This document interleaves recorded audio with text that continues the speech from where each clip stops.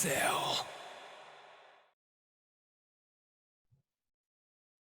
All right, welcome everybody to just another day, but also a very special day of BSL. My name is Rapid. I'm here with Nyoken, Zero behind the scenes, and of course, all of you wonderful people in chat. A big thanks to everybody for tuning in because it's an absolutely crushing group of death today in Group B of the BSL round of 16. What do you think about today's games, Nyoken? Oh yeah, these games. This is what I was waiting for when the draws were being made. I was in chat. I was spamming. I wanted eOnzErG and TerrOr in a group, and then Boneth or Dewalt. So when I saw this group, I went crazy. I was like, they can't get more stacked than this. And you know, we had Dragon get eliminated yesterday. That's one of the top four already gone. I'm dreaming of the scenario where we have all of the top four of last season get eliminated and replaced with new top four. You think that's a possibility? I don't know about all the top four. Like okay, so let me set up this group. This is like I did some behind the scenes undercover reporting where I watched simultaneously Dewalt's stream and eOnzErG stream, and let me just tell you, you might be onto something, Nyoken, because all I'm trying to say is I asked Dewalt if he felt like he was ready for today's group, and he said absolutely not. And then I watched eOnzErG stream. And I turn on eOnzErG stream, and he's playing Pro Evolution Soccer, and I'm just like, okay, my dude. Like, I don't know if we're grinding out those long hours for today's games, but obviously, both of those players that I just talked about are some of the best non-Korean players in the world. And I mean, even when you put them up against some of the top Korean players in the world, they still go toe-to-toe. So it's no joke when we talk about this group being a group of death, because the other two players in there, TerrOr and UltrA, absolutely could make it out of this group and nobody would be surprised. Maybe UltrA a slight underdog, but only because the other three players are major overdogs. Yeah, UltrA, I believe in him. He always surprises me. Like I said yesterday, I always watch him in tournaments. I'm like, well, he's dead, because I see who he's playing against and he makes it. He just always makes it. So if he makes it out, I wouldn't be surprised. The dream, of course, for me is to get TerrOr and UltrA out so we can have 3 Terrans already into the top 8. But how are you trying to root against the two best players in this group, Nyoken? I don't know what well, because they're Terran, but I love Dewalt and eOnzErG. You know, I was reading one at Discord, because I don't get to watch the G's weekly, I think is what it's called. Dewalt and recently, who's way up there on the ladder. Like, we're talking somebody that can potentially make ASL. So if Dewalt can kill someone like Scan, TerrOr and UltrA, you're in a world of hurt, especially when we cut maps like Gladiator. Yeah, wow. Oh my goodness. So this is a very kind of special day. If you guys have not watched BSL before, you're tuning in at the right time. We'll also go back and watch all the other videos on YouTube. But so yeah, yesterday we got like all the wacky games out of the way for BSL, and now we've just got cold, hard, calculated build orders between esports professionals. I can't wait. So yeah, I guess we are starting today. Let me pull up my BSL stats. Okay, so we're going to be starting today with, and now this is where we can put the brackets up on screen. We're going to be starting today with Group B. I believe Dewalt is playing. Wait, I don't actually know who's playing yet. Dewalt's playing TerrOr. Right, I was right. All right. And there's a reason Dewalt's number 2, because he is so badass. He won a BSL a long time ago, and now he's coming back for more. He's playing TerrOr, and TerrOr is one of the best Terran players in the world. You can watch him play at TerrOr Terran on Twitch. He streams all the time, and he is badass. Holy cow, he's so good. Second place in 2018, and he's coming back for first, so I cannot wait to watch this guy play. I know he's one of your favorite players, Nyoken, and of course, certainly a favorite for this tournament. Absolutely could go all the way. Yeah, TerrOr is, I would say he's like the fantasy of the foreign Brood War, because he plays a bunch of different styles, very very aggro. He can do harassment very well. I watched him on stream yesterday. He's playing blockchain, and if you're a Terran playing blockchain, you're able to do a whole bunch of stuff. So he's definitely someone to watch out for and be dangerous. And Dewalt, I don't know how well he's going to go up against somebody like TerrOr who can mix it up. He's not just going to play standard every single time. You definitely got to be on your toes versus somebody like him.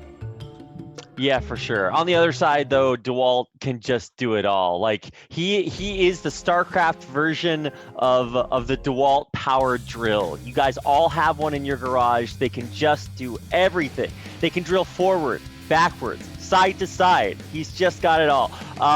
And of course, he is the BSL Season 3 champion. He beat TerrOr in that season, and now 4 seasons later, the rivalry is just that much more intense. So I cannot wait to watch this. They both have insane records because they're two of the longest standing players in BSL overall, and to have them both in the same group is just insanity.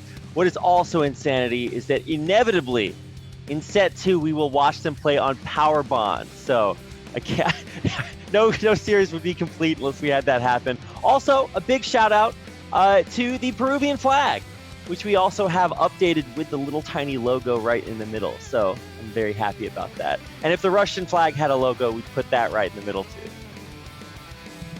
Well, I'm ready for this series because this is what I've been waiting for the past week. So let's get into it.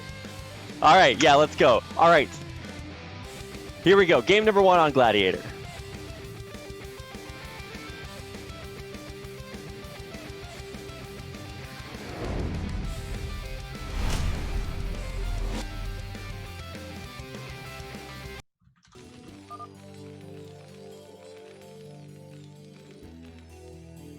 All right, here we go. In the upper, damn, this is so epic. In the upper right-hand corner, left-hand corner, damn, I ruined it. In the red is Terran. It is the Peruvian powerhouse TerrOr. And in the bottom right, sporting another new color, that hot pink. What? Dewalt. I really like this color, actually. Yeah, this is actually perfect Dewalt color. Like, I guess I don't know Dewalt's favorite color, but that is a great Protoss color for sure. Yeah, it definitely goes well with the yellow and the blue. Oh man, what do you think we're going to see, Rapid? Are we going to see aggro play? So far, no proxy pylon for Dewalt, and Gladiator is a really good map to be aggressive on.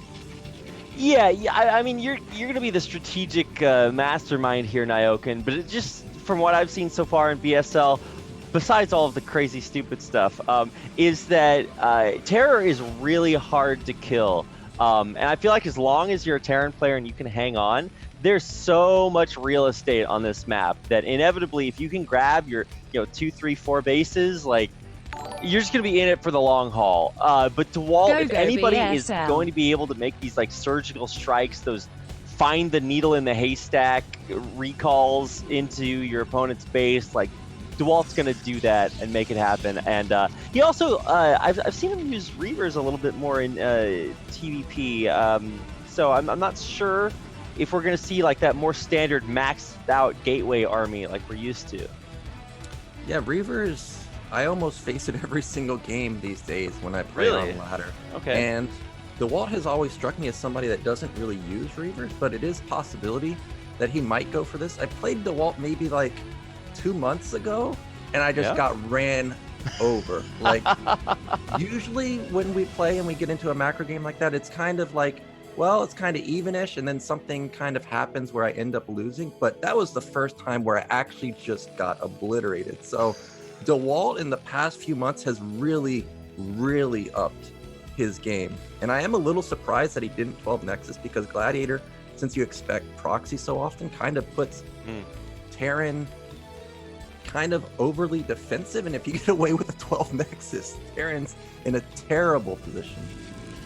Yeah, and especially since, at least from what I've seen, more Terran players are starting with just kind of that proxy barracks that's not really a proxy, it's just there in case your opponent is going for the 12th Nexus. to be able to put on some extra pressure. But yeah, none of that shenaniganry, no fast command center either, obviously because of those expected proxies. But also a very delayed scout here from Dewalt. He's only just now going to be scouting with his probe, so sad Mr. Zealot on the other side of the map, not going to be too relevant this game. Yeah, and Dewalt is going for a build similar to what Dragon did versus SPX yesterday, and SPX just handled it perfectly. Now, Dewalt kind of got unlucky with cross positions like this, so the Zealot really is going to deal no damage. But one thing to note, in the main of TerrOr, he's had 2 to 3 on gas this entire time. There it is. There's the starport. That's exactly what I was expecting. And Dewalt, this Zealot honestly needs to get in and see the command center. Now, I don't think he went in far enough to see a CC. He may think that there's no CC because this bunker is pretty far forward. Yeah, I think he got enough information. I mean, if you desperately need to see it, obviously you can poke in again, but that's going to be maybe worrying unless he didn't get that information and he doesn't know. But I don't... yeah, okay, so he didn't get the information he needed. He poked in again and saw, yes, still no CC. Yep, I think Dewalt knows because as soon as that Zealot went in, he instantly put down a robotics, and you never go 1 gate robo on 1 base. So Dewalt already knows what's going on, and this is gonna be pretty much a direct counter to what TerrOr is doing. Unless TerrOr can draw some Dragoons out of position with an SCV or a Vulture or something, I don't think that this drop that he's going for is really going to deal much damage. And if you don't deal damage with a drop, especially versus someone like Dewalt, you are in big time trouble. Oh yeah, especially since Dewalt has some of the craziest macro I've seen out of any Protoss player. Like, there's some Protoss players like Bonnet. Like, he'll play 1 base Reaver all day long, but when it comes to like playing a 30-minute game and just making things on time all the time, I would say Dewalt definitely kind of owns that in that regard. So a lot of Dragoons out. We're watching the dropship. We're watching for the dropship and any sort of shenaniganry in that direction. It's just now being produced. It's in the base. Where's it headed? It's gonna pick up some vultures on the way. We'll see if it can break into that base because there's already Dragoons spread out all around the perimeter. Yeah, Dewalt, he knows that this has got to be what it is. And really, as I was saying, TerrOr, he needs to show these vultures in the front, try and draw them out of position. Unluckily for him, there's already goons set up in the main, so it's really not going to help him out, but that would be a good plan. But here we go, dropship coming in. Does he have speed? Okay, speed is about to kick in, so this is perfect timing. Yeah. There's only 2 Dragoons versus 4 Vultures. That's a lot of potential damage. Okay, so he turns around. There's some merit to just dropping off the Vultures immediately anyway, but he actually has this high ground pathway that he can use to sneak around the back, and oh my goodness, TerrOr finds the pathway into the back of the base. Now, unfortunately, there are Dragoons here, but he does lay a couple of mines. They do get sniped. Perfect control there by Dewalt. Well, so far that wasn't bad from TerrOr. He lost 1 Vulture. He does have his command center matching the Nexus. I really thought Dewalt was just going to 1 gate expand and just be far, far ahead. But both players did go for a safe build. So actually, TerrOr's not in a bad position despite going for a dropship. He's just fine. Supplies are still in favor of Dewalt, but kind of a little bit inflated with so many Dragoons. And we are just going to transition into a normal game because TerrOr is going straight into Armory. But he's got to be careful because Dewalt knows that he built a lot of Vultures, and Vultures don't deal damage to Dragoons. So if Dewalt goes for something like a Bulldog, TerrOr might be in a bit of a trouble. Well, I mean, mines deal damage to Dragoons, so let's not pretend these are helpless pacifists driving the Vultures around sightseeing. Like, they're agents of destruction, and unfortunately, they haven't actually really been doing very much. So for a guy that is known as TerrOr, the Terran terrorist, he's not getting in with the Vultures just yet. And he actually backs away from the 4th Dragoons at the natural too, so really hasn't found much use out of this dropship, even though he hasn't lost it yet. Yeah, and as you were stating earlier, Dewalt is going to go for Reaver, and it's not just Reaver. He's getting speed on his shuttle. This may be something like double or triple shuttle. That's kind of being seen more often these days, and if you ever move out and Protoss just instantly counters. All of a sudden, all your depots die, potentially your armory gets sniped, SCV line goes down, and then if you turn around, well, they just leave. Oh, wait, how did that vulture get in there? What? Okay, it dies in one shot, so you get an honorable mention medal for that one. But I cannot believe that he keeps sneaking these units in. That was just like a 1 HP vulture, but it still made it all the way into the main. Yeah, I didn't even see it. It was just all of a sudden there, and I like how it had one hit yet still got a probe kill off. Well, so I see vultures, man. What do I say? There's another 1 HP vulture in the dropship at the 6 o'clock location, but I thought it was that one, but it wasn't. It was a different one. So I don't know where these things keep coming from. It's like a Nidus canal or something in there. But either way, hey, this is Dewalt's first trip out onto the map. His foray into the upper pizza slice. And I mean, there's mines set up, but an observer's there to scout them. If he's able to clear up maybe some of the mines in the middle, there's really nothing Terran out there on the map at all. So he could get one of those soft contains going on, really just get out there on the map. And of course, he's got that shuttle along for the ride as well. And here we go into the main. There's a Goliath right there waiting for him. Wow, I thought for sure TerrOr was just going to die right there. There's 2 tanks, and they're not really spread out at the natural. Yeah. If Reaver had just unloaded there, those would have just got instantly popped, and we have, what is it, like 15 goons versus a bunker? Yeah, not great odds for poor Mr. Bunker today. And here we go. We're looking for another avenue of attack. He's bringing the Reaver around back. There is a mine planted. No! Okay, the mine does go off there, but so does a Scarab, picking up that very damaged Reaver, taking it back out again. Yeah, nicely done. I thought that Reaver might get picked off, but Dewalt at least saved it. He does have his 3rd Nexus up, and behind this, he is transitioning into normal play. Stargate coming up. He's going to have that Arbiter Tribunal coming down pretty soon, and TerrOr's in big trouble. We see that he's got a 3rd command center of his own, but the supply is starting to shoot way up for Dewalt. 30 supply lead, only 3 factories for TerrOr. He's got his armory +1 done and science facility done, but Dewalt, if he gets another base, I just don't know how you stop him from taking the whole map. He's got complete map control right now, and he has that double shuttle as expected. Yeah, he is going to go for the double shuttle. One's got the Reaver, the other has 4 Zealots in it. Now, TerrOr tried to do another vulture drop. It didn't work out, but oh no, Dewalt's actually going for it right now. The double shuttle right in onto the siege tanks. The Reaver's not being targeted. He gets a huge Scarab off, and the Zealots are doing the rest. They're taking out the tanks that are sieged, and even now there's only 1 left in the back. Poor Mr. Bunker, he's not lasting very long, and the siege tanks behind that are not doing anything either. The SCVs killing off the Reaver. The citizens arrest, but something tells me it's not going to be enough. In the end, Dewalt crushing through with so many Dragoons, destroying the front and now breaking into the natural. Yeah, he just hit TerrOr right at the exact moment he had to, and not only is he going to bust the natural, he took down the 3rd command center also, and he's probably just going to end it because this is one add-on production for TerrOr. You can't stop Mass Dragoons with just 1 single tank constantly being produced, and meanwhile Dewalt also taking a 4th base. Yeah, this is actually disgusting. I cannot believe Dewalt, the sickest macro, and he's not slacking on the expos as well. The poor little tank that couldn't gets out there, goes down, and that's it. TerrOr taps out, and that's game number 1. Wow, Dewalt, I mean, we talked about this as like a battle where anybody could get out of this group, but Dewalt is not making it look so close.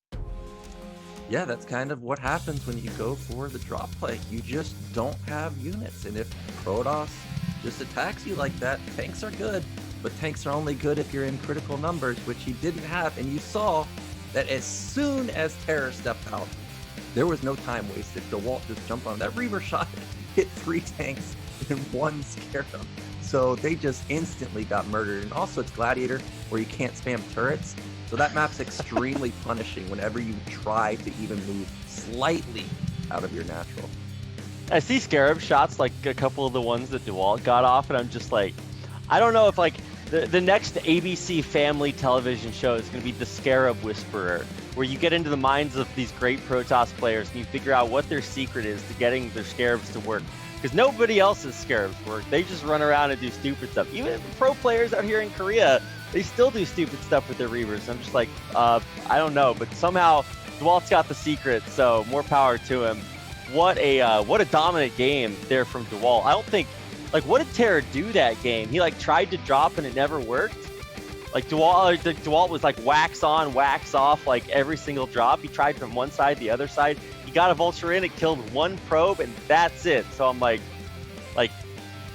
I never see Terrans die right there, right then to a push like that. Like Dewalt's really making it happen. So now we get on to the moment you've all been waiting for, the BSL Pièce de Résistance Power Bond. So I'm so excited to watch this. 3-player map. Oh, I'm ready. Yep, I'm ready. Let's see it. Okay, away we go.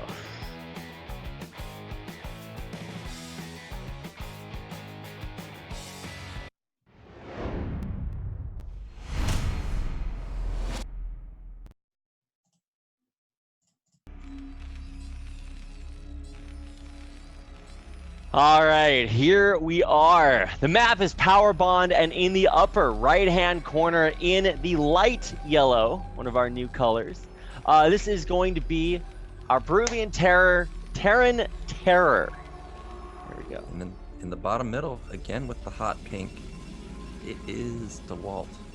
And last game is pretty much the reason why whenever I hit Dewalt, we just play standard.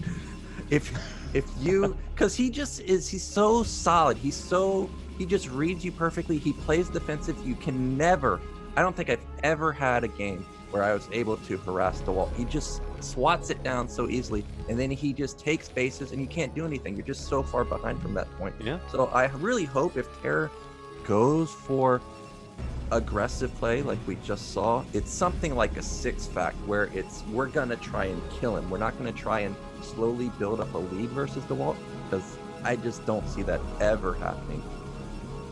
Yeah, no, I know what you mean, because so many players, like, this is what Flash does, right? Like, you can't play standard against Flash because he's too good, but you can't play weird against him either because he's so good at stopping it. So, like, if you're a player like Dewalt, sometimes he doesn't actually win a lot of these like standard games, but for players that try special tactics, you know, a lot of times he's just so solid at either sniffing it out, scouting it out, whatever, and it just doesn't do anything, and then you're behind and he just macros like a beast. So that's kind of what happened in game 1. You know, game 2, this is on Power Bond, and Power Bond is this like nice 3-player map. It doesn't have an insane amount of bases. It reminds me a little bit of like kind of like Silphid, but with like some more rampiness. I don't know how to describe this. How would you characterize Power Bond, since we see it so often in BSL, Nyokin? Well, it's like Circuit Breaker's got that mineral only. It's like Rush Hour, which is a very old map. I don't know if many people know that, but it was also a 3-player map. Tons of little bridges everywhere. High ground all over the place. Something like that. It's a good map. I like any map that has tons of minerals, which this map has tons. Yeah, I was gonna say, I think you start with, was it 9 patches in your main? 1, 2, 3, 4, 5, 6, 10 7, 8, actually. 9. 10 patches. Whoa! Stay here forever. Yeah, you get a super big econ, and in this game, TerrOr again has 2 on gas, and I'm already worried because this was exactly what we saw last game. Okay, TerrOr instantly pulls off the gas now that the probe came in, but I'm pretty sure he's going to put back onto it, and this may be a 2-fact. I don't think we're going to go Starport again because that just got swatted so easily, but I wouldn't be surprised if we see 2-fact. Well, it's all about this pesky Mr. Probe right now. Finally, the probe goes down. Let's watch this SCV line. We going to put it back on? No. Doesn't look like he is actually going to get any more gas. So not going to see that fast tech to drop ships like we did in game 1. Well, TerrOr, even though no second factory or no starport, he is continuing to build Marines, which is a bit unusual. We may have an FE push, which is what SPX went for yesterday on Silphid. Not too sure just what TerrOr wants to do with this yet. There's no SCV going down to the low ground. This does look like an FD push, but he's floating his racks. Yeah, I'm not totally sure about this either, because he did kind of walk around, make sure there wasn't anything hiding up by the natural expansion. He's got everything set up to really deny any secondary attempt at getting into the main. So anything like a Zealot running through, or even just this Dragoon, not really going to be able to do all that much. I mean, it's going to harass the Marines and make their lives a little bit less helpful, but okay. Yeah, absolutely no idea exactly which direction TerrOr is going into, although it does look like he's going to expo before he does anything else. Well, he did put back onto the gas, which made me think we may have a starport or a second factory just really late, but this is going to be something that Ample uses quite often, which is the one tank, 4 to 5 Marines with Vulture follow-up and mines, and afterwards you can continue to build more tanks and go for a delayed push at around 6 minutes, or you can just transition into the normal game. We'll have to see how TerrOr wants to use it, but because he's already shown 4 Marines, Dewalt may think that he's going for a time, and here we go, 2 Goon, pick off 1 Marine. Yeah, Marines are such interesting ammunition, because they don't, like, they're there so that you have to deal with them, because if you don't, they deal a lot of damage, but they also deal, like, they're also, like, you know, pretty much useless because they just get kited for the entire time. But if you don't, if you stand there and try to fight them, obviously the tank does a lot of damage. So it's really interesting. But he did see the Marine number, like you said, so that's pretty interesting. Always something you have to take note of. Behind this, though, what is Dewalt up to? It looks like he is going back towards robotics, which may just be for Observer, obviously, but maybe also another Reaver coming through as well. Yeah, we've got 2 gate Robo. This is pretty in between. It's never it's not committed to Reaver, it's not committed to mass goons or anything. So this is just a pretty standard safe opening versus everything. And he is going into Observer, and TerrOr is building those 3 tanks as expected. This probe gets all the way across the map and sees there's 2 tanks. He didn't see any vultures. He didn't see tanks moving out. So Dewalt, for now, he's in the dark. We'll have to see if he's going to put down robotics. Support bay, there it is at the back of his base. Yeah. He is going to build a Reaver, and if TerrOr tries to make something happen into 2 gate Reaver, Rapid, that ain't going to work. I'd like to thank Mr. Bonnet for helpful build order advice in chat. Guys, if you want to learn how to play StarCraft, Liquipedia, it's okay, but like the real advice comes from pros, either trashing other players' builds in chat or just helping out. So that's quite helpful. But yeah, Probe did scout the tank number, which is obviously very helpful, and nothing is going to scout this support bay until Comsat comes up, and that is maybe another, I don't know, 20 seconds away. It's about halfway done building, so we're gonna wait and see, but the shuttle speed, it's already about halfway done too. Yeah, I like that TerrOr ended up sitting in his base. It would have been pretty much a disaster if he moved out. Sure, you would have had about maybe a minute or so to try and make something happen, but the goons would have bought time. So this is a smart move to sit back in his base, evaluate what's going on with scan, and then respond appropriately. He does have his armory already spinning with +1, and the Vulture has consistently checked to see if there's a Nexus anywhere. And because he doesn't see any Nexus, now he should be, without even having to scan, 100% certain that this is something like 2 base Arbiter, Reaver, Carriers. He definitely needs to be ready for something in his main if a drop comes in. Yeah, earlier a Vulture tried to get in and it just got instantly shut down. So nothing happening there. But yeah, especially the front door. Here's the scan, and so he is going to see the main. But I don't know if the scan caught the support bay. Yeah, I didn't see it. I didn't see where he scanned, but I did notice that Dewalt is going into 2 base Arbiter off of Reaver. Well, not 2 base Arbiter anymore because he puts down that Nexus. But usually when you open Reaver, at least late. Oh, TerrOr just scanned the shuttle moving, and he saw that the shuttle has speed. Yeah. It's to drop a probe to make a Nexus in the upper left-hand corner. I promise. He could. Never know. That would be the big brain play, because the shuttle speed gets there faster than the regular probe. All right, here we go. He scanned the shuttle, but he doesn't know when or where it's coming from. The answer is it came from behind, right in the middle line. Whoa! Not actually that great of a first Scarab. He has to pick it up thanks to the Goliaths coming forward. Gets out of dodge, but hey, damage is done. And now TerrOr has to look under his bed before he goes to sleep at night, because there's going to be a speed shuttle out there waiting for him. Yeah, the Reaver only got 2 SCVs there, but I'm more concerned for TerrOr because I went back and checked his armory. His +1's about to finish, but no starport anywhere. If he wanted to go for those heavy upgrades, he needed to have a starport by now, and I don't know if he realizes it, but as soon as he does, he may just decide to all in 7-fac, 8-fac with 1-1, because he's definitely not going to have that big power spike 2-1 versus the incoming Arbiter anytime soon. So let's see what he wants to transition with.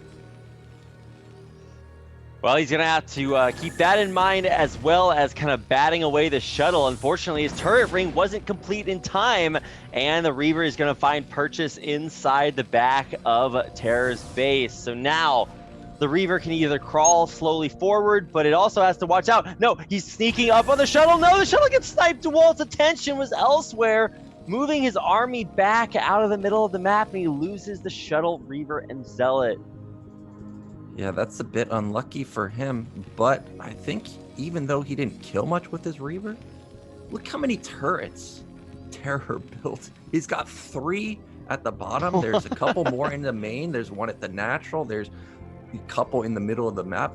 Like, despite not actually killing much, he forced out a lot of resources from TerrOr. So I think it was actually okay to lose the shuttle and Reaver, even though it wasn't ideal. But here we go, Dewalt trying to get a little damage on the third, but that's a lot of tanks set up. And back in the main of Dewalt, the Arbiter's halfway done, and there is that factory flood from TerrOr. Holy moly, we got 9 I love it. You called it, Nyoken. What a madman. How much of an economy do you need to... I mean, I guess kind of the rule, at least that I've heard, is like 3 factories per command center, but 9 is still way up there. Yeah, 9, this is about the maximum you can produce off of 3 base, and this is going to be a 1-1 timing, but I'm just worried that the Arbiter's already going to be done. It's going to take a while for TerrOr, I think, to feel confident moving out. Like, he'll probably wait for at least 150, 160. We may have 2 Arbiters by then with stasis each, and TerrOr's going to have really good positioning with his units, because the 2 stasis, that can just decimate a Terran army. Here comes Dewalt again. I don't know if he's really trying to get any damage done or just trying to clear out these mines. Ooh, loses a couple of Dragoons up top, but he is just putting on a lot of pressure. And I really like that he's doing this, because he's being proactive, but also he's trying to say, you know, if you're trying any like shenaniganry, you're eventually going to have to fight me. And that's one way to really figure out what your opponent's up to. So he sees mass vultures running out of the main, and trying to set this minefield up in the middle. So mission here for Dewalt is to pick off the mines, the vultures, and make sure that they don't get anywhere near those precious innocent probes. Unfortunately, TerrOr pretty good at heat-seeking probe missiles, so he catches quite a few as they Maynard out from the main to the third, and gets a little bit of damage done, saves maybe 5-6 of the vultures, and so they are going to escape and continue to lay their mines out on the map. Yeah, TerrOr got a few probe kills, but really he needs to save these vultures, because we know what he's going for. He's going for a timing. If you just lose your vultures when you're going for a timing, imagine he lost all 12 vultures rapid. That's 24 supply. And he's going to have just a single one-time attack to try and get crippling damage done versus Dewalt. Because if he doesn't, Dewalt's already 4 base, setting up for 5 base. He's got 2 arbiters in any moment now. It's not like we have EMP to shut them down. So every supply matters for TerrOr when he's going for a timing like this. And now here he goes. He's at 160. Yeah, here we go. Now, one great way to stop a Terran from doing a push like this is to run in with a shuttle right when he's trying to push out and force him to pull back, which would obviously really slow down the push and kind of neuter it. But I'm not even sure TerrOr would care about that, because this is it. That Han Bang, man, we're going for it. And there is an observer scouting exactly this, so Dewalt knows exactly what's going on here. Finally, the Terran army going to be forced to siege up. Yeah, just a few of the tanks, though. He's keeping most of the tanks mobile because this is a gigantic Terran army. Holy moly. Sieging up in the middle of the map, though, is not in range of really anything so far, but just trying to push Dewalt back. And, oh, man, I think Dewalt might be forced to go here pretty soon. One of the Arbiters about to get picked off here. Will it be taken down? One stasis does go off. He's looking for another one. He barely doesn't have energy for it. Dragoons from the back end, it completely melted. But the Zealots finally moving forward. They're going to be stealth cloaked. They're on top of the tanks in the back here. Dewalt's still moving forward. More Zealot reinforcements coming through as one of the Arbiters is picked off. But the tank line so deep, I think TerrOr might just have too much.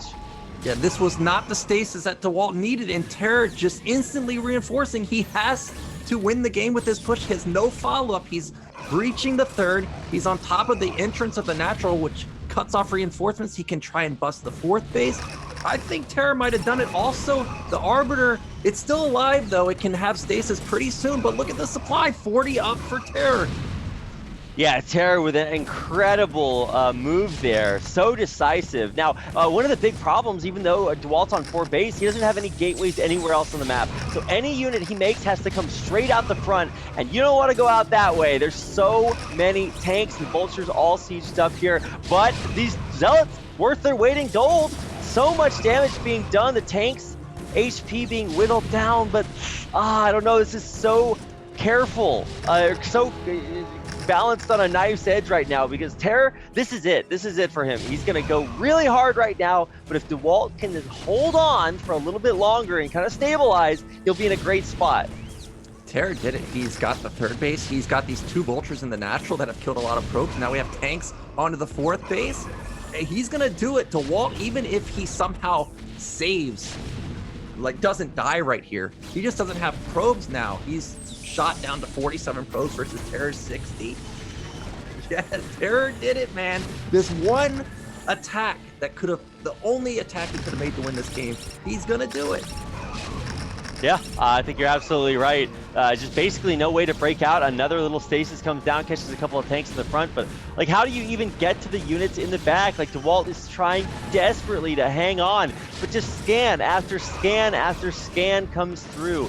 Even in, despite the lack of a science vessel. Here we go, the shuttle dropping a couple of Zealots off on the tanks in the back line, but hey, there's vultures right there to take care of the Zealot threat, keep the tanks alive, and that's it. Dewalt taps out.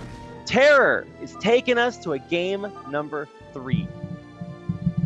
That's some sick macro right there. When the fight happened, it was like 180 to 176. So TerrOr matched the macro of Dewalt, who has really upped up his macro in the past few months. So we've got a series. Dewalt, who looked extremely dominant in the first game, TerrOr came back and just smacked him. He said, "I can keep up with your macro."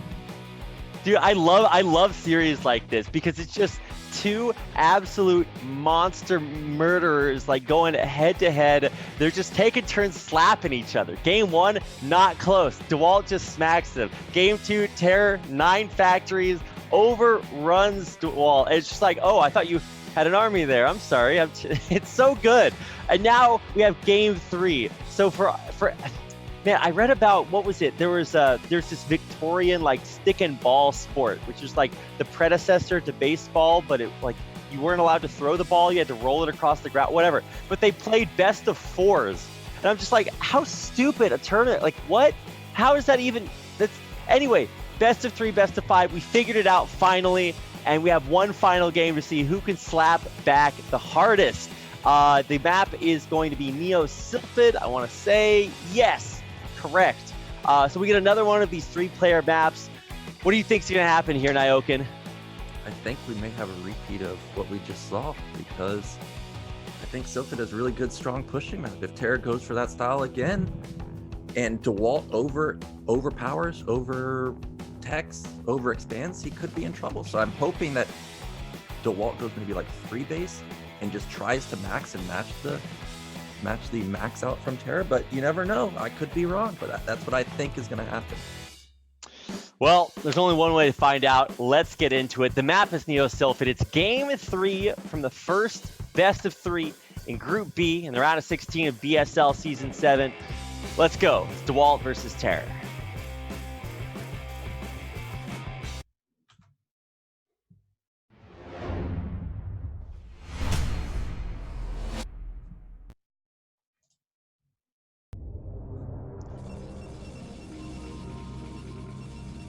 All right, in the 6 o'clock or 12 o'clock location at the top of the map, Neo Sylphid in the light yellow. Actually, this is just the plain yellow, same color as the probes. This is our Protoss player from Russia. It's Dewalt.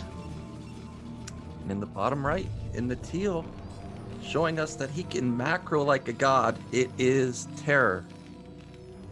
I thought for sure that this color was the stinky green or the stinky yellow. Not the pale yellow, but it doesn't. We're gonna figure that out. That olive color is disgusting. Yeah, that is disgusting. But you know that Dewalt's in serious mode because no more hot pink. We're not messing around. Yeah, that magenta color. Get that out of here. That's for noobs. We've upgraded to the Pro Protoss color because it's the same color as everything else Protoss. So, but I'm excited because we also have the teal Terran color. This is like the light. I don't know what they call this one, but it's way lighter than the malachite color. I don't know. It looks sexy, and so does TerrOr. That push that he did, just monstrous. Like, it just goes to show like the ability to build units. Guys, if you want to get good at Brood War, like, learn the other stuff and like build it, but just make things. Just do a lot. Just like make a bunch of stuff, and then eventually you'll get good enough to use that stuff. But the making the stuff, that's the hard part sometimes. And TerrOr macroing off those 9 facts. I saw like the 3rd round of units come out. I was like, wait a second, he just has like 100 supply army. That's just like so crazy. And yeah, Dewalt just not ready at all for that push.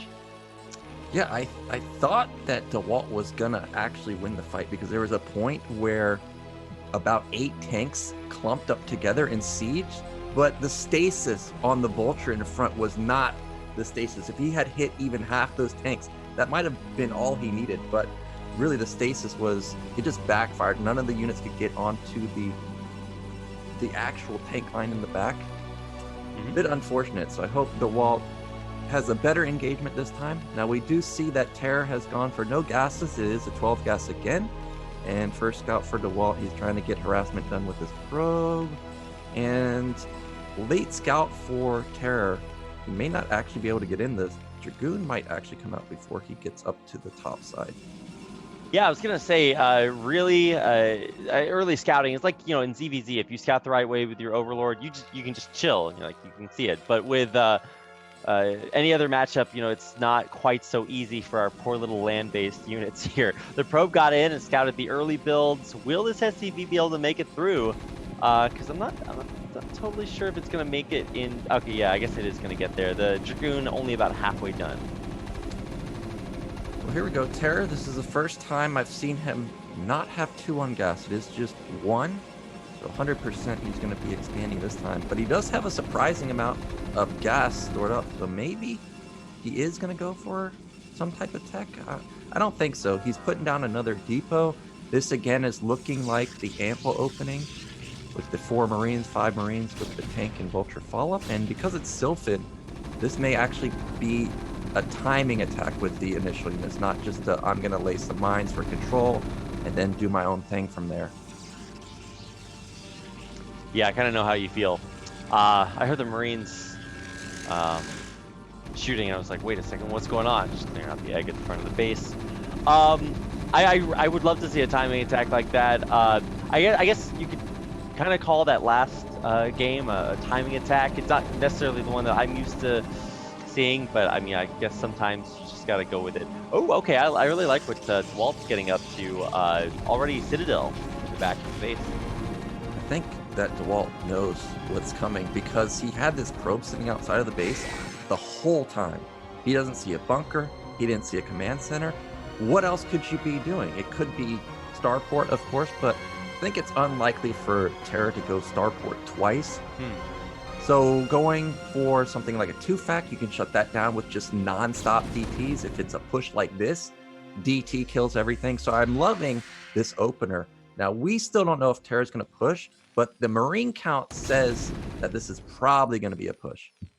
Yeah, and especially if these Dragoons can get forward and see, yeah, you're not going to have an SCV and 6 Marines at the front of your base if you're not doing something with them. So good setter stepping. He's found this force out on the map, and he's doing such a good job taking the Marines out. Now getting on top of the tank, even though he's going to lose a couple of Dragoons here, he takes the tank out and completely stops this push in its tracks. Yeah, amazing control from Dewalt, stopping everything, but he also sent a probe in at the same time, confirms the expansion, confirms one fact, and now that Dewalt actually stopped the attack, TerrOr is not going to move across the map and try and get a lot. Well, as I say that, there goes that Vulture. It gets in the probe. He's going to see the DT pop out, probably. TerrOr is in a really good position. He sees the Templar Archive. Damn, dude. Okay. I mean, both players really exercising, like flexing right now. Not only is like Dewalt, like TerrOr's going for the scary push, Dewalt stopping the scary push. Dewalt gets in with a probe to scout. TerrOr gets in with a Vulture and scouts everything. Like, oh my God, this is so sick. And now, I mean, what's Dewalt going to do with the DT? It's definitely not a surprise anymore. Yeah, Dewalt is in trouble because a lot of times when you get your DT scouted like this, you think, well, I already know he has mines, and now he knows that I have DTs. So the chance of DTs working are extremely low. And because of that, I'm going to change my course. I'm either going to tech straight Arbiter, or I'm going to double expand, or something else. And we see that's exactly what Dewalt's doing. He's double expanding. But if I was TerrOr in this position, I would spam mass 5-6 Vultures and just go for it, because the chances of him stopping mass Vulture with no observer, extremely low. But luckily for Dewalt, we don't see TerrOr going for that. Yeah, and even if he was, you know, the observatory is about halfway done, so he'd probably be able to get the obs out in time if he was, you know, able to recognize that. But yeah, no, I totally agree. If he just like showed up with like a billion Vultures at your base, like what are you gonna do if you're not ready for that? But, no, mines are pretty hard to like. If it's like 2 or 3 Vultures, obviously Dewalt's good enough to like pick the mines off as they come down. But otherwise, yeah, not even Dewalt would be able to handle something that scary. But hey, with the DTs, at least you're going to be able to pick off like stray Vultures that are just chilling. If you're good enough, fast on your fingers, you can snipe the mines so that they aren't as devastating. But even still, Dewalt not where he wants to be at all, having to pull back and go for this double expo. Yeah, well, even though TerrOr didn't build mass Vultures like I would have done, he went for a similar idea. He's going to go attack Dewalt because he knows that there's no way this guy just continued to make DTs. He's going to be powering or double expanding or teching or something. And look at what we're doing. We built more Vultures. We got 3 or 4 tanks. We've got more Marines mixed in, SCVs to build turrets and bunker. And Vultures are decimating this probe line, and they get out for now. Wait, so you're saying you can do damage, kill probes, and then just like not die and run away? Wow. Damn, that's actually really sick. Okay, well, there is a DT on one of the tanks here. He scans, takes it out, but oh, okay, it does go down, but the tank dies with it. A couple of Dragoons getting taken out, but this is already a kind of scary position to have a Terran army in. Yeah, he's spamming turrets. He needs to get a bunker down. If he gets a bunker down, I would love TerrOr's position. I also think TerrOr needs to start putting down some more factories, but unfortunately, he's a bit gas-starved. And Dewalt, even though he lost probes, he is still on 3 factories. Oh, the tank gonna go down. Ooh, that's a nice pick-off. He was trying to reposition a little bit aggressively, but losing a tank there. Great pick-off there by Dewalt. He's going to go forward. Ooh, no, this is not the way to do it in the back. But maybe he can still take out some of these tanks. Tanks are very low here. One of them has just a couple more shots. He gets one of them. There's only one tank with about 2 hits left on it in the back line, but another fresh round of reinforcements coming through from TerrOr. He's going to get a Vulture, 2 Vultures into the main. Yeah, TerrOr just out positioning, Dewalt out macroing. He really does need to get more factories down, because I think Dewalt can stabilize off a 4-gate goon, but TerrOr's breached the 3rd base, shut that down. Yeah, oh wow, I actually didn't notice that. Completely even supply, but it's about where the supply is and what it's doing right now in the natural. That is, or in the natural, safe but oversaturated, because the probes all had to run for the hills from that 3rd base. So So the double Expo, the second Expo, is getting shut down here. The Nexus will fall. Dewalt kind of wisely pulling back for now, and just now trying to break out, maybe do something about this tank line out on the map. So he's going to move forward. There is one tank. It's very high HP. Ooh, losing a couple of Dragoons there as he pushes forward. But man, Dewalt, yeah, he got a little bit smacked by that push out, and now has a very scary Terran force right outside his natural.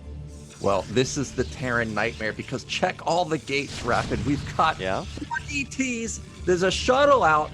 Where do you think he's going with this? You know where he's going, straight to the main. And Terra's consistently just been sending across the map. What does he have in his main? 1 turret. There's really not that much production either. It's 3 factories. If he blows all his scan for whatever reason. Oh, the DT onto the tank. Oh, very, very good scan, but not in time to save it. One of the tanks does go down. But you're right. It's all about the shuttle and the Cape boys. He's got them in it. And now he's going to use them to sort of carpet bomb on top of the tanks to try to take it out. Really, really beautiful way to use them, but I don't know if they're actually having quite the effect. Although, wow, okay, there it is. 2 tanks gone effortlessly. 2 more DTs in this shuttle, and he's going to make it past everything towards the main. Yeah, and look where that armory is placed in the main. It's all the way in the back. Luckily, Terror has scanned, so he'll be able to save the armory, but that could be a big pick-off if he can. Oh, he's gonna run into the turret. No, Dewalt. No, my God, Dewalt. Come on, man. That's a big blow. Now all of a sudden you have nothing out on the map at all, and this new Nexus you're putting down, I don't know how long that's gonna stay up. Yeah, Terror's right there. He's gonna siege 1 tank on the low ground, use mines for vision. Now, this is a bit dangerous with the tank right here because the Dragoons can range it, but the mines are buying a lot of time, keep the Dragoons back. Meanwhile, Terra's actually expanding behind us. I'm so shocked that he didn't 6-fact all in, because he forced out a lot of units, a lot of high-tech units too. It's 4 DTs, 5 DTs that Dewalt built. Now these tanks are going to go down. Too many goons. Yeah, it's an awkward position to get the goons in, though. They do have to kind of scrape the wall right there, but they do go down. Mines probably won't be. Okay, he drags it backwards. I thought it was actually going to move forward. Oh, no! Another one scuttles in from the side. So actually not that great a trade from Dewalt at all. I think that Dewalt's actually done it because he's up supply. He's got so many zealots at his entrance now. He just needs to make some more Dragoons, because if these zealots tank the mine hits, they're all just going to get obliterated. But he's also got his Stargate up. Arbiter Tribunal's about halfway done.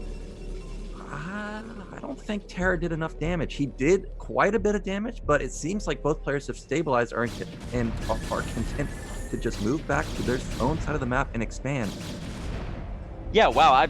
Dewalt's ability to stabilize, I see so many Protoss players just die there. And obviously against a Terran as scary as Terror, it doesn't, it's not a big surprise. But, Terror's not totally respecting the ceasefire. He's back out with a huge force on the other side of the map, and now we're going to see a lot of blue goo. Those tanks siege so fast, in such a great position. The Zealots are coming from behind with the Dragoons in front. That's the opposite of what you want, but there are a lot of Zealots. The Dewalt macro's kicking in, so we are going to be able to clean this up pretty solidly. Yeah, this was a big overextension from Terror, and he loses all of his key tanks. And with the Arbiter already building, you just got to think that Dewalt's done it now. He's up 30 supply. He just killed 5 tanks, not for free, but almost for free. And Terror's, he's just now getting his own 3rd base, but Dewalt, now that he's wiped the tank line, probably going to take a 4th. Vulture's trying to get some more damage done, getting into this 3rd base. Yeah, this is some good damage here. Very, very good harassment from Terror, not only now, but he got a bunch of probe kills earlier. And as you can just see from the unit counting station, there's 20 worker lead for Terror now. Yeah, I just realized that. So not only is Dewalt up in supply, he's up like 30 in terms of army, but that might come back to haunt him because Terror's econ is crazy. We might just see another big factory flood pretty soon. And Dewalt really can't go explode into 4 base. Well, outside say that he takes the 4th base, but at least it's not like he's going to be able to put down You know, the 20 gateways that we see all the Protoss players build, and then they just build non-stop units. TerrOr still has a chance, but I do like Dewalt's position a little better, just in terms of his tech arbiter just now coming out. Yeah, and anytime you're able to take out a big Terran army like that, it opens you up to do things like get this 4th base up, like sweep all the mines out of the middle of the map, and really just get some breathing room between you and all of those scary siege tanks that are out there.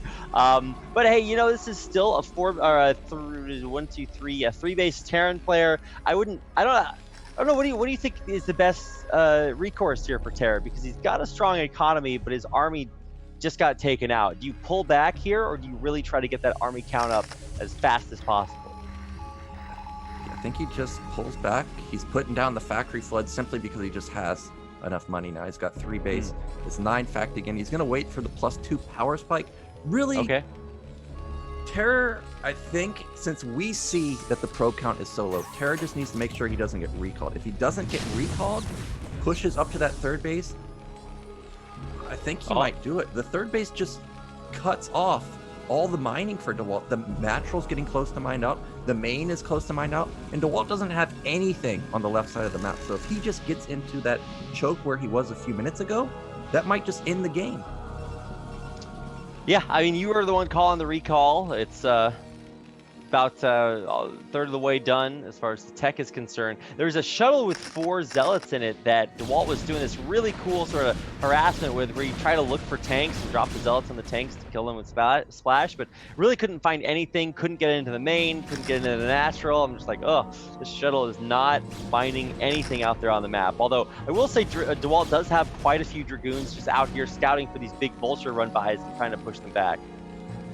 Yeah, Vulture's taking a lot of damage, and any damage you can get done onto the Vultures is kind of a big deal, because usually they run way far ahead of the tanks in a big fight, and if there's no Vulture support, all of a sudden Zealots just freely walk onto the tanks, and we could see a scenario that we just saw a few moments ago. All these Vultures are dying, and we know that TerrOr wants to attack at 2-1. I think this is a big mistake to just lose 20 supply for free like this.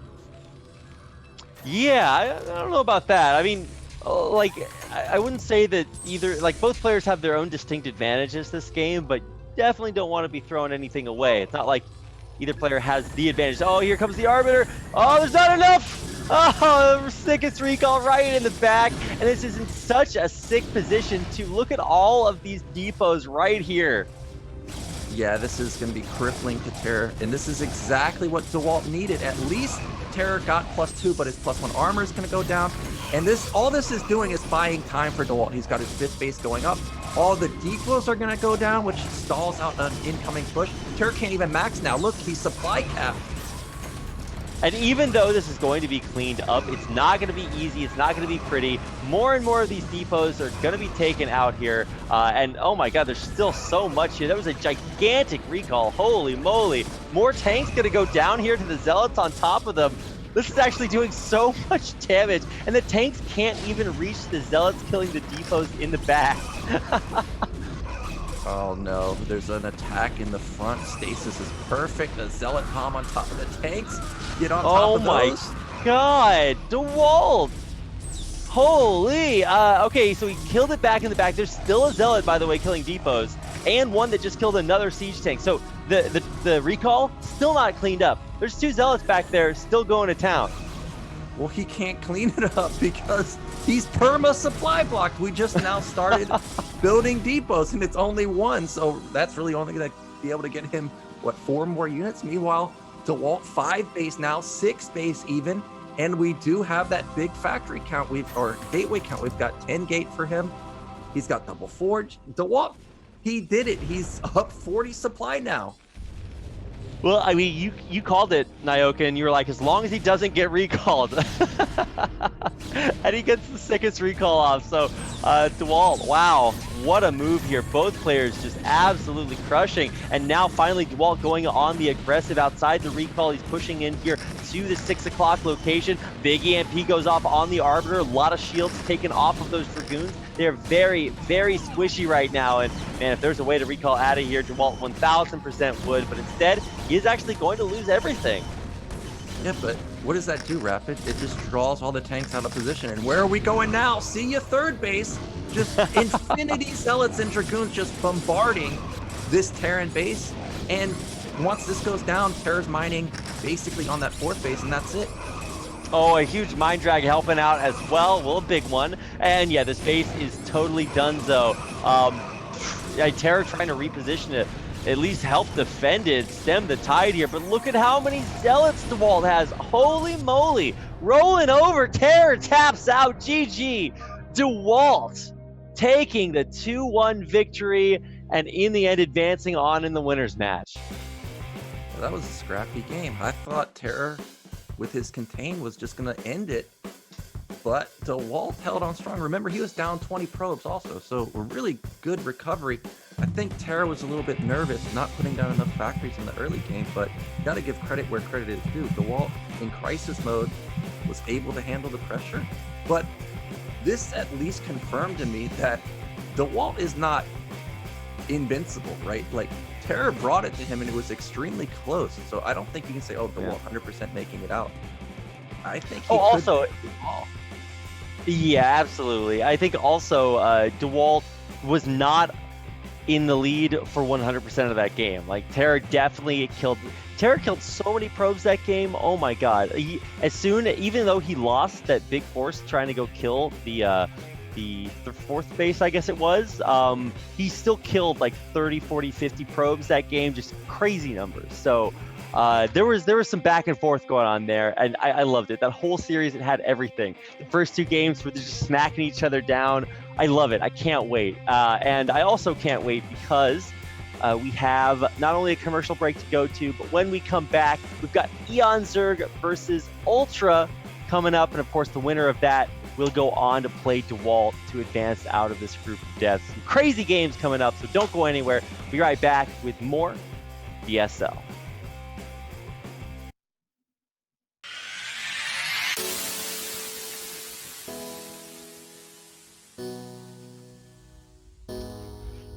So sick. God, I knew this was going to be good. Also, I like that the games make sense now.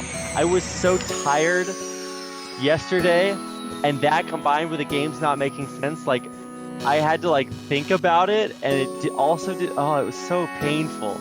And now I'm just like, I slept so much. I slept like 9 hours, which is like triple what I normally sleep. And I woke up, I'm like, this is a whole new world. I like walked outside, the birds were chirping. I get to watch good StarCraft. It's like such a polar opposite day.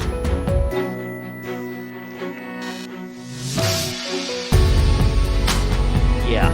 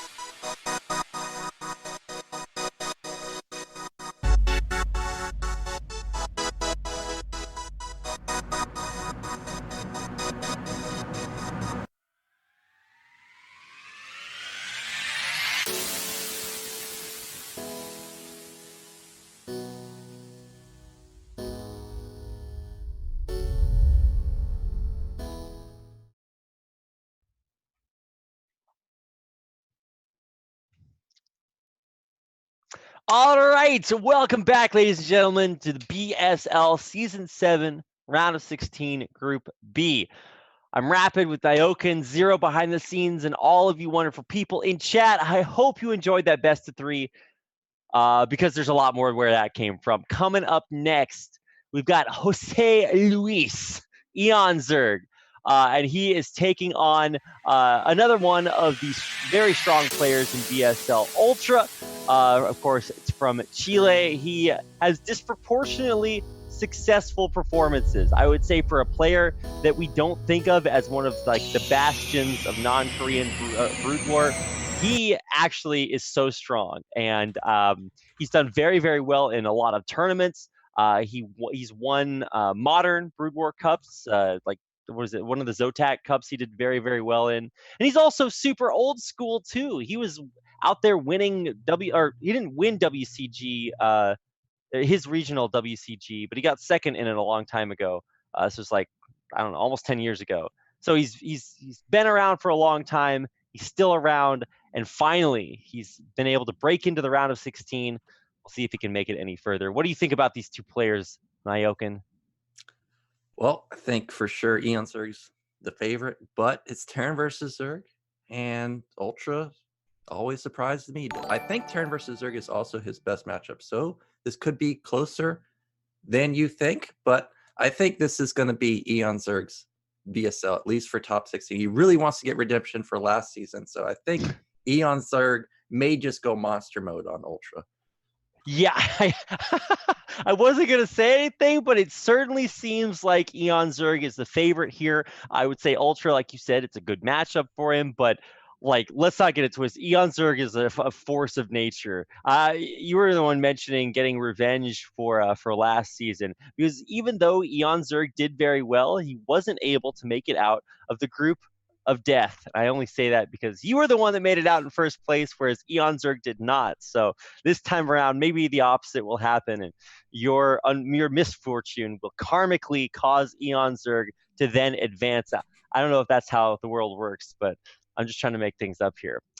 So we do have 3 games ready to go for, or 3 maps ready to go for this upcoming matchup. It's going to be Ground Zero, Power Bond, and Silid. So once again, we get Power Bond guaranteed there in set 2, but we have mixed up the rest of the maps, starting out this time on Ground Zero. Do you think Ground Zero has any sort of racial mismatch? How do you feel about TVZ on Ground Zero, Nyokin? I like UltrA's chances on Ground Zero in particular. We saw SPX just consistently rally across the map. If UltrA can do the same thing, I think he's got a good shot. It's a hard map to get a third base as Zerg. So with that said, I'm ready to see if eOnzErG is going to monster mode or if UltrA is going to surprise us. All right, let's get into it. Game number 1 on Ground Zero. It's eOnzErG versus UltrA. Fight to get to the winner's match of Group B.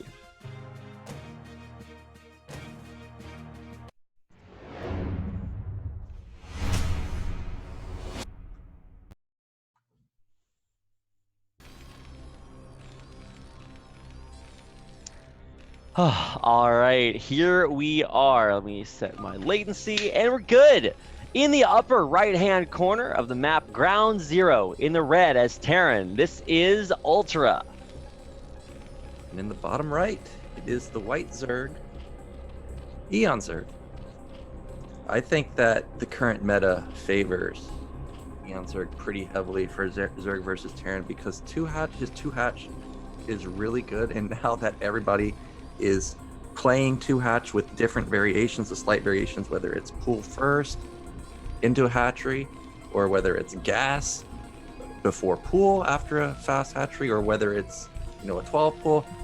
There's going to be all types of variations that UltrA is going to have to prepare for, and I personally think that 2-hatch is the strongest build that Zerg can do. And also eOnzErG's got good spawns, vertical spawns. That means his mutas are just going to get there instantly.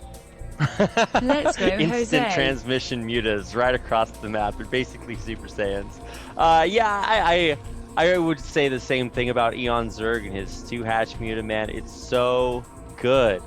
And that was what he was practicing most recently when I was watching him stream Brood War, before he was streaming soccer. So, of course, it's been a build that served him very, very well, not only last season, but in one of the cups I was watching him play. Maybe it was like a G's tournament or something. I forget, but he was going 2-hatch Muta there too. And it is super strong here. So let's see the way things transpire. He's rolling 7s, getting a successful scout with his Overlord, and he's even going to see maybe SCV. Yeah, no, actually not.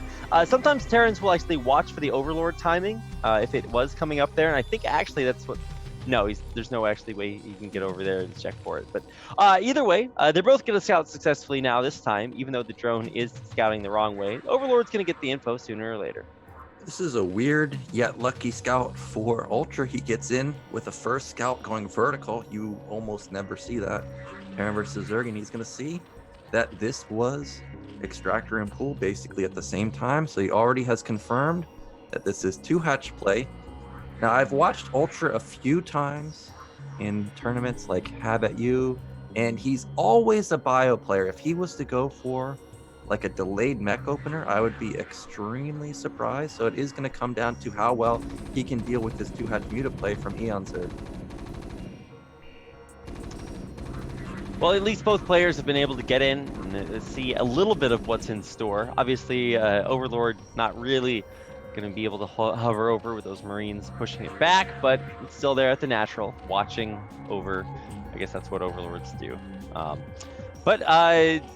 I mean, we're seeing... I'm waiting to check the second gas timing, see if there's anything crazy going on there. Make sure that we are going the way I expect, because, like you said, we're expecting 2-hatch play from now, but see what eOnzErG wants to do. Yeah, we've seen Tai2 go for the Lurker bust in quite a few tournaments. At DreamHack, he did it versus me. In yesterday, he did it.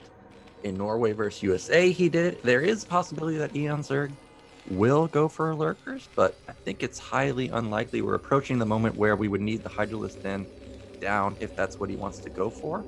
Meanwhile, UltrA, standard 2 racks follow-up. He's got his 345 gas. I'm always a big believer in the 345 gas. Otherwise, you're really hurting your econ. So everything is pretty standard from both players so far. Yeah, right on time, or at least, yeah, almost there. Worker transfer coming down as the natural completes for UltrA. eOnzErG on the other side is pushing this SCV back away. Oh, is he actually going to kill it? Wow, nice snipe on the SCV. So no bonus scout for UltrA this game. Yeah, he sees that there's at least only 4 links shown, and without scouting, usually players don't just send half their links. They probably send the entire army to try and make sure that the SCV dies. I think UltrA can be pretty confident that this isn't Lurkers. Now, oh, another SCV going down, and really 2-hatch versus 2 racks Terran. Terrans really got to manage their econ pretty closely. Losing 2 to 3 SCVs can be pretty punishing. So 3 SCV going out and just insta-dying is a big loss for UltrA. Meanwhile, we see eOnzErG. He is going into a very fast third base. It is not just going to be all in 2-hatch. Yeah, he is going to get that third base up here pretty quickly. Look at these lings at the natural. They're going to go in and snipe another one. Whoa! One of these SCVs is left on 20 HP, so one shot from these 4 lings would take it out. I love that eOnzErG is continuing to keep UltrA on his toes, while he is at the same time continuing to expand across the map. And this is not a base that that UltrA is going to know about here. Look at eOnzErG. He's going back and gets a bonus SCV. You know what this is doing, Rapid? Look at the build from UltrA. You would have thought the eBay's done. Oh my God. It just started. So eOnzErG attacks with 1 ling, forces the reflexive move from UltrA to cause the Marines to come down, and that lets 3 lings get into the main where they're killing off SCVs. He gets 1, he gets 2, and he keeps all 3 Zerglings alive. He's going to get a 3rd SCV in the main and stop the engineering bay from being built. This is devastating. UltrA didn't even turn around. These lings got like 6 SCV kills, delayed the eBay, but UltrA moving out with this sizable Marine count. He's got to go right now if he wants to do something, though. Otherwise, the Sunken's going to get up, and the Muta count's going to approach 8-9 Mutas. Oh, great splash over the ledge. Here we go, a stim. It's only 2 medics. Yeah, but the Muta Micro is actually doing pretty well here. The Sunken's not getting targeted down. It's not getting focused here. And actually, perfect control by eOnzErG takes it all out and holds immaculately. Well, Ultra's in desperation mode. He's instantly putting up 2 turrets, probably 3 or 4 turrets. They're not done yet, and Mutas are at his base. This is why Ground Zero is so punishing with spawns like this. These turrets may never get up. Well, okay, one of them just barely does, and when one comes up, the rest of them should be close to follow. But look at this. Oh, the micro. It's so good. Jose Luis killing it with the damage. He got so many SCV kills in the main, and now in the natural here too. Going to town. This is just domination. eOnzErG, such a huge advantage. Yeah, he wipes out half of the SCV line at the natural. Ultra's main has been ransacked by those lings. His econ is in the dumps, and behind this, eOnzErG looking pretty. He took no damage, really. Just a damage sunken. He's transitioned into lurkers. He got his 3rd base up. He's got an evolution chamber up. We got Mutas into the main, which have a lack of turrets, and he's probably going to pick off some more of these SCVs.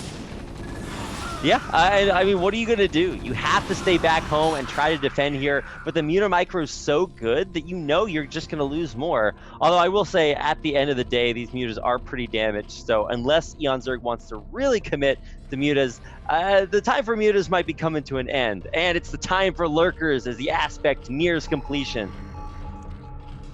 And Ultra just scanned the main, sees that the Queen Nest just started, and he didn't scan the natural, but if he saw the natural, he probably knows that this is going to just be eOnzErG trying to end it pretty quickly. If Ultra can get up a couple bunkers, he might be able to survive for now. But he's in a horrible spot. There's no tech for him. So by the time eOnzErG gets to Phyllis, we may not even have a Vessel. And without Vessel, how are you ever going to stop Darkstorm? Marines are pretty high-tech units, Nyokin. They can do a lot.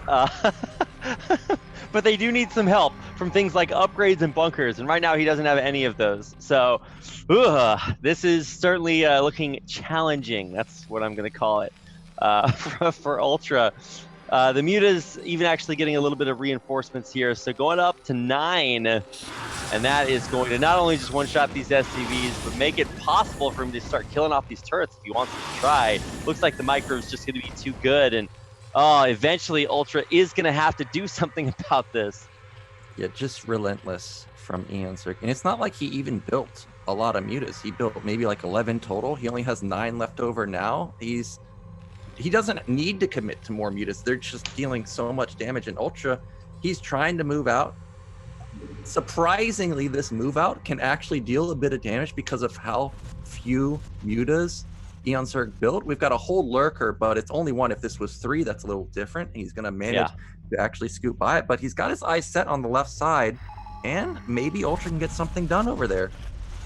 I mean, it's going to be up to the Mutas to kind of slow this push across the map. Does he see exactly where these units are? I guess the Overlord will scout them eventually, but is there a Nidus up yet? No, he does not have that, and so this is going to be a little bit more vulnerable.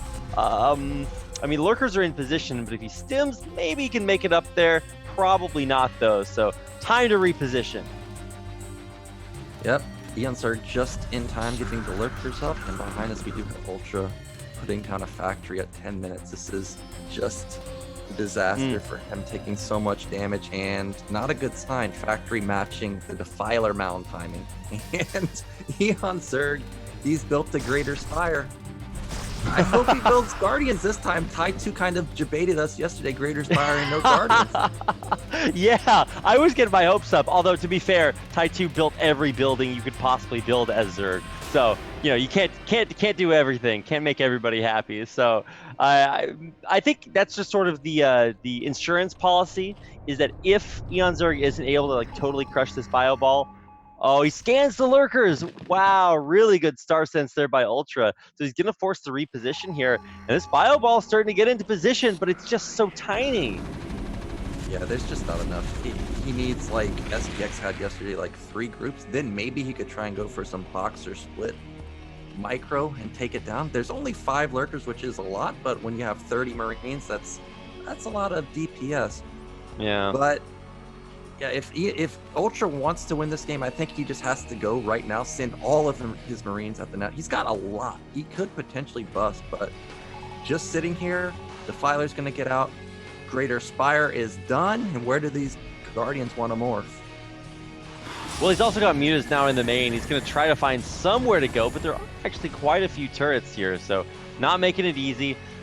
This Bio Ball, I still think it's pretty small. More lurkers coming in. There's going to be Dark Swarm. Let's see, is Consume done yet? Oh, it's seconds away from being done. Yeah, he just wants to have a light contain, prevent these lurkers from moving out. But the funny part is with the Nidus, eOnzErG could just send them through the Nidus and go diagonally across the map. And what vision does UltrA have? He has nothing. He would have no idea. They would just magically appear and he'd be dead because he's spamming out Wraith in anticipation of Guardians. But I don't see. Oh, here come the lurkers. They're moving forward. Dark Swarm right over top of them. They burrow. The spikes come out. Take a few heads with him, and now he's just going to keep leapfrogging forward over and over again. Mighty Catch gets one medic. He's just continuing to do it over and over again. And here come the mutas, and the Marines have to back up. Everything's going to die here, man. UltrA in such trouble. eOnzErG just playing it super safe, not doing anything over eager. He just secures this side of the map. He's going to take a fourth base pretty soon, and UltrA's got tanks out. He's starting to get vessels, but he needs to have already had vessels out, because here comes the Defiler and the lurkers, and this is a lot of lurkers. Now, what's up with these two Wraiths in the main, Nyoken? Well, he thought it was Guardians. He scanned the Crater's Spire, but he got debated just like we did. Whoa, huge lurker spikes, forcing a massive split here from UltrA, but he's just going to be split in twain, dare I say, pushed all the way back to his base, and he might not even make it back there. The mutas, the lurkers, the hydras, oh my, everything right into position. Tank's not what you need right now, UltrA, and this is just going to be I don't know, UltrA domination by eOnzErG. Swarm at the natural, nothing to take care of this, and oh my gosh, eOnzErG crushing. Yeah, no counterplay, no vessels. Tanks can't deal damage to these lurkers. We're gonna have GG any moment. Yep, there it is. Wow, what a way to close out game number one. I mean, I knew that eOnzErG was probably the favorite here, but that's a very dominant performance there. And not even the big moves at the end, right? Those little tiny things like attacking with one Zergling and getting 3 into the main, and then they deal crazy damage like you wouldn't expect. Just like so little things. eOnzErG, such a good game. Yeah, pretty perfect from eOnzErG. Exactly how you want the game to go. And as soon as he got a lead, it just snowballed from there. And that's how 2-hatch Muta works, which is why I love it so much and why I think eOnzErG should play it like every single game, because you either are able to play 2-hatch Muta or you're not. And he's one of the people that can do it, and he has the killer instinct. He'll just go kill you anytime he sees an opening. Yeah, bad 2-hatch Muta is worse than bad other builds, because you do have to be so good at it for it to work. But if you are so good at it, it's so good. So, I love it. It's just like if I had my way, Bonneth would play like one base Speed Shuttle Reaver like every game. I just want to watch him do that, which is another one of those builds where if you're bad at it, it's slow and you lose it and you lose. But if you're good at it, you just kill everything. I'm just like, why don't players just do what they're good at? Like, but obviously you have to mix it up and stuff like that. So will we see a mix up? We're moving on to Power Bond here, Nyoken. What's in store? I think it's the same thing. There's no reason for eOnzErG to change it up. It would just look so good. Why bother? Just do 2-hatch Muta again. Yeah, I totally agree. So let's get into it. Game number 2 in this second best of 3. Coming up, it's UltrA down 1 game against eOnzErG, the BSL round of 16.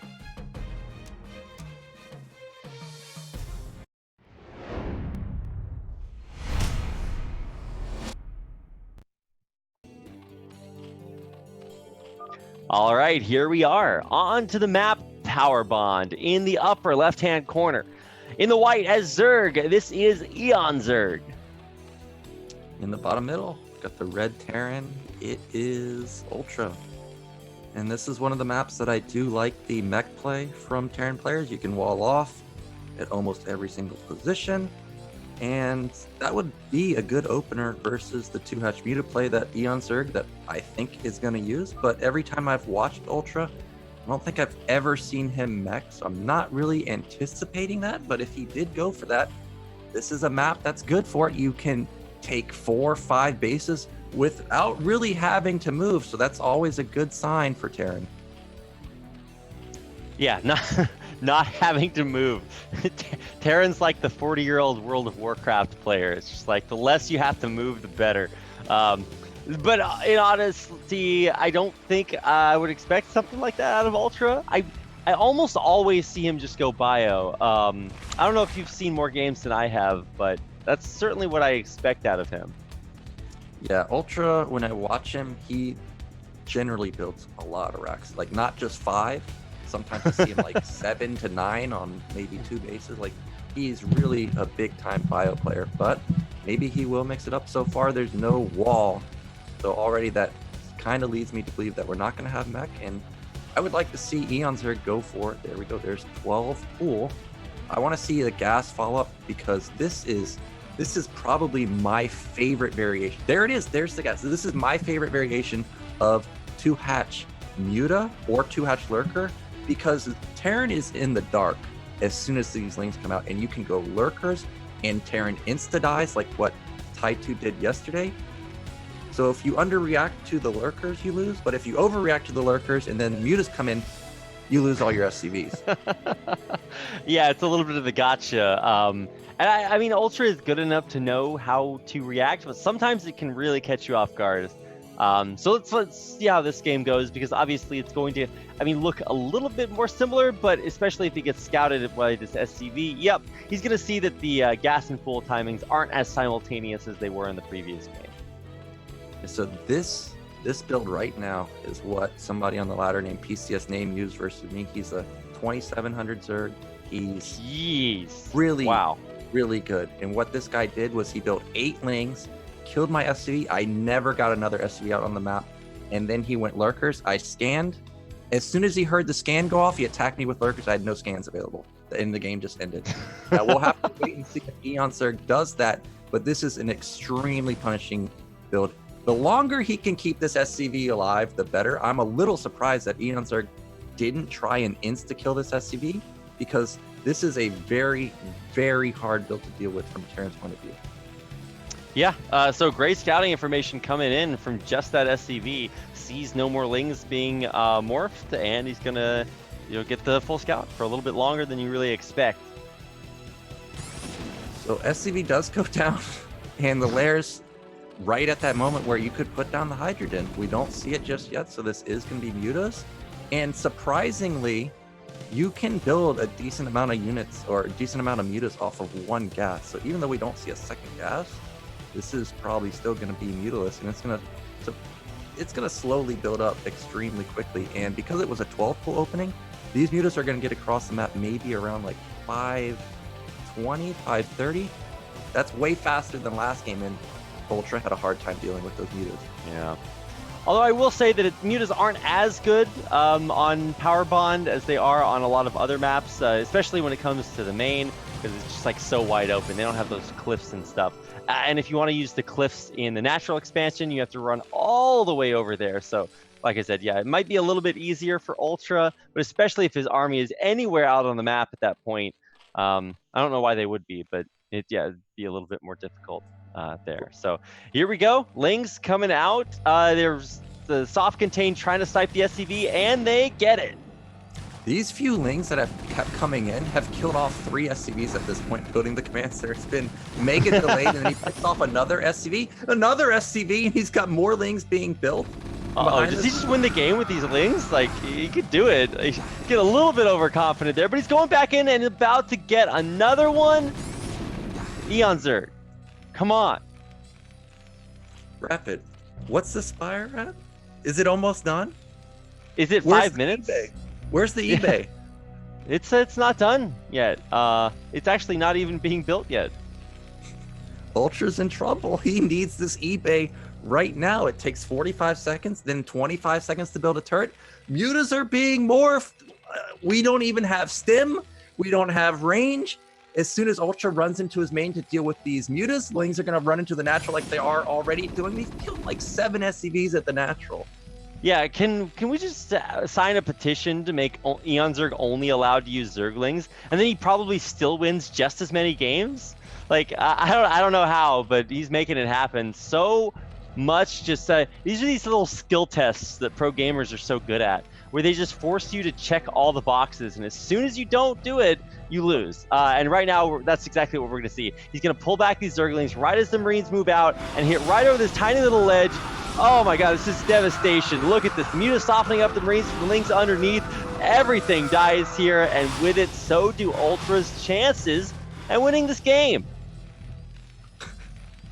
Beautiful, rapid.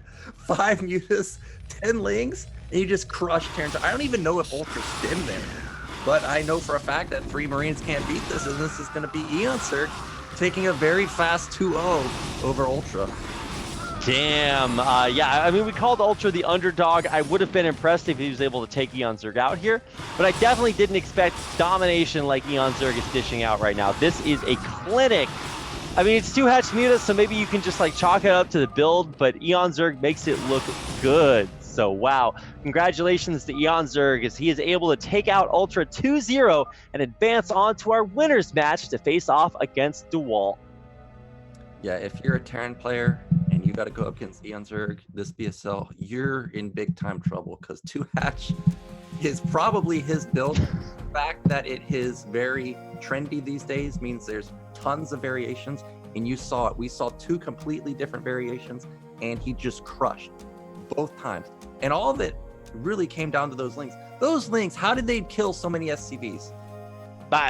I don't know, because he only game 1 he only built like, what is it, 4 Lings, and he still got, he like annoyingly sniped maybe like 2 SCVs, and then he attacked with 1 and got 3 into the main, and they killed like 6 more. Like I don't know, beats me. Like eOnzErG's Lings just do more damage than other Lings. I don't know, but wow, what an insane series. That was a fast one. We're kind of moving on to get to the good stuff, because coming up next, we've got the battle of, I guess, the former BSL champion eOnzErG taking on, I guess, another one in Dewalt. I don't know, man. I don't know. Impossible to call. I don't know what to think. If you guys have predictions, type them in chat, and you'll still be wrong somehow. I don't know. It's just going to be so good. All these games, I just want to be a spectator. So truly, you guys watching out there are blessed by these amazing games. So I guess we have to head out to a quick commercial break here in a second. Just a big reminder, if you miss any of tonight's games, they're all on YouTube. We can post the links there in chat. You can also just watch the VODs here on the Twitch channel. So make sure to follow the channel to get notified about all the games. And of course, there's BSL.com or Patreon.com/bombastic if you want to show some support for the stream. I know we've actually gotten a ton of donations during the stream as well. So a big shout out and thanks to all of you who've donated, subbed, followed, whatever. Makes it all possible. So while you guys are busy doing that and being awesome, we're going to take a quick break, and then we'll be back with the winners match to find out which player will advance first out of BSL Season 7 Group B.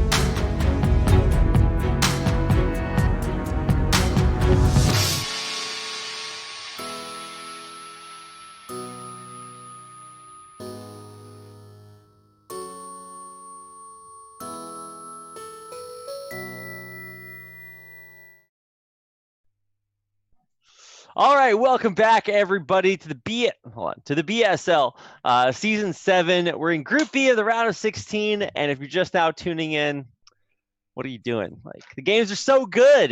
We just watched eOnzErG dominate UltrA to make it to the winners match, and now he has to face off against Dewalt, two BSL champions, Season 3 and Season 5, respectively. Going head to head, it's a best of 3, but I wish it was a best of 300 because I could watch these guys play forever. They're so good, Nyokin.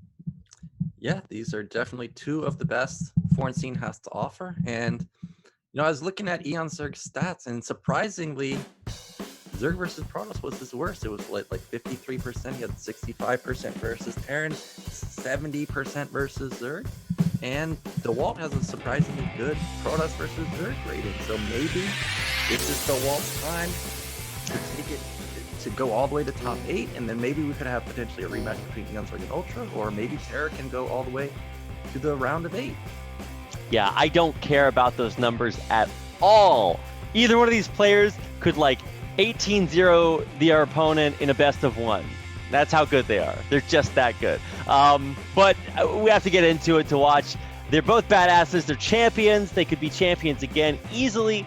But there's also, keep in mind, TerrOr waiting for the loser of this game eventually. So it's not going to get any easier, even if you, or if you do win this. It's just so many talented players in this group. So let's get into it. The winner of this match will advance on to the round of 8 of BSL Season 7 and be even closer to that gigantic prize pool. Of course, a big thanks to Blizzard for enhancing that by $1,000 this season. We are about to get into game number 1. The map list is Gladiator, Power Bond, and Silid. So starting things off on a big map, then getting down to our 3-player maps, and I love the Power Bond and Silid are still maps 2 and 3. That's going to be a common trend. So let's get into it. I'm ready, Nyokin. Are you? I'm ready, but you got to get in the game, my dude. Okay. Well, I'm ready in spirit, okay? God, everybody's a critic. Okay. All right. I'm in the game. Download the map as fast as my Korean internet can handle it, and now I'm ready for reals. So without further ado, let's get into game number 1 of the winners match. eOnzErG versus Dewalt. Winner of this game advances on to the round of 8.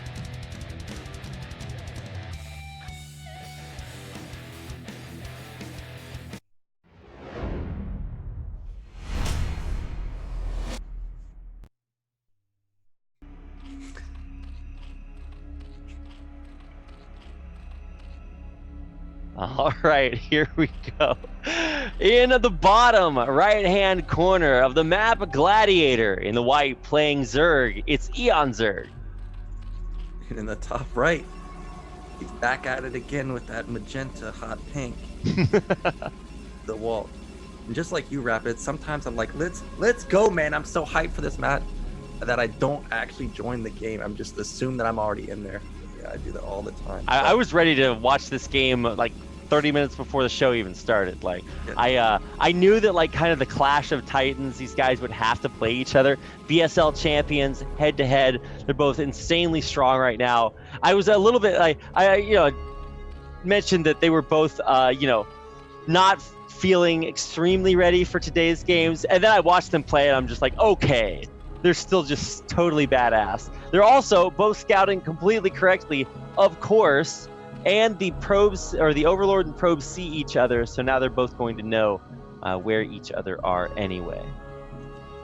And we're going to have a standard opener from eOnzErG Overpool. Is there anyone out of these two players that you're like, this is who I want to make it out? Or do you not care? Does it matter who makes it out? Or do you have, I want Dewalt getting out, or I want eOnzErG getting out? Nyokin, how dare you? I am a professional, unbiased caster, okay? The only winner that I want out of this series is the fans, okay? Actually, I don't know. I mean, Nyokin's giving me this. I handed you a softball question and you slammed me for it. God damn. Anyway, I'm a big fan of both eOnzErG and Dewalt just because they are so good. I think they both spent time out here in Korea training. I've hung out with both personally. I'm just like, well, which friend do I like less? I don't know. I think eOnzErG, like the map, the meta is like pretty good for him right now. So if he wins, I think he could actually go pretty far. But I know that there's actually a lot of really hard players that Dewalt doesn't have extremely good records against. So I think it might be harder for him to go farther. So as far as which player do I think has the most potential to win the whole tournament? Probably eOnzErG, I'd say. But also, Dewalt equally capable. So no matter who I want to win, they're both probably equally likely. Yeah, I agree with that, but I kind of want eOnzErG to get out right now in this specific scenario because I want to see a rematch of TerrOr. Assuming he makes it past UltrA, I want to see the TerrOr Dewalt series again. Whoa, wait a minute, are we just gonna have game over with 2 Lings getting in the main? Wait, okay. Oh my god, they both take 1 cannon hit, perfectly tanking the damage. How does he do it without even trying? This is definitely more than 30% luck and 20% skill for sure. I don't. And now, as if Zerg needed to be more broken, the Lings heal themselves over time, Nyoken. Yeah, this is gonna be devastating. 7 probes pulled off the line, don't get any damage done to these Lings. At least the probe is still alive in the main of eOnzErG, so Dewalt can at least see what's going on, but he's in big time trouble. Luckily no probes have gone down, but these 2 Lings, super annoying. Well, his probe's almost killing a drone down here. I think it's actually probably going to kill the drone at the 6 o'clock phase. Yeah, here it is. He's going to get the drone kill. Oh no, he actually didn't go for it. He actually could have, but nope. Yeah, but the Ling's obviously extremely annoying. He's going to hide them in the back right now and go back in. All right, let's see what he can get done with it. Oh, instant pull again. Gas probe pulled off there as well, so making it very, very difficult. Wow, still keeping both Lings alive. Excellent control by both players, not losing any probes, not losing any Lings, but still, this is really going to stress Dewalt early on. Dewalt counterattacking with 1 Zealot, but eOnzErG saw an instant reaction with the drones. He loses nothing. Meanwhile, look, he's still harassing his probe line. Yeah, this harassment. 3 idle probes at the natural, just now being sent to mine. Dewalt hasn't been mining with those 3 for a while, so that's another little effect of having those Lings in the main. Zealot trying to get something done, but so far not able to do anything. And Lair's already done. Spire started. Cybernetics hasn't finished just yet. Okay, now it does finish, and one of the Lings finally goes down. So despite all this good Ling harassment, Dewalt's doing a good job still keeping his build up the bar. Ling killed a probe in the gas, so he has to pull another probe off minerals into gas. Wow, what a this Ling has 6 HP, Nyoken. It's still getting the job done. eOnzErG killing it right now. I mean, obviously this is only a tiny little thing. It's just a couple of Lings, but the effect really compounds because these players are so good. They're just able to leverage it more and more and more. So more Lings now out of the map, 6 more to join the one that's still alive in the main. And what's great about this Ling is even if it doesn't deal any more damage, it continues to scout. It sees the Stargate, it sees the Citadel timing. eOnzErG has free map pack right now with this Ling as it goes down. And Ling's going to catch another probe out the center of the map. Dewalt still doesn't really know exactly what eOnzErG's doing. I think he saw Lair, but other than that, we don't know if it's 4 hatch, 5 hatch, 6 hatch. Exactly what it's going to be. We also don't know gas timing at the natural. We see no gas, so it's not going to be Type 2 style with mass mutas, at least not just yet. Yeah, and I don't know totally if we have that situation where if eOnzErG kills one of the first Corsairs, he just switches immediately into mutas. But I would expect something like that, just because he is so good with mutas. If you get the opportunity, definitely a big fan of him trying to hammer that home. But obviously, I think Dewalt is so good that he's not really going to fear that too much. And we don't really even see. Okay, I guess it is just going to be mass Hydras. Yeah, 5 hatches on the way. Yep, so eOnzErG just going to play pretty standard. He's got Scourge out trying to intercept this Ser, but Dewalt for now is going to avoid it. And we don't see any Scourge being made elsewhere, so I don't think the Scourge will ever catch it. Get a full scout off, and this is exactly what Dewalt needs. He needs to know whether eOnzErG is going split map, whether it's a Hydra play, exactly what is going on from the Zerg point of view, and he does see that it is 5-hatch, so he should be able to respond appropriately. Yeah, not getting the Corsair picked off, just having it scout and then run right back home.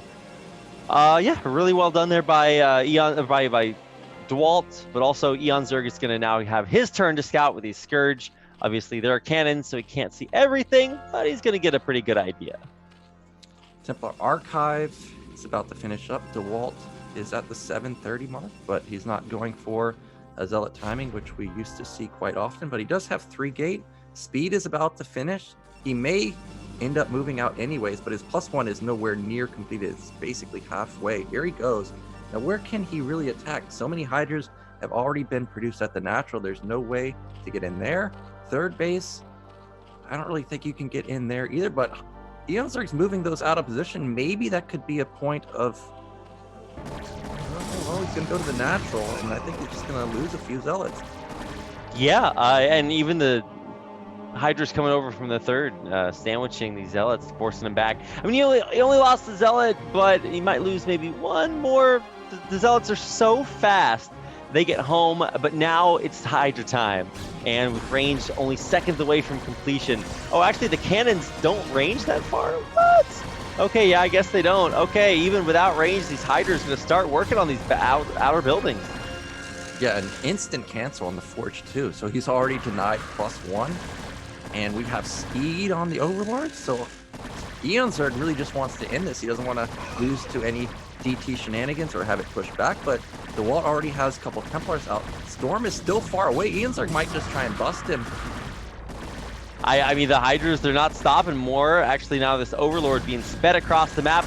Corsair's heading into the main, but I don't even think that's really going to matter here. There's so many Hydras right now. Gotta respect the Zealots, but Dewalt's not pulling the trigger. Meanwhile, eOnzErG has a 6-hatch going up at third base. He's got his evolution chamber done. His own +1 is halfway along. Oh my god. Yeah, I just noticed the Storm finished, and the second Storm finished, eOnzErG pulled back. Like, there's no indicator. You don't get like a giant glowing Storm has now finished notification. Just perfect pullback. Really beautiful. And Dewalt does have double Forge going now. He's going to have +1 about 2 minutes from now, but by then, Zerg probably has Lurkers, and I don't really see how you're going to get much done with that many Lurkers, but he does have 4 Templars out, already banking a lot of energy. We may see a big Hanbang style attack that we saw, was it Dragon yesterday? Getting up a really sizable army and trying to win the game? I think it was. But eOnzErG has so much stuff. Yeah, I mean, the stuff is mostly Hydras. So with Storm out, that can be so much stuff into so little stuff very quickly if these storms are pretty good. There are a couple of drones that die for no reason because of a bad rally or something. The scouting drones, but they save Hydra lives by doing the job for them. But there are so many Hydras here, and they're in a little bit of a concave, or they were for a second. First storm is not that great. Second storm, not that great either. Maybe that was just one storm and it lasted longer than I expected. But sniping off things like that High Templar would be big, and there it goes down. These storms not really dealing that much damage. Yeah, not a lot of damage being done just yet, but he still has 5 Templars left over. Did we get the Lurker upgrade? I'm checking the Hydrogen right now.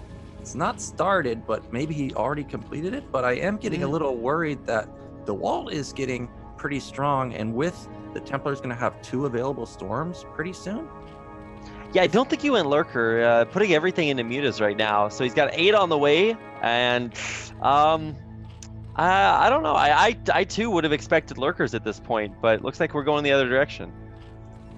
Yeah, it's just going to be pure Hydras at this point. And oh, we've got a DT drop along the side. And the Scourge, they're in position, but the vision is very limited for the Scourge. He may actually be able to avoid it. Will he see it?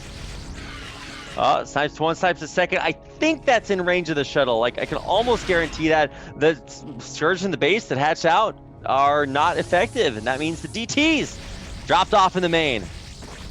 Yeah, and Dewalt only shows 1, but we see that there's another one hidden in the back. He's trying to take out all the Overlords. Meanwhile, Zealots moving across the map, got their eye on the third base, but Hydra's already in position.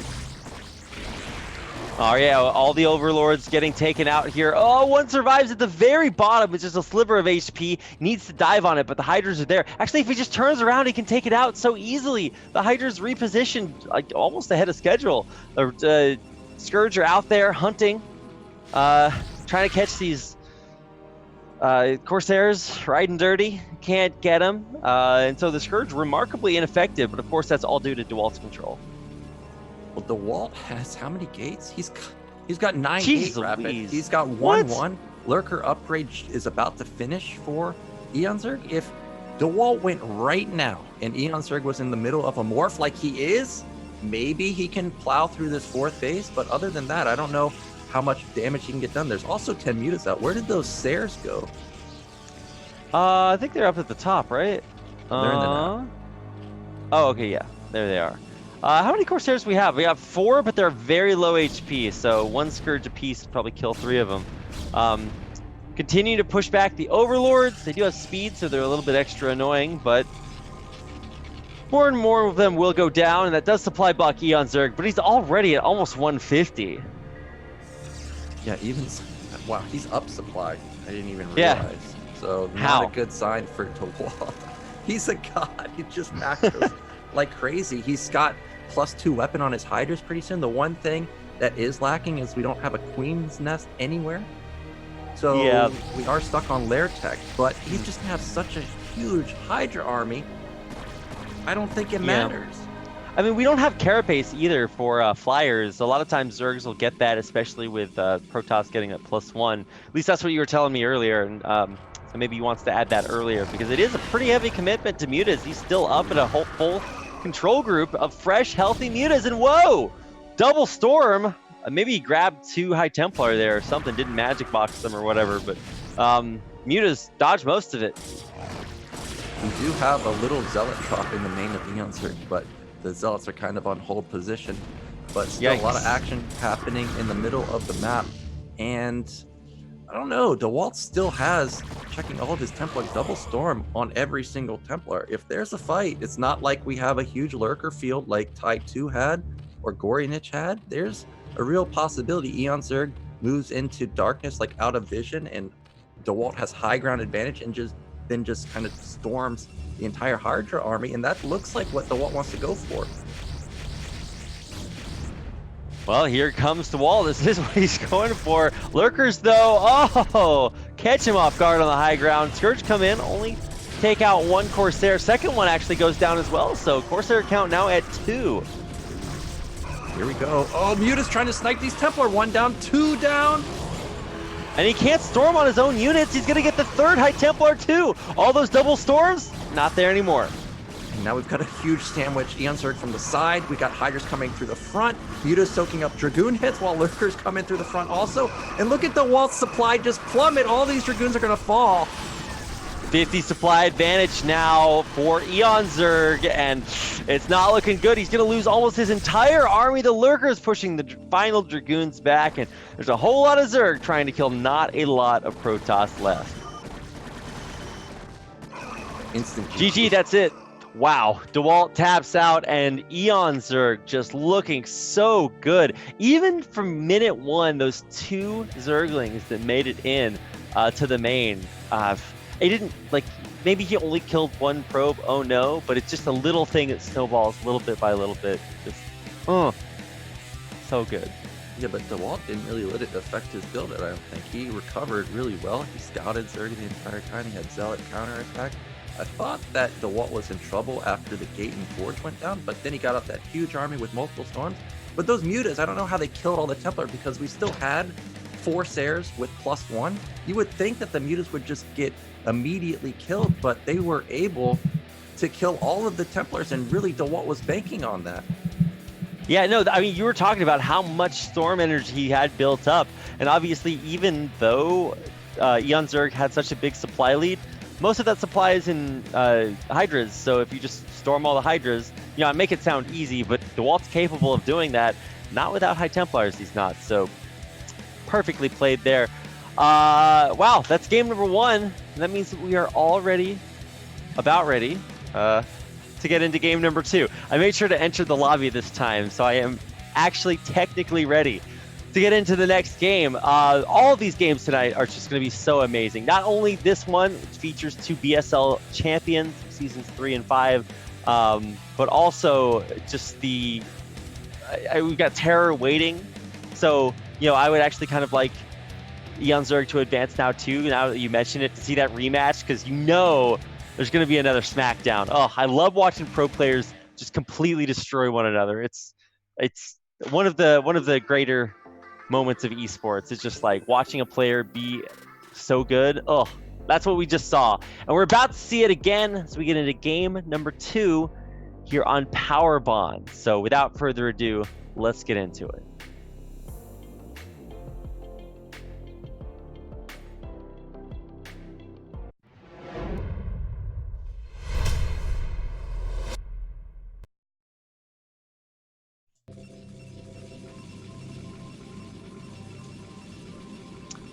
All right, here we go in the upper left-hand corner of the map. Power Bond in the brown.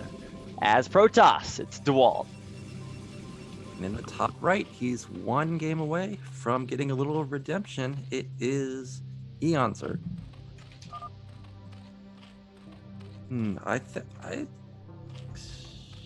eOnzErG looked so good last game. Really, just the thing that I didn't like was the lack of hive, but he macroed incredible. And hopefully Dewalt just doesn't take that much damage to the Lings, because he was playing pretty well too. We'd like to see him just get into a normal game, and hopefully that can be the case. We got the pylon. Is this in a normal pylon position though? I guess it is just gonna be a normal pylon position. I thought that maybe this was positioned for something like a 2-gate, but the probe's already moving out, so I guess not. Yeah, I guess you could put the 2 gates right up above and then maybe block with something else, but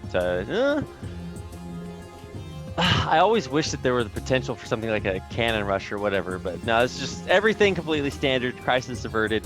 What you were saying about eOnzErG and his macro and stuff, I remember, like, I was looking at the supply at like not even late in the game, and he already had a supply like advantage, and I'm like, he didn't even kill much of an army to get there. He just had it.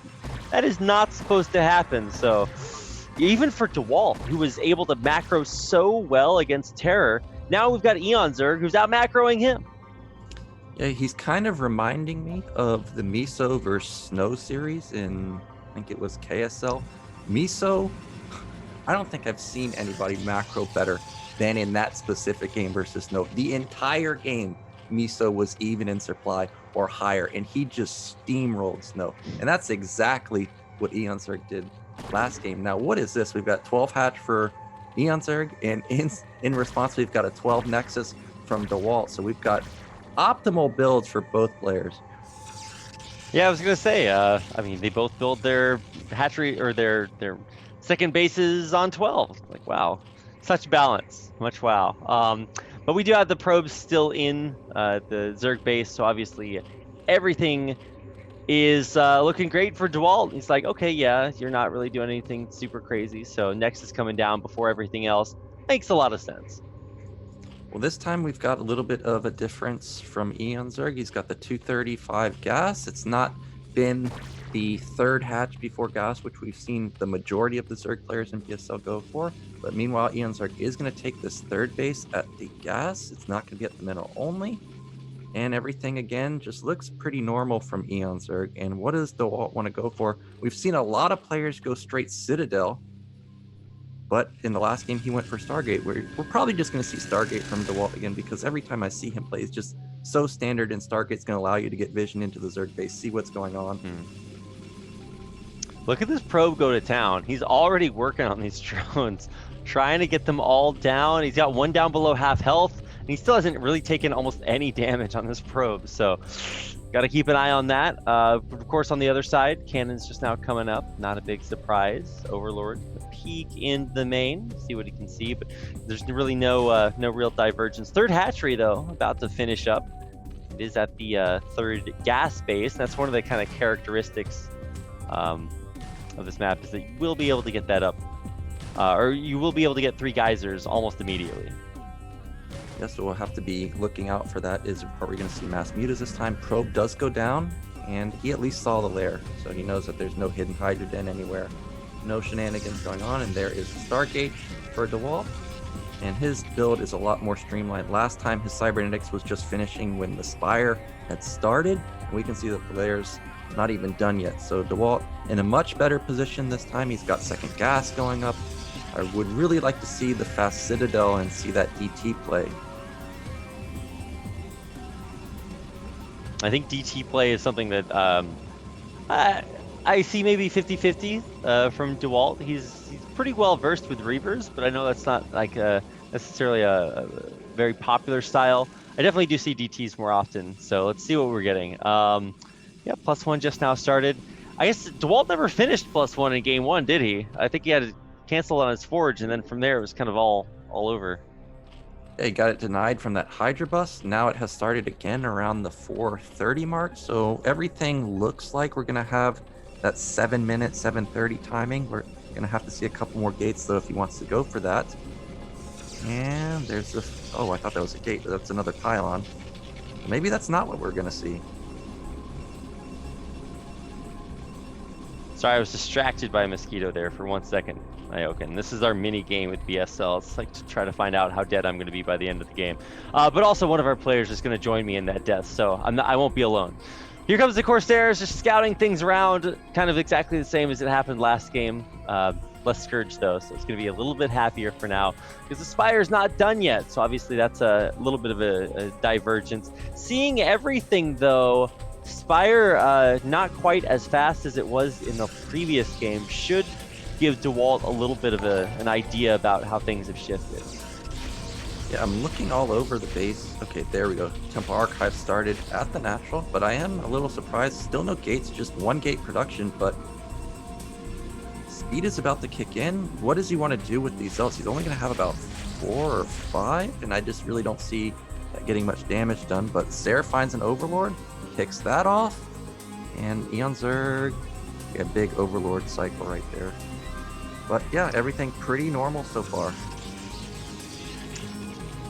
Right, so I guess we're gonna actually, wow, whoa, what? 5 mutas on the way. This is really interesting because he's going up to 6, now maybe even 7, 8, 9, I don't know.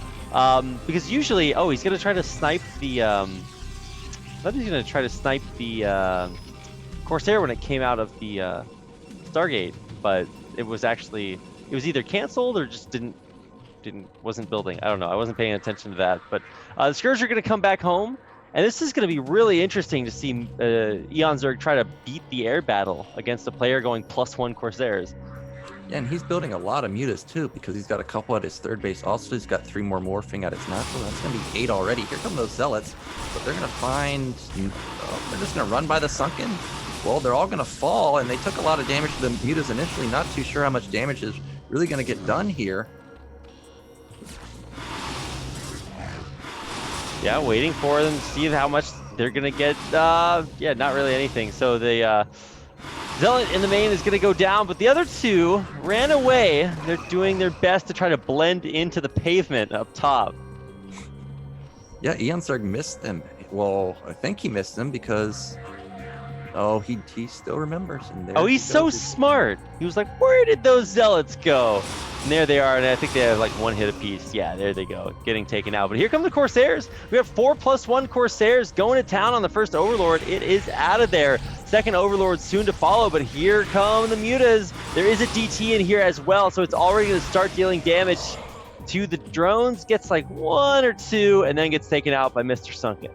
Wow, very lucky that there were 3 Overlords there. I thought the DT was just going to wipe the drone line, but it gets taken down. And behind this, we do have Dewalt going up into 5 gates so far. He's morphing an Archon, which signals to me that he wants to get aggressive with a Zealot Archon Sarah timing attack. He saw the unit comp from eOnzErG. It's mostly mutas right now. Do we have a single? Okay, we do have Hydras out at the third base, but really, it's going to be hard for him to engage the Protoss army when there's already 1 Archon followed up with how many Sairs? 5, 7 Sairs with +1. He better build a bunch of Hydras pretty soon. Where are the Hydras? I'm waiting for them. I'm looking. We're getting the range, but I just don't see the. It least not the same numbers we had last game for sure. Those mutas first, I mean, I guess they did enough to push the Corsairs back, but I mean, now there's Archons coming through. I think he's got, what, 2 Archons? Okay, 1 Archon, maybe soon to be another one once this High Templar finds a buddy. This is going to be an extremely strong timing from Dewalt. He's got +1 weapon, only 1 Archon. I don't think he sees the second Templar at his natural. He probably would have morphed into a second Archon if he did, but regardless, this is still going to be very strong. Not a lot of defense at the natural, 1 Sunken and 9 Hydras, but he's got to be careful. Oh, those mutas, I don't think the mutas can engage this Ser number. Yeah, no way. I mean, not only is that 8 + 1 Sers, like, geez, that kills infinity mutas. Like, just not even close. I mean, the Archon's going to do double duty against both the Hydras and the mutas if he comes through. And do we have a Dark Templar in here? I didn't see if there was or not, but if there was, then I don't know. Here we go. The mutas are not as clumped up, so they dodge the storm, and they're not taking full damage from these Corsairs, but still can't fight the Corsair numbers. There's 6 left alive. Yeah, even though the storm didn't hit any of the Hydras, the storm was perfect because it cleared out the majority of the Scourge. But as I say that, this Ser number did dwindle down to 5. eOnzErG has held for now, and now we just have pure mutas and Hydras versus basically, what, 3 Zealots? He can hold this off easily. I thought Dewalt was actually going to break the natural. Oh my gosh. See ya, mutas. They all die. We've got 6 Sers left over, cleaning up these. Oh my god. eOnzErG's going to get supply blocked. Yeah, there's no way. He's going to lose every single Overlord, the natural, even the main. Actually, there's no Overlords there, so yeah, that... Excuse me. Caught a mosquito with my mouth there. Damn. Yeah, there's no way you can survive against this many mutas. Trying to beat the Corsairs, there's a reason we don't see mutas unless you kill an early Corsair or 2, because they're just so good, and now more Zealots streaming across the map. eOnzErG's still trying to just not be supply blocked. 55 out of 22. Yeah, and the problem is he has no carapace on these Overlords, so anytime a Ser finds an Overlord, it's instantly dead. And this is looking very similar to the Stork, I think it was Stork versus Calm game, where just Calm could not get unsupply blocked, and that's exactly what we're seeing. eOnzErG, he's definitely going to lose this game. He just doesn't have anything left. Zealots breaking through the natural. Perma supply block. Damn, yeah, the life of an Overlord here. Just born and die instantly. eOnzErG taps out, and we're going to a game number 3 again. Yes! Oh, I'm so happy, but I'm also in the dark. There we go. Wow, what a 6 series. We just got them bopping them back and right and left and forth. It's so good. Wow, I felt like eOnzErG's decision to go mutas that early without really knowing how that was going to work out. I was like, well, +1 Corsairs are good, but yeah, so Dewalt crushing it. Yeah, I think the muta idea was pretty smart, because if he had caught the first 2 Sers, back in the main of Dewalt, he had 1 cannon. That was it. 8 mutas would have won the game. But it was very weird to me that he didn't get carapace. If you're going to build that many mutas, yeah, wouldn't you think to get carapace? Because you know that Dewalt now is going to build an extremely high number of Sers, more than 5. He built 7 or 8 that time, and when the Sers don't die, they just reign supreme. Yeah, that's kind of the way it's been, like, maybe not since the dawn of time, but just for a while. It's like, well, you build these things because they kill these other things.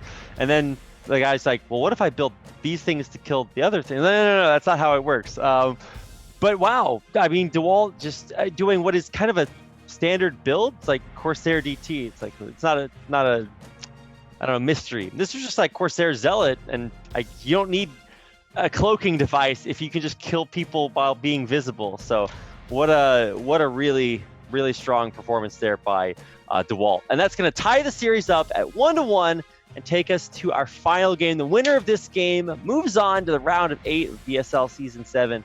The loser goes down to face off against UltrA, I believe. But I do still need to get into the game. It would be, we still have TerrOr versus UltrA.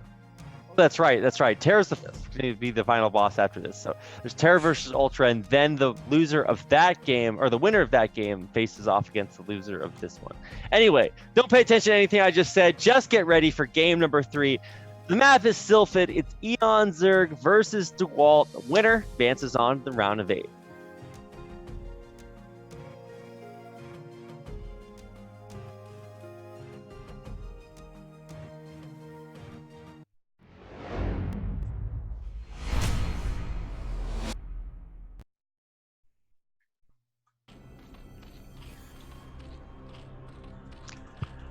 All right, here we are in the top of the map, Silid, playing as our white Zerg player. This is eOnzErG. In the bottom right, who's going to make it out? Is it going to be the Protoss Hope or is it going to be the Belgium Zerg? We don't know, but bottom right is Mr. Dewalt. Oh, what are we going to see from Protoss this time, Rapid? Are we just going to see more Forge expand, or is this going to be the time that Dewalt mixes in the Gateway expand? I really do want to see Gateway expand. I think just like eOnzErG is so good with like the early Ling harassment, I think Dewalt is equally as good with the early Zealot harassment. So I'd love to see him just mix it up, because I mean, even though he was able to get 12 nexus off there, so obviously, you know, that helps. I would like to see him be a little bit more proactive instead of just going for the defensive macro route, because I know he can do it. Like, Dewalt's a monster like that too. And I'd love to see eOnzErG be the one receiving the early pressure instead of dishing it out.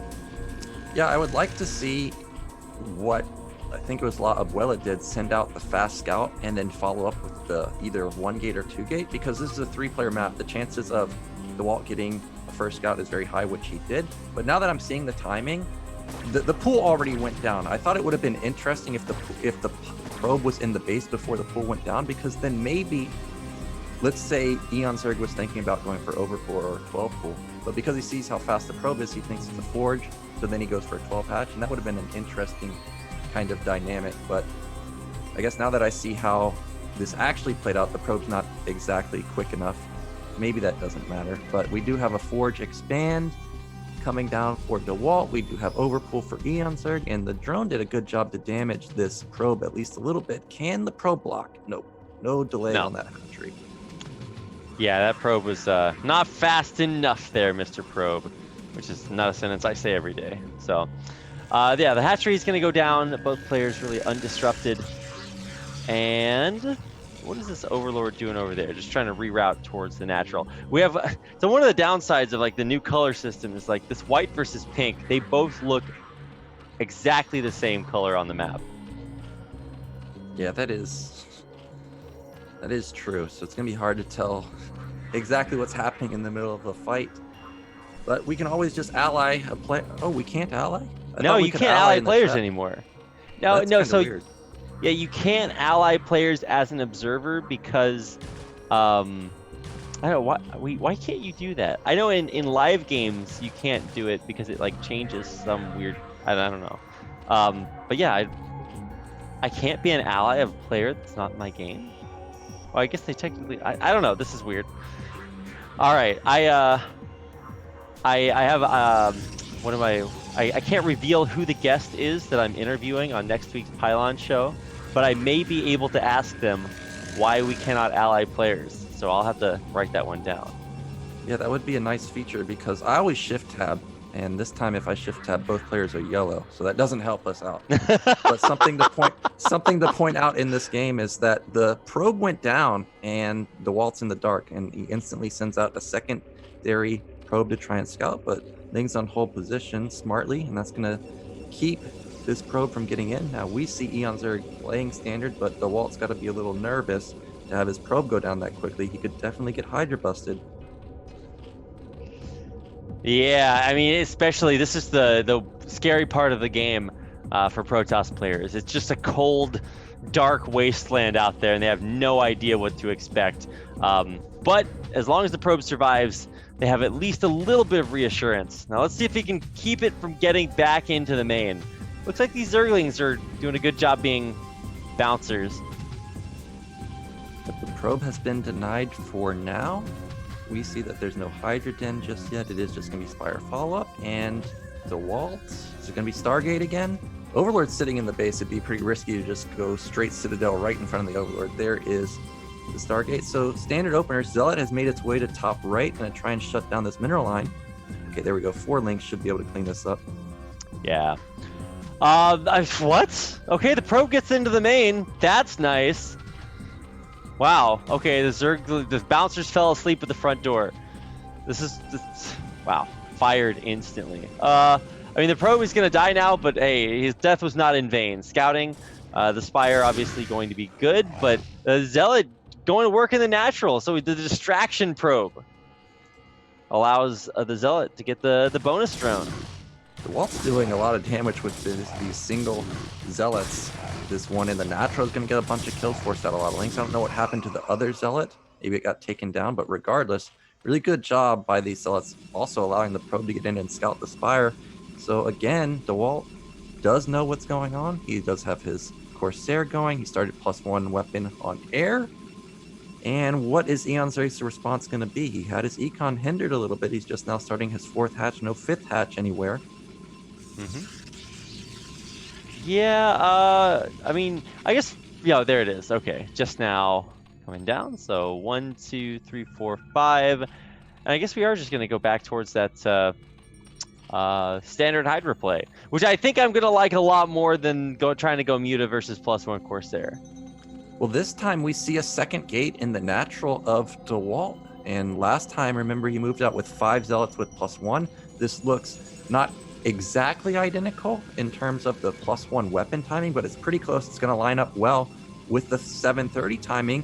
And last time, I don't think eOnzErG was ready for a 730 timing. This could potentially deal a lot of damage, but I do like his Sim City so far. We got the Evolution Chamber, complete wall at the right side. We got the Hydrogen, limiting amount of as much space as it possibly can. And he has started speed on his Hydra, so this time, not going to be any mutas. It is just me, Mass Hydra, and that's exactly what he needs to stop this incoming 7-8 Zealot timing. Yeah, catches one of the Scourge, not going to be able to pop that Corsair on spawn. So the Corsair count continues to grow as +1 finishes for both air and ground, along with the legs about to finish up here. So this is going to be a really cool timing here for Dewalt. He's going to get everything all exactly at the same moment. Let's see what he can do with it. Let's see, what's the Hydra count at now? Not high. All right, we got like 6, 7 on the way, so should be okay. Here comes Dewalt. I'm surprised it's such a low Zealot count. It's only 5 right now. Speed did just kick in. +1 weapon is about to kick in, but if he engages right now, it would be an anti-timing. He's going to get sandwiched. There's a lot of Hydras on the side, a lot of Lings Hydras in the back. There he goes, and he's just going to lose his entire army. This is right before +1 too. Yeah, he's hitting before +1. All the Zealots are going to die. And at the same time, there's no Corsairs to stress test the Hydras and make them target the Corsairs instead of the Zealots. Wow.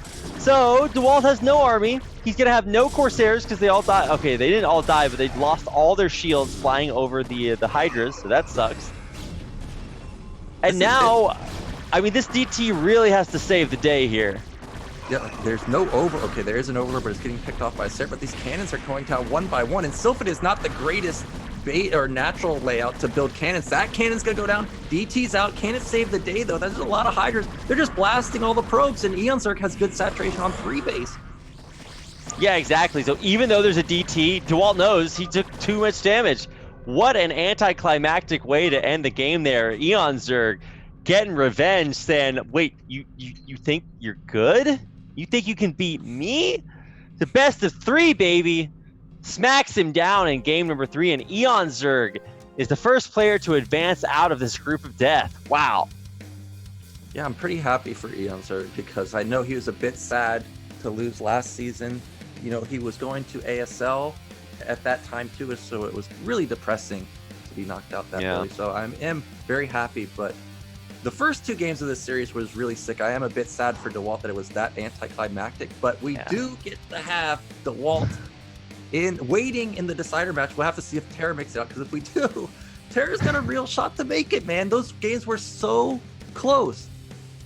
Yeah, that would be an epic final match, but standing in the way of that is my man UltrA. So UltrA did get kind of bibbity-bopped his first game in the winter, or in his first game in this group, but he does have to play next.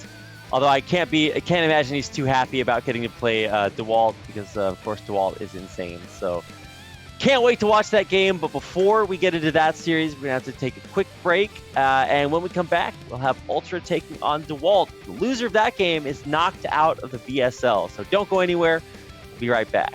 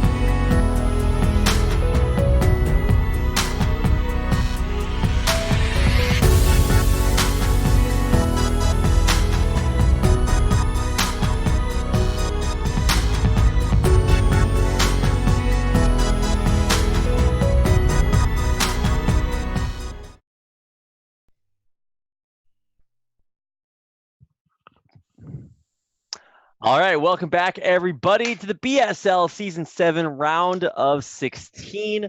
I'm Rapid, with me is Nyoken, and of course, Zero behind the scenes, and all of you guys in chat. A big thanks to everybody who has been following, donating, whatever. It's always nice to see so much support. Actually, we're at almost 400 viewers, so thanks to everybody for just watching. So cool to see everybody tuning into BSL.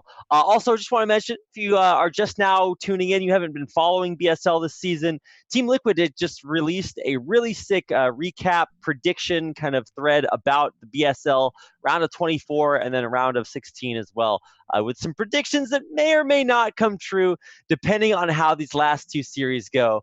Because coming up, we've got UltrA versus TerrOr. It's going to be Peru versus Chile, a South American battle going on here, so I guess they're gonna have really good ping against each other. I don't know, but I also don't know who's gonna get out, although I do expect TerrOr to have a little bit of a better chance. I don't know how well UltrA plays TVT, but I assume it's probably pretty good, and since they are both in South America, they probably play versus each other a lot, so there could be a bunch of mind games going on. So this should be an interesting TVT. Yeah. So we do have a few maps for this matchup. Looks like we are going to be starting on Gladiator and then moving from Gladiator to not Power Bond. Surprise! We're mixing it up for you this time. It's Silid, then Power Bond. I know, I'm sorry, but we had to do it for one match at least. So Gladiator, Silid, Power Bond is the map list. It's TerrOr versus UltrA, and one of these players will be knocked out of the BSL. The other one will go on to face Dewalt in our epic final match.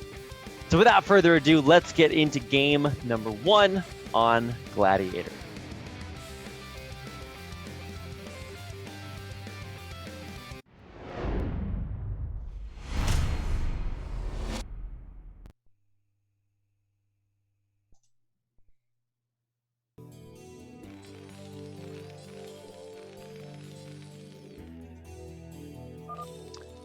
All right, starting down in the bottom right-hand corner in the extra dark navy blue, which looks actually really cool on the shiny sides of the command center.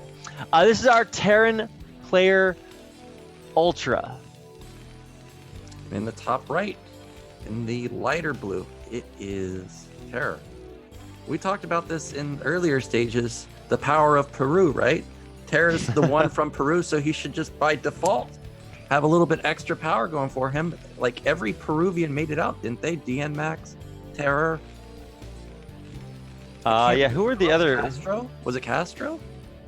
We had TerrOr, Gosudark. Yeah. Oh, Gosudark. It was Gosudark, TerrOr, Castro, and DN Max. Yeah, our 4 Peruvian players that all made it out, which is really crazy. And then Babo made it out from Peru, and I was just like, wow, we're gonna have lots of South American players.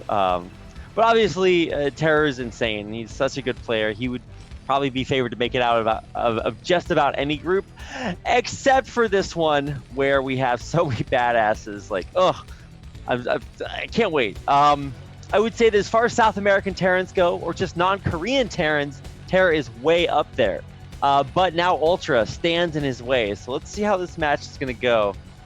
If there's any like really build discrepancies. Nothing so far. Well, TerrOr is just going for a standard rack, so is UltrA, standard gas timing. Thought we might see a 14 command center from one of these players, but so far that is not the case. And the real thing I'm looking for is how many Marines are either of these players going to build. A lot of times you're seeing people skimp out on Marines, get out their factory much faster.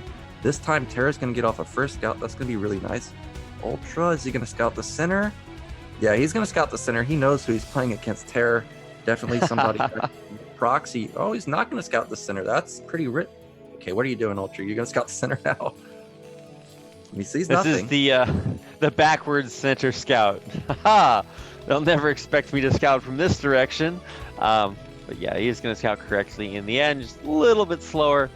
Both players should be pretty well aware of what each other's up to. Now, TerrOr did build a Marine first, so his factory should be a little slower than Ultra, yet somehow they are equal in the timing. I don't know how that happened, but really nicely done. It's so important to get your factory up as fast as possible. If you get your factory like 5, 6, 7 seconds faster than the opposing player, all of a sudden you're the one that could potentially go tank first. And then if the other player opens Vulture and does nothing, you just rally a tank across the map. And how does the opposing player deal with it? So we'll have to wait and see if either player's can go straight add-on. With the factories being such an even timing, it'd be pretty risky to go straight add-on. Yeah, and especially when you don't need to take any of these risks early on. Like, yeah, just play a little bit more standardly. And so far the builds have been pretty mirrored. I mean, like you said, even though there should be maybe one advantage one way or another, it looks like there's not extremely. I mean, oh no, a one marine advantage, ooh, scary. But now we're actually going to see the first divergence. TerrOr throwing down the starport. Yep, starport for TerrOr. No add-on, no Vulture at all for TerrOr either. But UltrA has a Vulture for himself. He's making a second Vulture, and his SCV is set up like he wants to go into a fast second factory.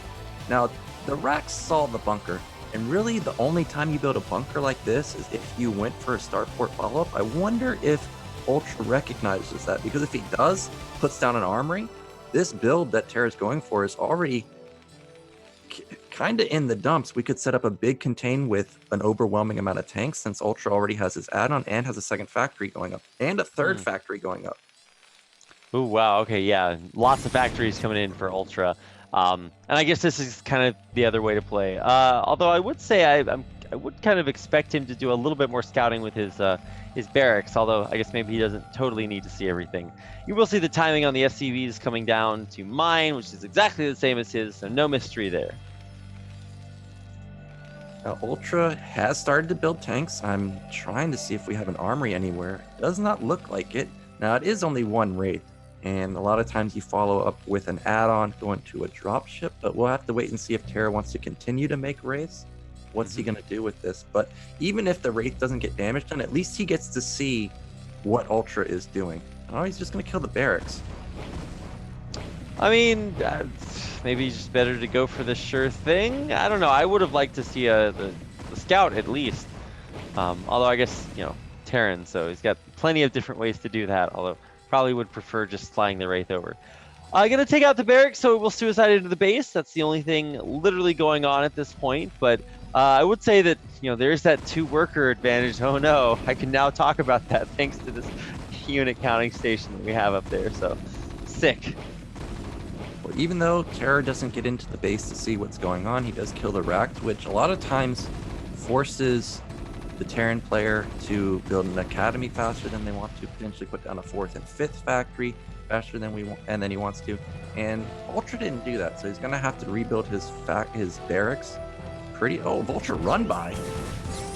Wait, what? Wow. Okay, well, they're gonna get in. I actually thought it would have been TerrOr, the one to get the Vulture run by, because he is so well known for that. But nope, instead, he's gonna get way back into the back, delay the academy actually for quite a bit here. Eventually, these Vultures will get picked off. Actually, one looks like it might escape here. But still, delaying a factory building, delaying an academy. Wow, he's getting back in again. Yeah, this is really nicely done from UltrA. Not only does it kill multiple SCVs, it killed the SCV building the academy and the factory, delays that, sees that there's no add-on on the starport. He doesn't have to worry about a drop. And behind this, he's got his Goliaths coming out. He's got tanks coming out of his add-on. And he could set up into a containment already, because what does TerrOr have? He has 2 tanks, and there's a lot of Ultras with spider mines out on the map. It would be so hard to break a contain. I'm loving UltrA's current position right now. Yeah, minefield set up, so even if he does get maybe counterattack, that's not going to work out very well. I would almost expect to see UltrA look for a way to like find a big opportunity to like drop in the back of the base, but obviously, you know, he's not prepared for that in any form of the word. Just out getting siege mode actually, so I'm still pretty impressed. TerrOr actually hiding the Wraith down in the bottom left-hand corner. Still have yet to see this really. I mean, I guess it paid for itself from taking the barracks down, but you know, it's looking for anything suspicious out on the map. Yeah, this Wraith really is just designed to get some intel on the build that the opposing Terran player is doing, and also allows you to get some drops out and draw the opponent out of position. But UltrA, he's not out of position at all. He's just got Mind Contain on both sides of the map. He's going into 5 fact himself. He's matching the factory count from TerrOr. I'm a little surprised that neither player tried to take an expansion just yet, because it looks like both players are just setting up to kind of stall the game out. We see the tank line on TerrOr's side of the map. I mean, I would say if you had to pick a player, I mean, obviously things seem pretty even right now. What do you think is working out better this game? It seems like UltrA might have a slight lead. Would you agree? Yeah, UltrA's definitely got advantage right now. He's got mines, whereas TerrOr doesn't. He's got an even tank count. I would like to see him put like 2 tanks where these mines are at the top side of the near TerrOr's natural, then take mid right, and then just spam turrets. That not only is a easy base to defend, but also prevents drops coming in from TerrOr side if you spam a few turrets. So that would be a great base to take. But neither player are doing that. They're just content going 5 fact, which is somewhat unusual because it's kind of hard to break a Terran line. Like, you don't just run into it and assume you're going to break it. It's, you know, it's not Terran versus Zerg or Terran versus Protoss. Usually the defending player has the advantage. So I'm a little surprised neither player is expanding, really. Yeah, I mean, especially given the kind of lockdown ability that just laying all these mines out there has. Obviously now TerrOr is starting to catch up just a little bit, laying his mines out along the 6 o'clock pizza wedge, I guess if you want to call it that. He's actually laying them down in the valley, and now actually trying to break into the 6 o'clock location. Just takes the vulture out that was waiting on the top of the map, and just makes sure that there's nothing going on down there. Well, we have a distinct difference between the army comps right now, and that is that we have a vessel out for TerrOr, and if UltrA's been diligent with his scouting, he should see that TerrOr has no expansion. There's also +2 coming in for TerrOr, so that's also going for him, and that's a key break point because you're going to start 2-shotting things. So UltrA should know that TerrOr's intention is to bust somewhere, so he needs to set up a big tank line with tons of mines and make sure he's not out of position, because if TerrOr finds one hole with defensive matrix on tanks, he's just going to steamroll all the way to the main. Yeah, that could actually just end the game right there. So, whew. Gotta watch out. The UltrA from TerrOr. Where are we going? I'm waiting. All right. We got our hotkeys. It's ready to go. And now moving out. Now, obviously, the tank's on the pizza wedge. We'll see this first. A couple of pot shots on the vultures as they move forward. Let's see what we got. The D-Matrix on the tank. Here we go. Leroy Jenkins. That tank's going to soak up all the hits, dies to the mines instantly, with the vultures getting on top of the tanks. They're going to start laying their mines, or actually just kill off the tanks by themselves here. Only a couple of tanks left here, but they're still getting the shots down that they need. But look at that, TerrOr flawlessly breaking through the first line of UltrA's defense. Yep, and look at the anti-air for UltrA. He doesn't have any. This one Wraith that TerrOr has could slowly just poke away at these tanks and allow TerrOr to get into a better position. And also, TerrOr has vision advantage, so he can slowly creep and try and pick off straggler tanks like he's doing right now. Perfect. Oh my goodness, this is so classic. I mean, even just like the one science vessel, but I mean, even with UltrA running a couple of vultures forward to try to get some splash damage, it's kind of a, you know, last-ditch effort. And now all of a sudden TerrOr has exploded out onto the map. It's not really about the supply lead. The positional advantage TerrOr has right now is huge. Yeah, he's got a massive lead. He's unsieging his right side. He wants to get in range of at least the mineral line. Here comes UltrA, though. He does not want these tanks to get any closer, but he doesn't have enough, I don't think. Also, he has to factor in the high ground advantage for TerrOr. Most of his attacks aren't even getting... Oh, that was a good hit there, taking out 2-3 tanks from TerrOr. Yeah, oh my god, this is so huge. Back and forth, and UltrA fighting back so well, but he doesn't have the air advantage. So this pizza wedge that TerrOr has control of is just going to be so much more difficult to take over. Now, running the Vultures forward to try to tank things up. D-Matrix on a tank, but it's actually not the one taking fire. Finally, it's starting to tank a few hits. And it does get the value trade, but will go down in the end. Oh, this is so close. TerrOr has way fewer tanks than UltrA does right now, and UltrA has a lot more production. He's already at 8 factory. Meanwhile, TerrOr's 7 fact has just come up. UltrA, he's gonna push it back, and he's got way more econ. He's got 4 base. It all comes down to this: can these tanks hold on for TerrOr, or is UltrA gonna bust through? Well, everything explodes in the no man's land, but finally, it feels like UltrA has maybe a little bit of a better arc. Either way, I mean, there's still the Wraith advantage for TerrOr, so eventually, these tanks are going to get pushed back unless, okay, the one Goliath, never mind. The Goliath fires 1 missile and its Wraith just explodes. Yeah, there's so few defense for TerrOr right now. I would love to see an SCV pull to try and just wipe this out. Meanwhile, there was a Vulture run by the top middle, which drew the units out of position. UltrA, I really think he should have tried to make a move to bust it down, because there's only 4 tanks. They're all within 1 hit of being taken down from a tank shot. But UltrA, he's going to continue to try and harass top middle, but TerrOr sees it with these mines, so very nicely done, strategically placing those mines, and it actually seems we're going to stabilize them here. But look at the supply from UltrA. TerrOr was up 20 supply a moment ago. Now he's down 15 supply. What is happening? This is so back and forth. I love it. UltrA, actually, you know, for as much as we've called him an underdog, is playing an incredible game so far. To have lost that position in the middle of the map, and now to have fought his way all the way back, taking out the remainder of TerrOr's tanks out on the map. Yeah, now UltrA, don't get too greedy and try and fight up high ground here. Oh, the mines could potentially kill all these tanks. Oh my god, oh my god, oh my god, oh my god, this is so crazy. I'm waiting for just a giant explosion, but focusing down the mines, working out very, very well. The Goliath actually pushing back the Wraith almost immediately, and now that Science Vessel pushed back as well. Oh, this is so tense and crazy, but it feels like, I don't know, neither player has a real advantage. If anybody, it's UltrA with a slight supply lead, but here comes TerrOr pushing through.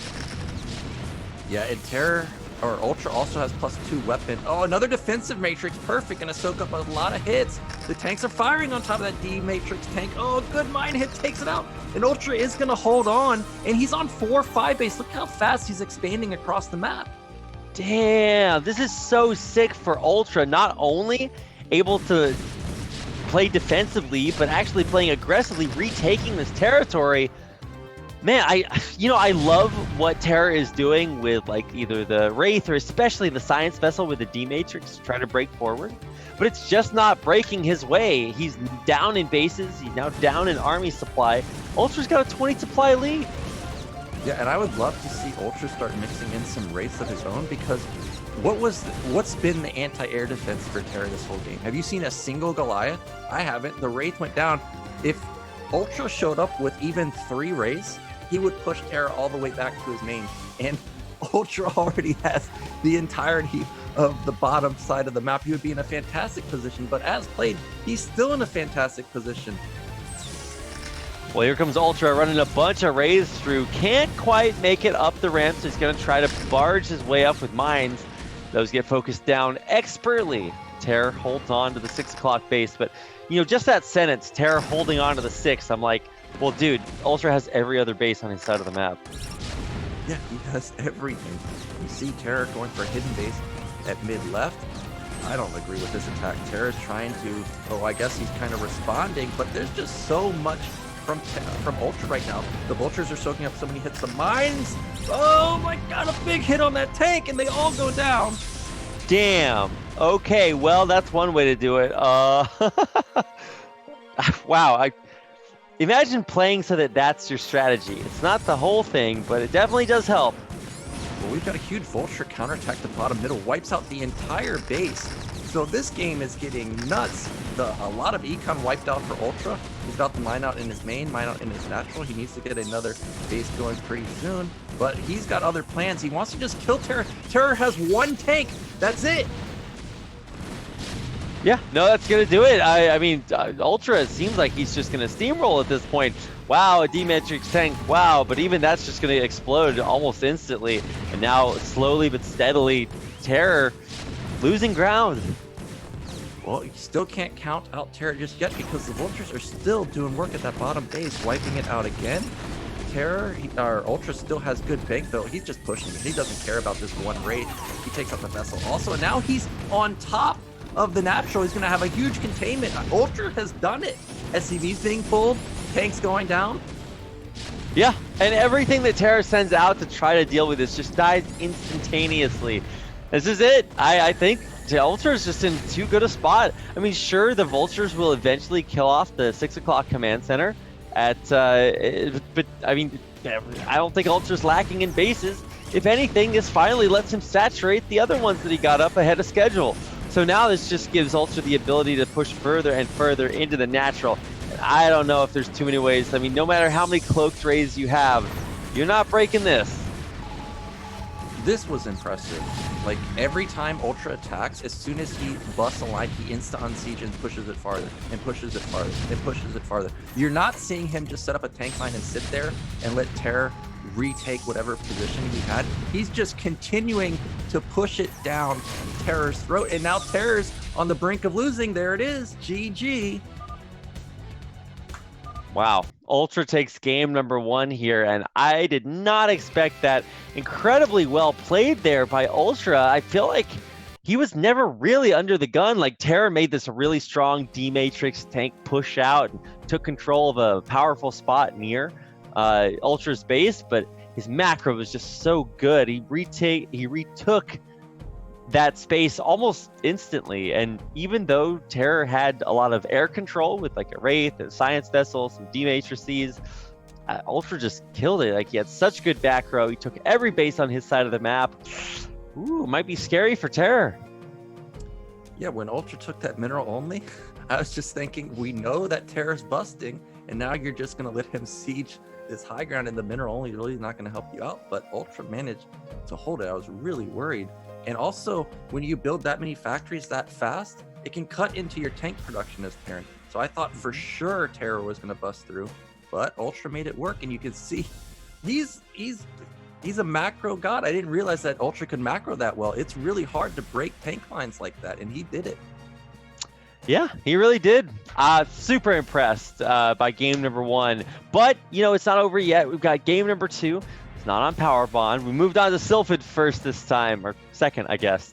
And so Ultra has a real shot here. If he wins this game, he's not out of the woods just yet. There's still Dewalt waiting for the winner of this series, but taking out TerrOr would be a huge boost in momentum. So let's get into it. Game number 2. It's on Neo Silid. TerrOr down 1 game against Ultra, who is poised to advance out. So let's get into it. Game number 2 coming up.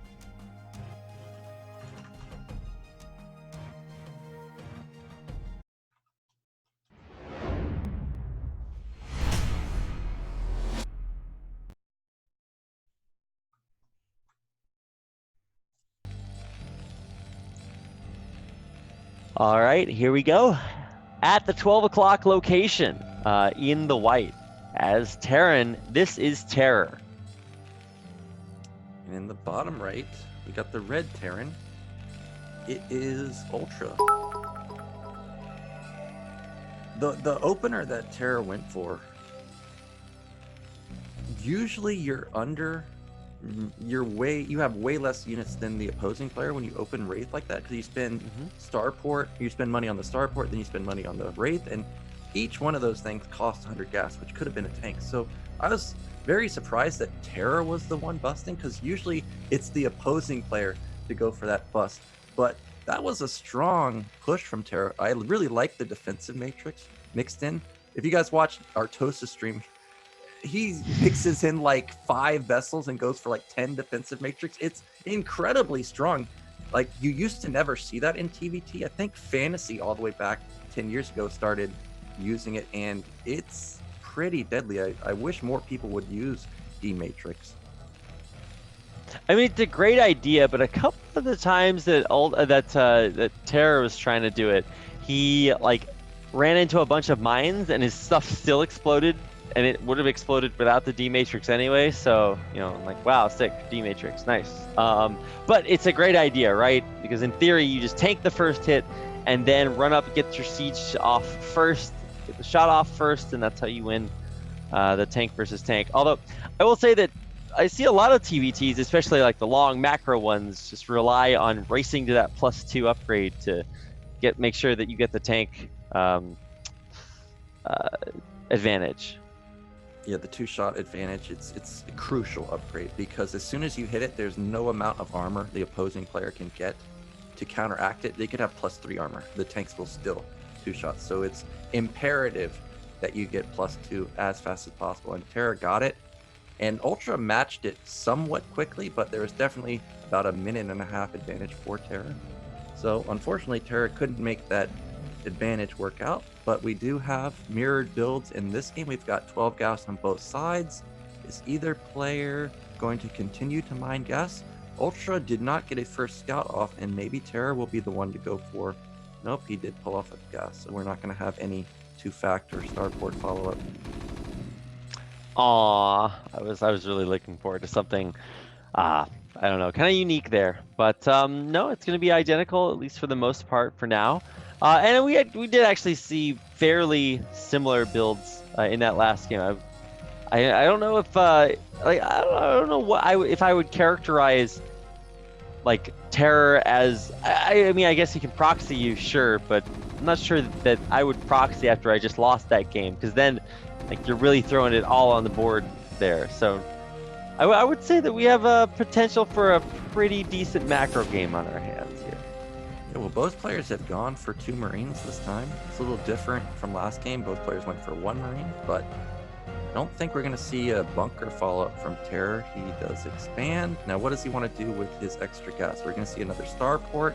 He's building a Vulture this time, so everything looks like what UltrA did last game. And this time, UltrA's the one to get the add-on. And I'm personally a huge fan of add-on first, because the tank is so powerful in the early stages versus Terran. UltrA does almost nothing. You just rally that tank across the map.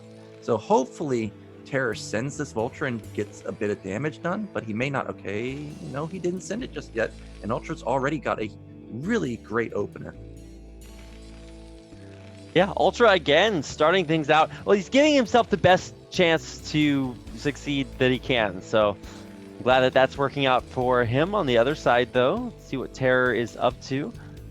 Extra factory about halfway done, whereas UltrA just now adding his on. Well, speaking of add-ons, we do have that faster tank, and now a speed upgrade instead of mines. So what's up with the difference there, Nyokin?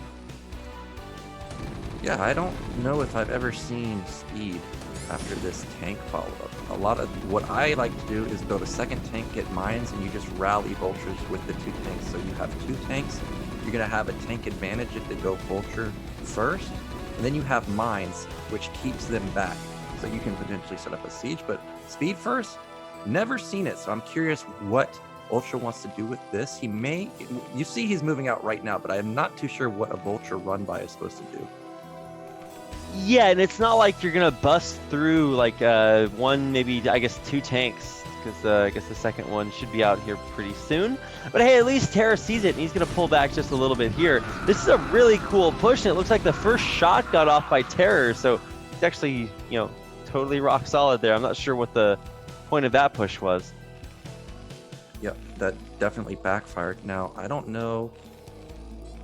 Okay, well, the barracks just saw the speed Vulture, so TerrOr knows exactly what's going on. And now, really, he just needs to just sit in his base or just lay mines all across the center of the map, kind of figure out where the Vultures are running by, and then just deal with them accordingly. I guess he has to be kind of concerned about a potential drop, but we see that there's no starport in the main for UltrA, so doesn't have to worry about that for now. And wow, TerrOr is actually the one being aggro despite knowing that there's speed out on the map. Look at what TerrOr has to defend. He would just lose his entire SCV line if he just, or if UltrA went for it.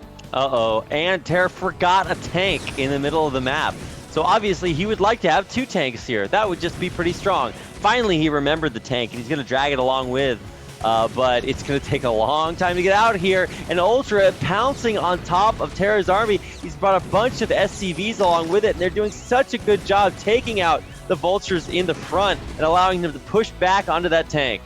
Another big misstep from TerrOr being too aggro, and he lost all of his Vultures. Meanwhile, UltrA kept a majority of his own vultures. Now they're kind of bleeding off. Okay, both players, bit of a misstep. TerrOr or Ultra cannot lose this tank because he has no tanks left. He's just now got mines, and losing all of his vultures too means he can't plant mines anywhere. Yeah, I mean, what are you gonna do? That whole concept of TBT, where you set up these big tank lines, set up these big minefields, yeah, they just can't do that one. Whoops. Well, I mean, for all that TerrOr had a great idea there with that push for getting the tank, and then not obviously being able to have the SCVs with it, Ultra really kind of killing it. Well, TerrOr still has a big vulture advantage. He's got 8 versus 5, and as long as he keeps the tank back and doesn't trigger a mine like he might just do right now, no, he does back off. But he's got good map advantage right now with the mine control. He's got more vultures, he's got more factories, he's got 5 versus 4. Does he have an academy? I guess that's the one thing that's lacking, is he's the one that doesn't have an academy, whereas Ultra does have an academy, so he can clear the mines. Yeah, I mean, at least that's going to help. Obviously, you don't want to use infinite scans to just kill, 1 or 2 mines here and there, but it is going to help at least clear up these big clumps that are right next to his base. So, what does he have? Let's see, 6 vultures versus, wow, actually a whole lot more. TerrOr is being pretty proactive. I like to see that. He did get the minefield over on his opponent's side of the map, so that's going to make it easier for him to push back there with his army if he wants to. But yeah, definitely got to be careful about overextending. Well, TerrOr has now put 3 add-ons to his factories, so his very low tank count is going to shoot up pretty quickly. Meanwhile, I'm watching closely on the factories of Ultra. Okay, now he started to rebuild tanks. I was getting worried that he was producing vultures and Goliaths out of the add-ons. If you do that 1 or 2 cycles, all of a sudden you can be down 4 or 5 tanks, and that could be the difference maker. But he is going to kill this barracks, but we see that TerrOr's already placed all of his factories down, so not a big loss for him. And again, we have another big slugfest going on, 5-fact versus 5-fact. Yeah, I actually really love watching the players' macro really kick in at this point, because now it's less about oh, I'm a strategic mastermind, but more about I will crush you with more tanks than you have. And then it's all up to, tank shots and how well that works out. And right now, I mean, you can see the supply is maybe a little bit in TerrOr's favor. It doesn't really tell the whole story, because when it comes to the vulture count, actually pretty even. TerrOr maybe with a couple of extra. The tank count, though, actually not really coming into effect too much. Neither player is pushing that far towards their opponent's base. Well, we do have a difference with the expansions. Both players are expanding basically at the same time, but again, Ultra taking the mineral only, whereas TerrOr's taking the middle base. It has less minerals, but at least it has gas, so he'll be able to consistently build tanks while adding on factories. Meanwhile, Ultra will have to balance his tanks and production. Okay, try and counterattack with these vultures. He's gonna lose all of his vultures here. I don't know about this. Yeah, vulture count, obviously, I mean, they're a little bit expendable because you want to be able to build more with more mines, but neither player's ready to max out just yet. It's okay. You can afford to keep these guys alive for a little bit longer. I mean, I do love that they're trading out units, because at least that shows how even everything can be, but oh, gotta watch out for these mines in the middle of the map. Oh man, those tanks are so close. Oh. Yeah, I'm just waiting for him to trigger this mine right here. Ultra adding on his 6th and 7th factory, so he's really macroing hard. He's getting his starport to start getting +2. Meanwhile, that's also what TerrOr has done. He's got an add-on going onto his starport, so he's going to be trying to drop this time, I think, unless he wants to go for another vessel, which he could do now that he has access to 3 gas. Ultra run by to the bottom. How many SCVs can it get? Waiting to see. It looks like they will get in. 2 vultures down at the 6 o'clock base. Nothing there to defend. 2 more come in, and finally, I guess Ultra reacting actually pretty quickly. Doesn't actually lose that much. I thought that was actually going to be a lot worse, but speed vultures are pretty fast. Yeah, but it did at least kill the SCV that wanted to go to the left side, and we have a Vulture just waiting there. And since Ultra's being active on the map, he may not realize that this SCV is going to get picked off. Meanwhile, a bunch of Vultures getting into the third base, but instant reaction from TerrOr. But this is a lot of Vultures. He should kill these SCVs, I think.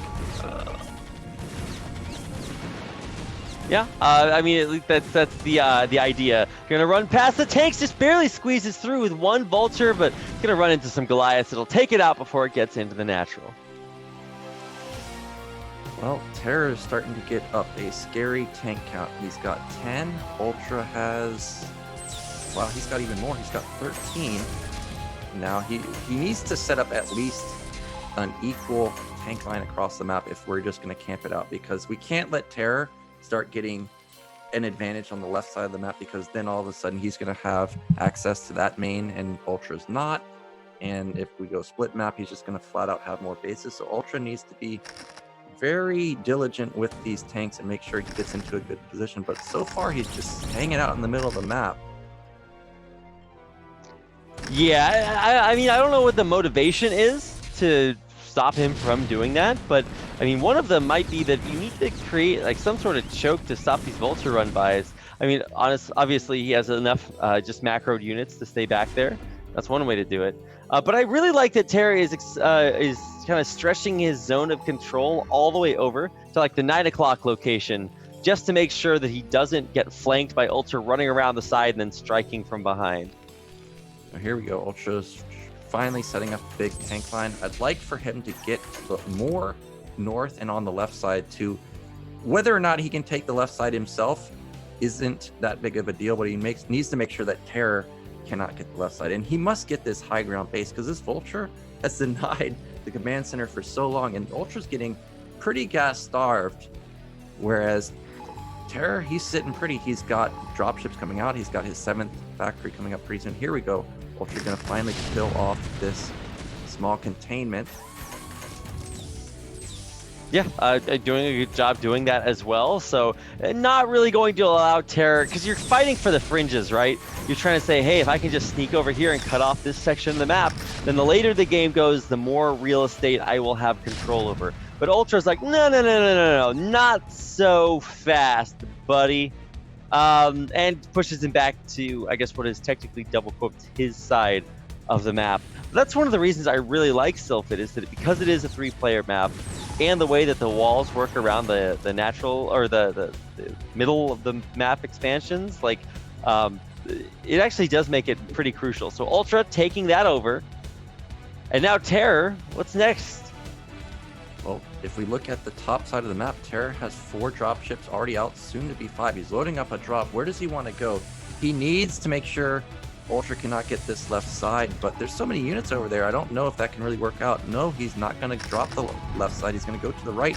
And what do we have at the right? Turrets are just barely going to be in time to stop a drop, but maybe TerrOr just tries and drops on top of this mid base, try and bust down there, and then have a positional advantage overlooking the natural. I mean, I guess that would be a pretty significant positional advantage. I'm actually just waiting for, I guess, TerrOr going for the Cloaked Wraiths coming up next. That could be really interesting. Here comes that drop into the main. 2 turrets, 2 Goliaths. But all the drops get through, and this is in a very dangerous position. All the tanks unload. All the depots are here. Well, let's see, the counter dropships coming in from UltrA. He's going to be able to drop right on top of these siege tanks. So in the end, even though quite a bit of damage was done, and maybe he's going to have to rebuild a few depots, I thought that was going to be enough from UltrA, but turns out no. The tanks, the drops, stays alive for TerrOr, continuing to do damage in the back of UltrA's base. Yeah, and this depot placement is awful for UltrA, because all of his SCVs just get bottled up running in a straight line. There's 6 tanks here. With +1, they're just going to devastate anything that comes through. And UltrA, he's having to send his entire army back just to defend this one drop. Meanwhile, TerrOr, I'm pretty sure he reloaded a drop somewhere. Maybe not. I see he's unsieging a whole bunch of units in the middle of the map. Where does he want to go? Well, anytime you see that big unsiege, it's like, well, it's time. For TerrOr, though, is it though? I guess he's macroed up a gigantic army. But he has to watch out, because there is a bunch of tanks to the left, like on the western side of the map. So he's gonna have to pull very carefully outside of their sphere of influence. Now rushing forward. Man, Ultra's got such a good spread of maps just everywhere on the map, or of tanks on the map, that it's really hard for TerrOr to push forward without taking some collateral damage. But he's actually doing a fantastic job of it, gonna take out every tank in his way.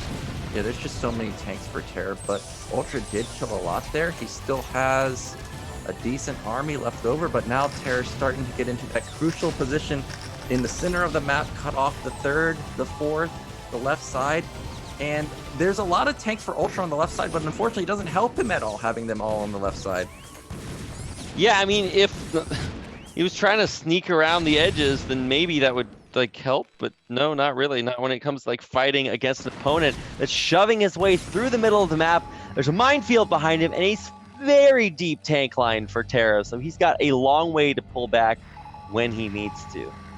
And remember, TerrOr kept most of his dropships alive. I see 5 in the center near his rally point, and if he loads those up and goes back and drops the same position, all of Ultra's units are way out of position. Basically, he has almost pure Ultra at this point, only 2 tanks really at his rally point. It would be extremely hard to defend a drop. Meanwhile, TerrOr's taken top left as a 4th gas, he's taken mid right as a 5th gas, but Ultra's got all of the left side. Just there's no defense there. A drop would devastate almost any position that TerrOr wants to drop. Yeah, I feel like sometimes players get kind of stuck and they're just like, well, I have to harass this base. I'm like, no, maybe there's another option out there. But I will say that this looks a little bit different than last game, whereas Ultra took every base last game. He's taking every base this game too. But TerrOr this time is getting way out there, and he's on 5 base instead of just like the 3 that he was on before. Here comes that drop. It's got their eyes set on the same position. There's a Wraith. He scanned there. He sees the turret. He doesn't care. He just has to avoid the mines. Oh, he does actually turn around. And Ultra, he knows about top left. Maybe he'll drop there, or maybe he just wants to reinforce the left side with a little bit of defense with these dropships that he has. Is he going to try and drop? No, he's not going to try and drop top left. I think he needs to unload right there. Yeah, that's exactly what he does. Yeah. And now he's got defense on the left side. It's going to be hard for TerrOr to break the left side now. Yeah, at this point, the tank line is just like so deep. I mean, even having just a base over here just means that Ultra is going to be so committed to keeping this side of the map up and healthy and hardy. And now the Vulture's running through, going to try to take out one of these tanks that's just kind of left almost as a straggler. I don't know if you need 7 mines to take care of 1 tank, but a lot of them survive. The only problem is they're right next to a turret. So the remnants of TerrOr's control over the left-hand side of the map exist. Things like the turret ring, the science facility, the minefield, like they're all still out there, but there's no units. So TerrOr really doesn't command a lot of real estate, even though he's maxed out. Well, TerrOr found an opening on the left side. 1 turret, not enough. And he manages to drop mid-left. That command center instantly dies. And there's no turrets at this 4th base either. He could drop, but Ultra's got other plans. He's trying to push through the middle, but he's down 50 supply. Well, I mean, this is just TerrOr's macro kicking in, and you're starting to see it with this bulldozer right through the middle of the map.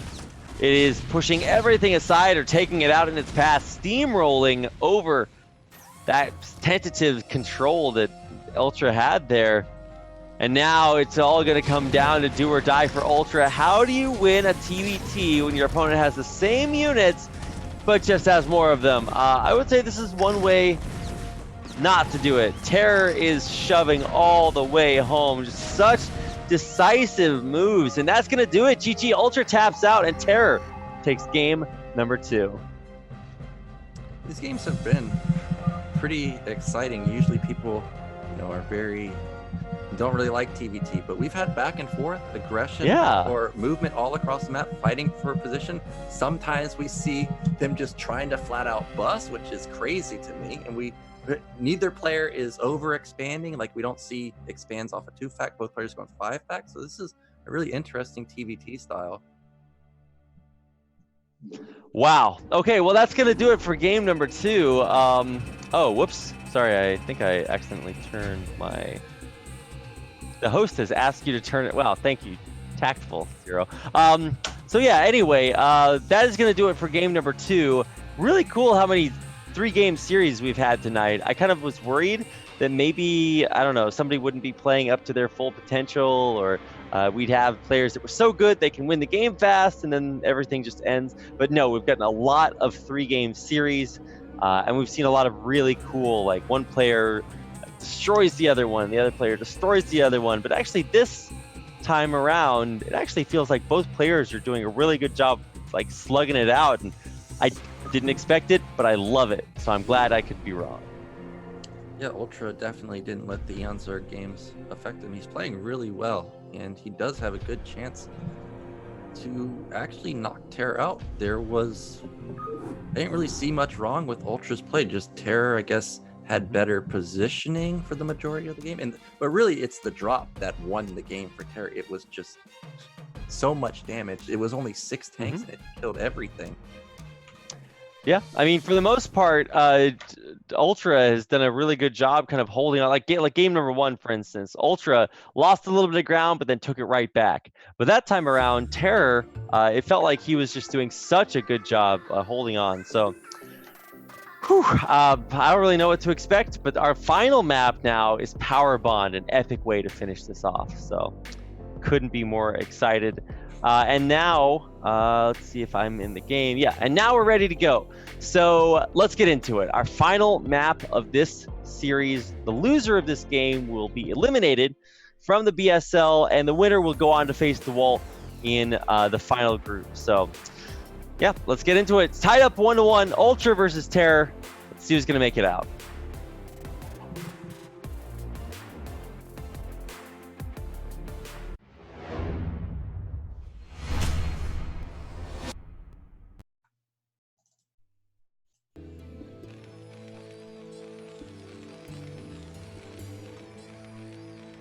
All right, here we go. In the west, our blue, oh man, they're both blue. Okay, never mind.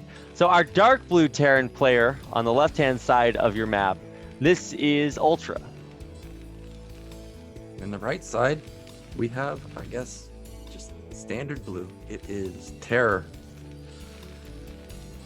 Oh, I don't know what to expect. I really hope we see that same opener from UltrA, except this time instead of getting speed, get mines, because he would have had the tank advantage, as I stated, and that's a really strong move. That's my go-to TVT build, so that's kind of why I want to see it. I want to see someone else execute it versus someone like TerrOr, who is top foreign status. Yeah, I mean, that's the thing, is like any build that you do go for, it's got to like pass the test. It's not like, oh, I don't think he'll like be solid enough here, so I'm going to exploit it. It's like, well, I mean, what do you exploit about TerrOr? He's just kind of the whole package, right? Yeah, he's great. And I am a little surprised nobody's been aggro in this series. Like, we don't have any forward Raxes, which you see in TVT often. Now, maybe it's kind of normal to not be aggro on Power Bond, so I actually don't know where you could actually build a forward Rax on this map, but I was a little surprised no proxy on Gladiator or Silid, because those are common maps to see 8 Rax. But again, we do have a little deviation this time. UltrA's the one with an 11 gas, but TerrOr keeping it standard with the 12 gas.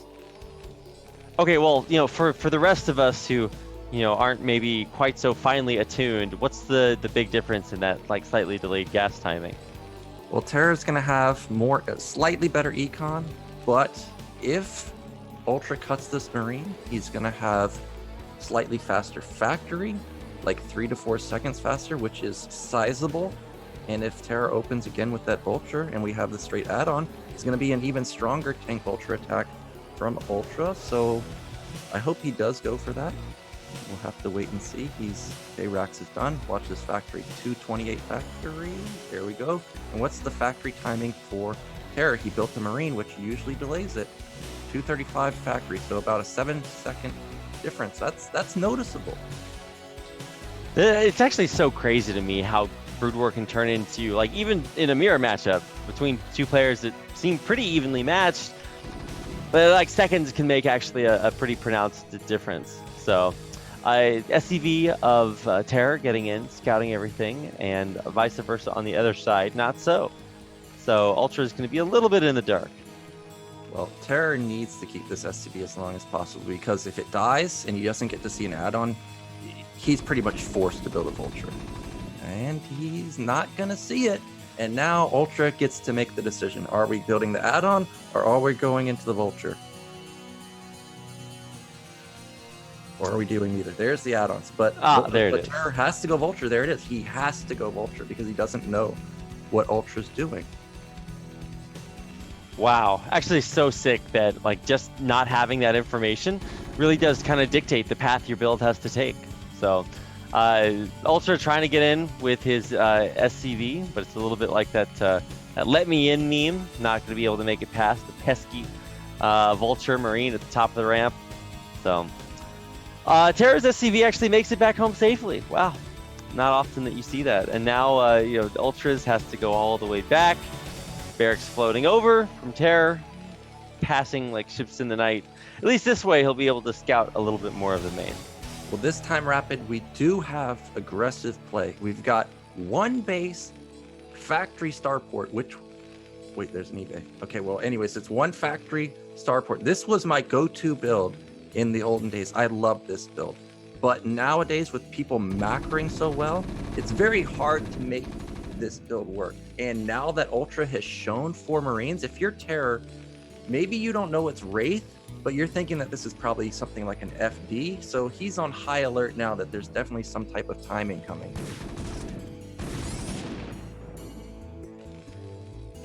Waiting, watching. I've been just like counting the differences between their builds so far. Obviously, the control tower is going to be the I guess most pronounced one.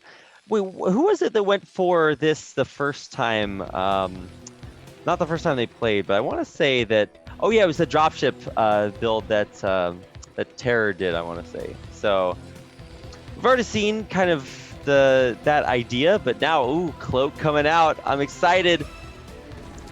The barracks sees the 4 Marines, still doesn't see the tank and Vulture. He still doesn't know if there's an expansion, but it is, like I said, very unusual to build 4 Marines. But this barracks is going to get put down pretty quickly unless he can get onto the high ground, which is desperately trying to do. He does not want to be forced to build a racks this fast or an academy this fast or spam out more factories this fast. It's all going to hurt his econ. Here comes UltrA now. 2 tanks. Vulture, I didn't see the upgrade he got, but he definitely has cloak, and I don't see an academy anywhere. Yeah, I'm waiting. How many things can reveal invisible units here? Not many. In fact, an absolute 0. Well, this is certainly... Yeah, he has no anti-air. He has no detection. I mean, he's got to know that this is a potential, right? Yeah, there's the academy coming down just now, but that is a little delayed. Well, how does UltrA bust through this minefield? He's got 5 set up. Actually, oh, look how close that mine is. Okay. It doesn't kill anything, but UltrA surprisingly is going to back off. I would like for him, I guess he saw the Vultures run, and now he needs to defend his base. But a lot of times, even if you can't, Vultures actually run through, kill the command center building, SCV gets into the main. No more mines set up, so that's lucky for UltrA, because if there were mines, yeah, that would be devastating. I mean, there's a couple of raids that'll pop out, and maybe this will clear this up. But at the same time, on the other side, Barracks is going to go down for UltrA, so he's going to have to remake that if he wants more factories. Yeah, well, now I think UltrA's timing is down the drain because he didn't kill any tanks, he didn't set up a contain at the natural, he was forced to turn around. And look at the command center, it's not even finished yet. Look at the SCV count. We're doubled in SCVs. TerrOr killing it in econ. And that's what happens when you go for a 1 base. You kind of have to deal a lot of damage or set up a container or something. And now that he was forced to turn around, what do you do from here? Man, going 1 base and then being forced to turn around, like, ugh, it's just everything not going his way. I mean, I get it. You want to try something really interesting. And for a moment there, it actually looked like UltrA was going to really do it. But there's the scan. The Goliaths are out. Will he be able to take out this Wraith? Almost get one of them. And even with 2 more, the scan, the Charon boosters. Actually, boosters aren't done yet. But even just the Goliath's going to be enough to push this Wraith back. Yeah, the Wraiths trying to get as much damage done as they possibly can. But perfect timing from TerrOr. He already had his E-bait done. He's getting some turrets up. And now, really, these Wraiths aren't going to be able to do anything. Maybe they can just... No, don't run into that turret. Ooh, careful. The one lone Wraith survivor. I'm waiting. What is its fate? I think it's going to decloak in the corner and just chill. But no, actually, he's running it back in, or rather running it back out again. But now what is... This is like that Rick and Morty episode with the butter passing robot. It's like, well, Wraith, what is your purpose? It's like, well, you kind of fly around and stuff. He's like, well, yeah, but like, what else do I do? And it's like, well, you don't really do a whole lot else right now. Yeah, UltrA's in trouble. He needs to, well, I thought he was going to need to build Wraith because I see a Wraith coming out for TerrOr, but he's following up with drops of his own. He's got his 4 factories coming up. TerrOr can do whatever he wants at this point, as long as he doesn't get contained anywhere, which he's not because UltrA's too nervous to move across the map. And now TerrOr can set up a contain of his own outside of the natural of UltrA, and then with a contain there, he can just slowly elevate her into the main of UltrA and then split the defense. And we know how TerrOr likes to play. He likes to build up that factory count. As soon as he sees units out of position, probably just going to bust through the middle. I'm waiting to see. Let's see how many. Do we know the factory counts? 1, 2, 3, 4 for TerrOr, and on the other side, we're only on 2. So literally doubling his opponent's production. Yeah, 92 to 66, not ideal. Wraith is going to find this other Wraith. Goodbye, Wraith. Let's see, where's that dropship? Did I not see dropships being made? It's at the top. Ah, right. Yeah, there it is. So they're hiding way back there. Yeah, once he gets up to 3 or 4, it's probably all he needs. 2 is kind of questionable because you're probably going to trade at least 2 tanks and some vultures, and honestly, SCVs can kill all that. So that would be kind of a big loss for TerrOr. But once you start approaching 3-4 drops, now we're starting to get to critical mass. And again, look where all the depots are. If we set up a tank line there, the Sim City is really going to backfire versus UltrA. It's going to be just a repeat of the Sylphid drop, and TerrOr already has a massive lead this game, so it's just going to be doomsday as soon as that hits. I'm just waiting for what is it, 3 drop shifts at the 12 o'clock, or right above TerrOr's base. Like, eventually these bad boys are going to come into play, and there's no turret rings. Oh, I'm just going to get deja vu when I see these tanks dropped right on top of the supply depots in the back of UltrA's base. Yeah, and this is exactly the plan for TerrOr. He's going to drop back. UltrA's going to unsiege at the front. And look how many factories TerrOr has. He's got 8 facts. He's just still going to throw so many vultures and tanks through the middle as soon as he sees the unsiege that UltrA's not even going to know what hit him. He's just going to be all of a sudden just completely out of this game. Natural's just going to be completely white. There's so much production for TerrOr right now. Yeah, I think TerrOr's killing it. He's kicking into high gear right now. 8. Oh my gosh, just disgusting numbers of factories. And actually, one of the reasons that UltrA was delayed in making his extra factories is because he lost his barracks, and he sent SCVs over to make factories, and he couldn't do it because he needed to make barracks first. So gonna be a little bit farther behind there, but finally TerrOr moving into position in the middle of the map, going to try to either bust here, or he's got 5 drop ships in his main, ready and waiting for that doom drop. Yeah, he may have forgot about them because he's moving across the map like he wants to bust. We don't see any movement like trying to load up into the dropship. Honestly, I think he did forget, but it really doesn't matter. Look at his position on the map. He's denying mid left. He's even going to deny this middle only because the tanks can shoot the low ground. What do you do as UltrA? I think UltrA should just insta counterattack. If we look at what TerrOr has, it's like pure vulture at this point. Well, if I think UltrA knows if he doesn't try to counterattack right now, his position only gets worse. Especially once TerrOr remembers that he has 5 dropships just chilling. But TerrOr, I like what he's doing. He's not overextending. He's not leaving himself in a vulnerable position. He leaves like 2 tanks down near the 8 o'clock base, and then just instantly pulls back to the other side of the map. Well, I hear drops being loaded up for Ultra. Actually, he's the one that's going to drop. And look how far TerrOr is out on the map.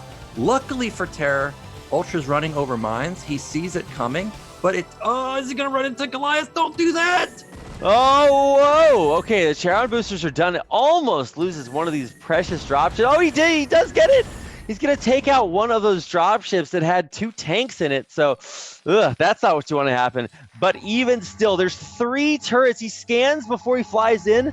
There's 5 turrets on the southern side of the base. Where do you go? You can't get in there.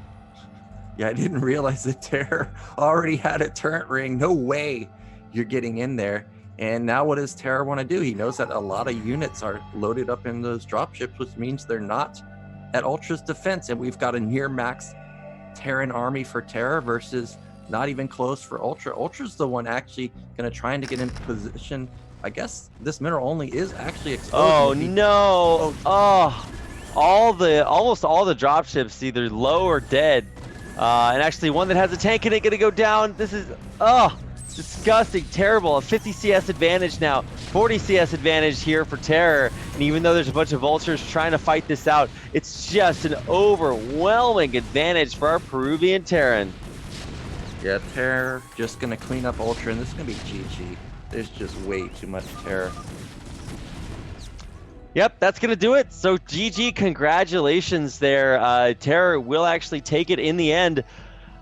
I was actually kind of believing we were going to see a pretty even match, and it might have actually just been over early on with that Cloaked Wraith build that Ultra was doing. But ultimately, I think Ultra kind of hurt himself with that build instead by not getting enough damage done and then only being on 1 base. So, oh well. Yep, how it goes sometimes, but the movement from TerrOr was genius because he was in bad shape. It was 3 tanks versus 1 tank and like 4 vultures, and we had no anti-air. How do you win that? But the movement you don't. Forced Ultra back in. When you 1 base like that, you can't turn around, and I mean, you saw it. Just TerrOr ran away with the game after that. Yeah, I mean, really cool to see TerrOr still killing it. I think we all expected TerrOr to go really far, either first or second out in the group, and now we have what we were waiting for in Ioken. Yes. A juicy rematch. It's coming up. I'm so excited. This is going to be possibly the best way to finish off this group. We already had eOnzErG booster rocket his way out of this group. Almost flawless performance. Really, really strong performance from him. And now we've got a few hiccups for TerrOr and Dewalt. Finally, they get a chance to go back head to head. So we've got all that to look forward to. But first, a brief commercial break. So don't go anywhere. Make sure to follow the channel. Click all the links in chat so you can know how to support the BSL. And we'll be right back with our last game of the night as TerrOr looks to get revenge on Dewalt.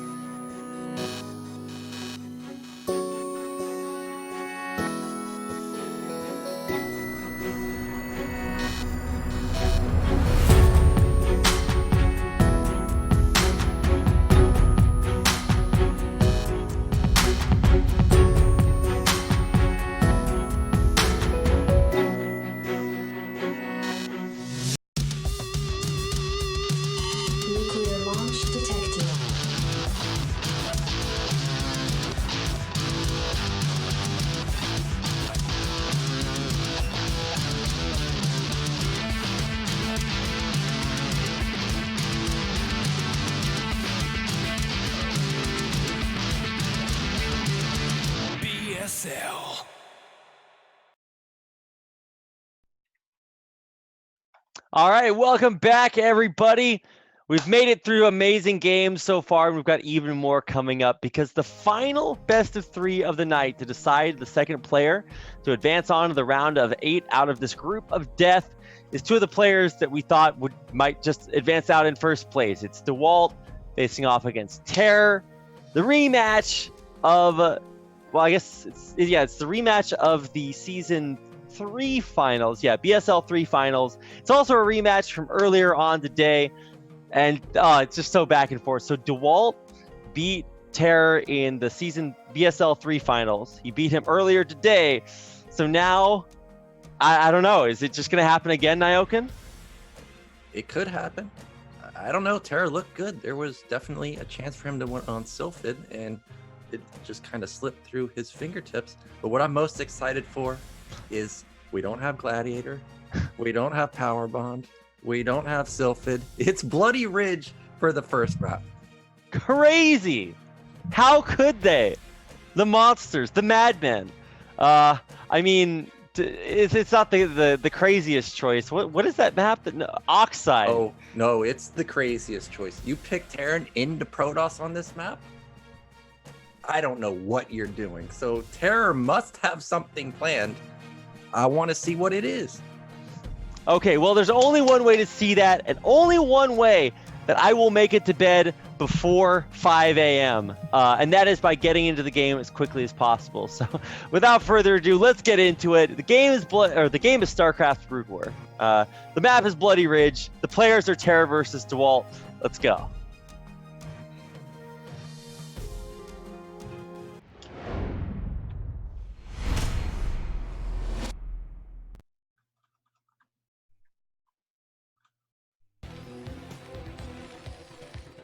All right, here we go. In the upper right-hand corner, in the brightest magenta I have ever seen, this is TerrOr. And in the bottom left, we've got the Russian Protoss, arguably the best foreign Protoss. It is Dewalt. And so this map, I'm looking at chat. I guess a few people think that this map is pretty good for TerrOr. Now, maybe people like Flash and Last and them have figured out good openers on here, but the games I've seen, it's just been either you're godlike like Flash, or they get carriers and you're in big time trouble. So I don't know. For TerrOr to let this get through, he's gotta have something planned. You know, I've actually been really impressed that TerrOr has not tried really any aggressive strategies. Because he's absolutely that guy that like a lot of like Terran players, you'll associate them with like either they're like an honorable macro Terran or they cheese all the time, but there's very few people that kind of fall averagely right in the middle. I know that like it's, even if you're in one category, the sickest mind game is to play like, you know, the exact opposite. But for TerrOr, he is just always just going straight down the middle. So let's see what the play is going to look like this time around. Well, we can see that TerrOr is a bit nervous of potential proxy. Dewalt has played standard in all the games so far. I'm reminded of the last BSL season where he played consistently standard, and then all of a sudden out of nowhere he started proxy gating. So I like this scout to the side of his base. There's also potential proxy at the natural, which TerrOr didn't scout, which could have haunted him, but we see that Dewalt is not going for proxy. He did go for a pretty standard scout too. It's not abnormally fast. This is at about a timing where you're not really thinking there's a proxy, so TerrOr should be okay with not really having to worry about proxy at his third base or something. I don't expect him to go scout anywhere else. He's just gonna go straight to the main. Now, will he continue to mine gas like he's done all throughout the Terran vs Protoss games today, or is he just gonna go into standard fast expand? I don't know. I would say that I guess we've seen fast expands from both players. Dewalt got away with a 12 Nexus, and then TerrOr also. Actually, no. I guess TerrOr has not really been on the fast expand train here. But let's see how long he can keep this. Dewalt can keep this probe alive. Should be pretty okay with that. Just run it through the middle line over and over again. And on the other side, same exact thing. TerrOr getting the full scout off until this Dragoon pops out. TerrOr sees range, nothing unusual. Now, recently on the ladder, I've been running into DTs quite often, whether it's on one base or delayed DT. And TerrOr may or may not have had the same experience, but you got to keep that in the back of your mind. If you have had that, this could be a fake, it could be weapon for air, but we see that it is actual range Dewalt, not doing anything crazy. And TerrOr did pull off with gas this time. It is just going to be the standard 2 Marine expand into an expansion. Okay, so yeah, not going for the, giga-fast expansion, but getting a couple of Marines out to just make sure that scouting is not going to be something that he has to worry about. And Dewalt might try to get back in, but probably not going to have that happen. And now we get into kind of the classic Dragoons run all the way across the map and start trying to put pressure on, and then eventually a tank comes out, then they can't do it anymore, and then back and forth, back and forth. A tale as old as time, as they say. Here comes Dewalt, run by with Whoa! the goons. Just confirm that there's a command center. It's mandatory you confirm there's a command center. If you don't and you just blindly double expand, which is what some Protoss players do, they think they built one goon and they're safe versus everything. You can get punished really hard by something like a drop, a 2-pack. So good scout there from Dewalt. And really, I'm curious what this probe at bottom right is up to. Are we going to have proxy somewhere? Or are we just... I think he's just scouting around for proxy factories, which TerrOr might do. And there actually is an SCV hidden at top left. Yeah, what is up with that? I'm still trying to figure out what... I think it's just stored there for like a late scout. But actually, Dewalt already has a Dragoon right there waiting for the interception. Dragoon, wait, no way the Dragoon scouts for this. What? How does he know it's there? What? That's crazy. He just knows, man. He's Dewalt. He knows everything. And okay, tank comes out, pushes that Dragoon back. Now, from Terran's point of view, you're always a little worried that the Dragoon didn't try to harass the bunker, because why would you not harass the bunker? It's free damage, forces SCVs off the line. So I wonder how TerrOr is going to respond. And I see that he doesn't have a fast eBay. He's just now starting his academy, so he read it perfectly. So nice so far from TerrOr. And what does he want to do with this 2-fact? Because it's extremely fast. We got mines already. He's already got 3 tanks. But we don't see any extra Marines, so I don't think he's actually going to push out with this. Yeah, I mean, at least it doesn't look like anything like, I don't know, FD or anything super worrying. The probe does get picked off, though, so he won't see the exact numbers. 3 tanks is definitely scary. But let's see what the first indication is. There's that sort of proxy pylon. It's not proxy, but it's just like there to scout anything coming out. But obviously, it's not going to see these tanks as they push across the map here. This is still pretty worrying, and speed is about halfway done behind this. So we got 2 more vultures following up. Of course, they do have those mines, but let's see how well this fares, because you definitely don't want to put yourself in a position where you like get your tank sniped by an overwhelming number of Dragoons you didn't expect. This position, just like Silphid we saw SPX go for, you can range the Nexus from here, and TerrOr is getting into a very dominant position. If you can get some mines out, there's no observer out, but there was a shuttle out, and Reaver's going to be coming pretty soon, but that's only halfway along. So if we set up a bunker, maybe. Nope, SCV gets picked off. Do we have siege? Do we? I guess not.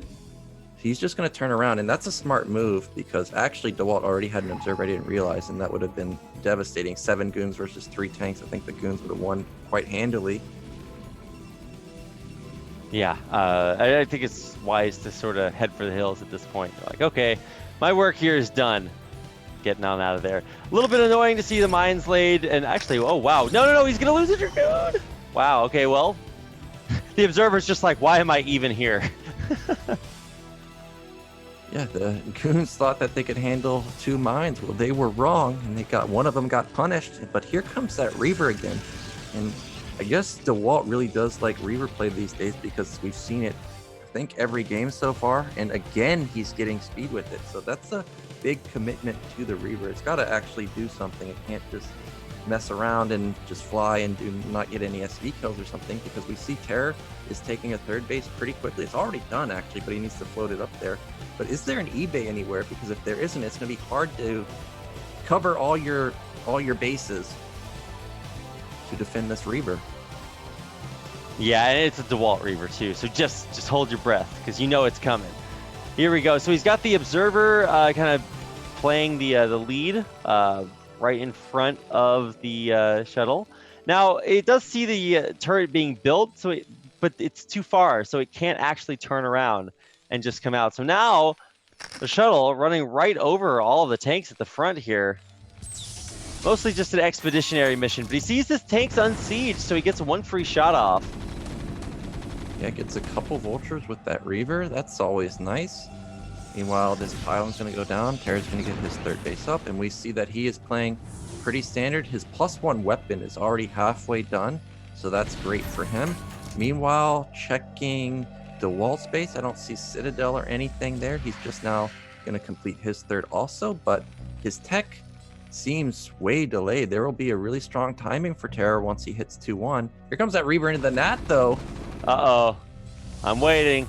Oh, dropped in the middle of the line. Not that big a shot. Oh, second one's actually much better. So that's going to be about 5-6 SCVs taken down. Another one. Oh, hits the rally as they try to Maynard away. Chasing, and boom goes the dynamite. Nice. So that's a good 10 SCVs taken out, and now he's in the natural. Okay, dud. Never mind. Gets the second shot off on the return. Only hits the tank, but the Reaver goes down. Reaver went down, but he killed a lot of SCVs there. I love the unload of the Zealot into that choke to bottle everything up. And here comes the Dragoons trying to clear out some more mines, but there's so many tanks. TerrOr really on top of his macro. Let's see if he has his build order slip just a little. Nope, he does have his science facility instantly go up. So even though he took a lot of SCV losses, he still managed to keep it under control. He's got good saturation at his third. Natural is decently saturated, and main is very well saturated too. Look at the SCV count to probes. It's pretty close and nicely done from TerrOr.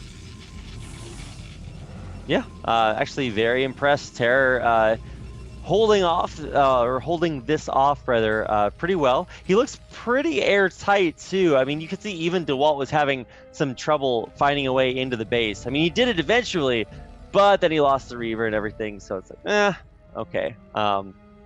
But he's still looking for an avenue to get in. He's got another Reaver, 2 Zealots loaded up, coming in from the south.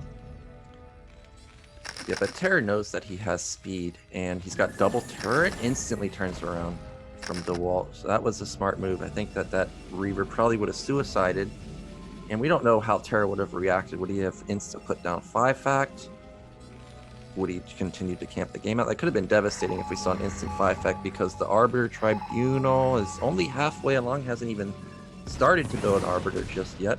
Supplies are still really close, 115 to 100, +2 started for TerrOr. Everything is looking pretty good for him. Yeah, I don't think TerrOr's game plan has really been kind of cut off guard. The only real difference is that maybe he's a little bit lower on SCVs than he would have imagined, but it is still going back to this double shuttle play we were talking about earlier. Reaver in one and then a bunch of Zealots in the other. So let's see what we got. Yeah, so 5 Zealots, 1 Reaver, 2 shuttles, and a Dream. But the big thing is that Dewalt is going to be probably double expoing here. He's up, actually, no, just one, taking the upper left. And right as that Nexus goes down, we might see these shuttles head across the map. Is there anywhere that TerrOr is vulnerable? He just looks so solid. Yeah, I don't think there really is any point that Dewalt can strike. This is great defense so far.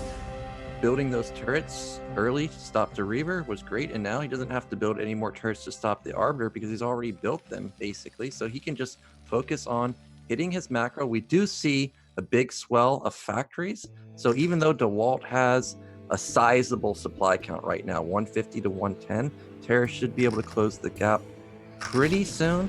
My biggest issue with this map is after 3 base, what do you do as Terran? It's so hard to secure a 4th base that I hope TerrOr doesn't eventually just starve to death because he's unable to get one. Yeah, I mean, you would say, oh, wait, there's a 4th base right there. Why don't you just take it? Well, the distance by ground to get to that 4th base that's near your main is insane. You have to walk so far around to get that. So, Yeah, it's not easier said than done for sure. But now let's see the adventure of these little vultures up at the 12 o'clock location. They're going to find this expo, but surprise, Reaver. So not going to be able to get much done there. Yeah, Reaver going to shut down this harassment, and Dewalt already transferring pros, so that's going to get saturated. But TerrOr slowly climbing up in supply. Okay, Arbiter just came out, and it's already headed to the north, but it doesn't have nearly enough energy for recall just yet.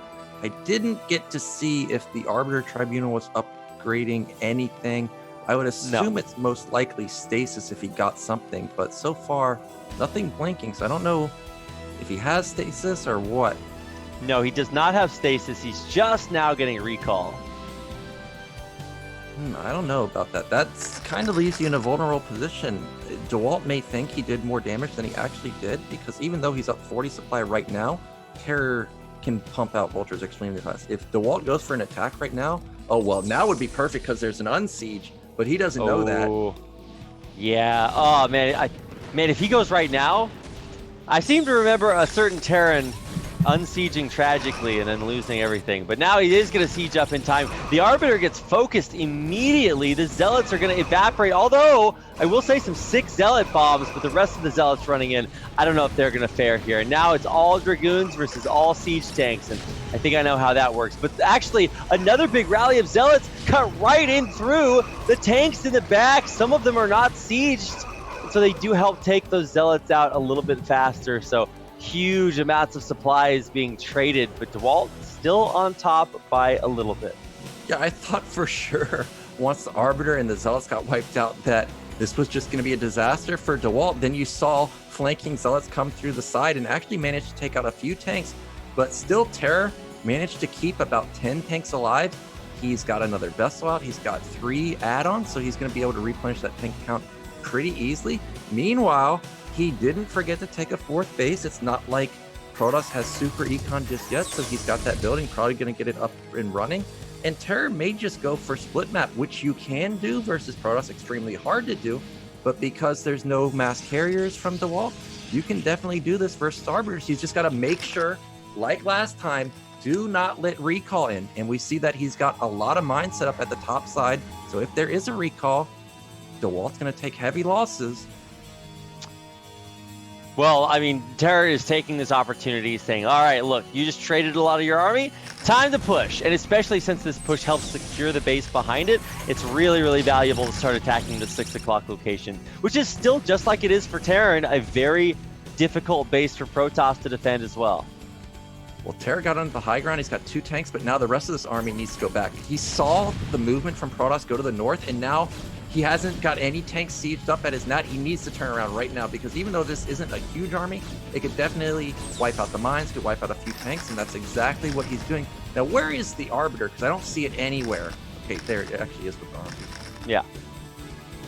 Okay, so the Arbiter is going to be right there with the army, but there's only one Arbiter, if I'm correct, right? Yeah, there's only one Arbiter. Yeah, but I'm still waiting to see. He's got the big recall group clumped up by, like, right outside his natural. So that is what we're looking for. We're looking to find some way to get these units into the main. And there's absolutely nothing. He is so airtight.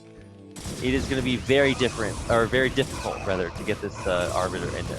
But hey, it's still cloaking these units, and it still has the potential to maybe move south. Yeah, and there it goes, trying to wrap around. Ooh, TerrOr just barely moving out of position. He doesn't. Oh, he snipes the shuttle, which had Zealots in it. Here comes Dewalt. I don't know about this. He should turn around right now, because TerrOr's army extremely strong. +3 weapon just kicked in. He wiped out bottom middle. He's got bottom right set up. He sees the Nexus going up at top middle, but that's not really a great base for Protoss, because something that a lot of Terrans do is they put 1 tank up at the top of their base and just siege the mineral line. Now here comes Dewalt. All of the units are clumped up. A stasis could be devastating. Oh, where is it? Where's it going to be? Where's it going to be? He doesn't have it. I don't think so. I just don't think he has it. And so now, oh, this could be absolutely disastrous. There's no shuttle to drop Zealot bombs on this insanely deep tank line. That's the volley. Holy. Yeah, dude, there was like 10 Dragoons that all just exploded right at once. That was like the Dragoon Alderaan.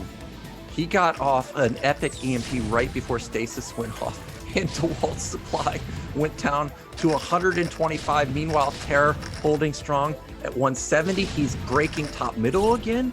And 4-base Terran versus 4-base Protoss. Generally, at that point in the game, Terran's going to win. But we do have a sneaky Arbiter going down to the bottom. But these mines were brilliantly placed by TerrOr. Gets a few more Dragoon kills. Also gives him vision to let him know when Dewalt's moving to that position. So he should just reposition down there and be able to hold it. And then Dewalt all of a sudden is on the brink of mining out because his main's mined out. Nat is close to mined out. Third is close to mined out. Yeah, and he's going to lose this 12 o'clock base too. I mean, I guess that was kind of always going to happen, but yeah, you got to go for it, right? And now TerrOr realizes really the only base that is important to Dewalt now is this upper left-hand base. It's the healthiest base, it's the freshest base, and I mean, maybe Dewalt can expand to the 6 o'clock base, but that's even still just as vulnerable as taking the 12. So, TerrOr just looks to be killing it this game. He's got such a good economy. He's going to be able to expand to the 12 o'clock base himself now. Ooh, this is looking bad for Dewalt. Templar dropped the bottom right. Dewalt was forced to unload. He doesn't get that many SCVs. And Dewalt is in big time trouble because you don't necessarily have to kill your opponent to win the game. You can just starve them out. And if we look at the bank, TerrOr's got a massive bank. He doesn't have to attack top left, just deny bottom middle, and he's good to go. Look how many tanks TerrOr has. He's got like, how many is this? 16, 18, something like that. And he has vessels with EMP. Meanwhile, what does Dewalt have? Do we see an Arbiter anywhere? Okay, it's going through the middle of the map. He needs to get a recall or something. Yeah, I mean, a big recall would kind of get him back in the game a little bit, but usually all the units from recall die. And let's see what the storms look like. Does he actually have a storm on that High Templar? No, he does not. But you know, if you recall at this point, you might just lose to a push yourself. So, I mean, a decent position here for Dewalt, kind of siphoning a few stray straggling forces. But there's still 2 tanks stopping him from just running around for the flank. And look at how much just gigantic 3-2 Terran mech army from TerrOr getting on top of that helpless upper left base. Oh, nothing Dewalt can do. This is amazing from TerrOr. Dewalt recalled bottom right, but it was pure Zealot and Templar. So he can't even kill the command center. And now that he recalled the Templar, he can't storm the tanks. So he can't even engage this army. So he just loses his own 4th base. And meanwhile, TerrOr has top middle, which he can transfer SVs. Dewalt has bottom middle. But, the tank is flashing those probes down there. And Dewalt is trying to make magic happen with this small army he has. Maybe he can. Double defensive matrix, though. I mean, yeah, the D-Matrix is nice. The tank's on top. I mean, I guess that D-Matrix is paying for itself right now. A huge storm, actually, on the northern tanks. These Zealots and Dragoons are actually going to take out a huge section of unsieged tanks to the north, but there's just not enough here from Dewalt. It's tragic, but the numbers tell the tale, and the economy for Dewalt is just not what it used to be. So, wow, this is starting to look really, really rough for Dewalt. Yeah, the trades from TerrOr are amazing. These are the trades you strive to have in Terran versus Protoss. He's consistently decimating the Protoss army down to about 120, 130 supply, meanwhile remaining in the 160, 170 range. Every time I look at his natural, he's just got so many tanks. He's got about 14 tanks sitting at the nat in the 3rd base. Meanwhile, we see about 12 tanks at top middle. So he's got like 25 to 30 tanks left over versus a Protoss that's essentially broke. Well, try as he might, TerrOr can still not re-expand to this bottom right-hand corner. So finally, a bunch of vultures going to come down and clear this out. But the push is real here. TerrOr just methodically, one by one, takes out the 12 base, takes out the upper left base, and now he's taking out the 6 base down here. Sick D-Matrix as well to protect that tank from the cannons. And this is just going to be slow and steadily. TerrOr about to win this race. And you see that Dewalt wants to counterattack top middle. Goodbye shuttle. Goliath's just sitting there waiting. Also 12 tanks sitting there waiting. And with this Nexus going down, that's all of Dewalt's hope to win this game. Also going down, this has got to be a final attack. He's got an Arbor, but it's 1 stasis. This vessel has EMP. Can he get off the EMP? I'm going to go with... Yeah, I'm going to go with a no. I mean, the stasis, okay, nice. You did it.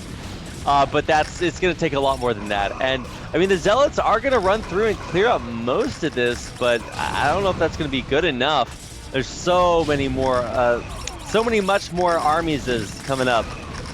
And yeah, Dewalt just is not going to have enough here. GG, Dewalt taps out. TerrOr draws first blood, takes game number 1.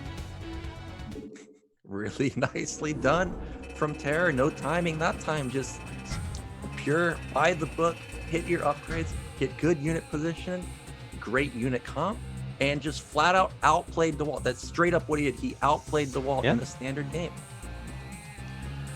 Congratulations. Sick macro game on a map that actually initially looked pretty rough for TerrOr, but I think we both knew that there had to be a reason that TerrOr was going to pick that map, and I think, yeah, showed us a great game. And for Dewalt, man, for a guy that has so many ways that he does these crazy busts, and even game number 1 that he played against TerrOr the first time around, he just busted him straight up. And I think TerrOr learned from his mistake, not going to let that happen a second time.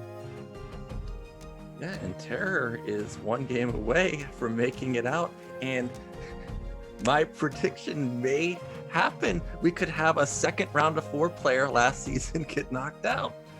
You were the one that, made that kind of thought. You were like, is this possible? And I was like, so let's look at the round of 4 players that we had. We had, what was it? Wait, who was the first? Sorry, I'm looking at the wrong. Yeah, so we had True Touch, Bonneth, Dewalt, and Dragon. So Dragon already got knocked out.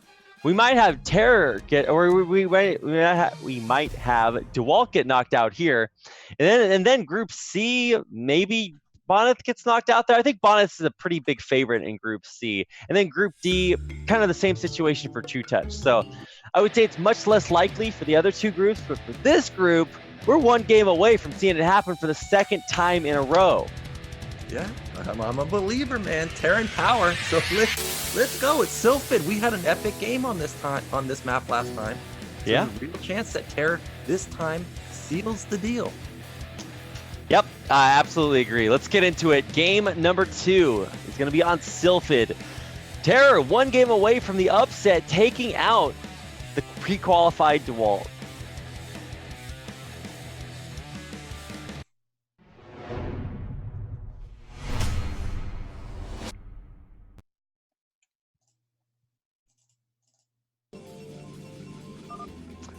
All right, here we go.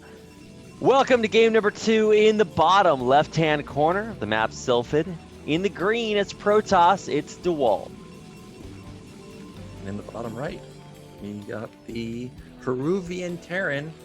It is TerrOr. So do you think that the reason TerrOr won the last game, is it the power of Terran, or is it the power of Peru?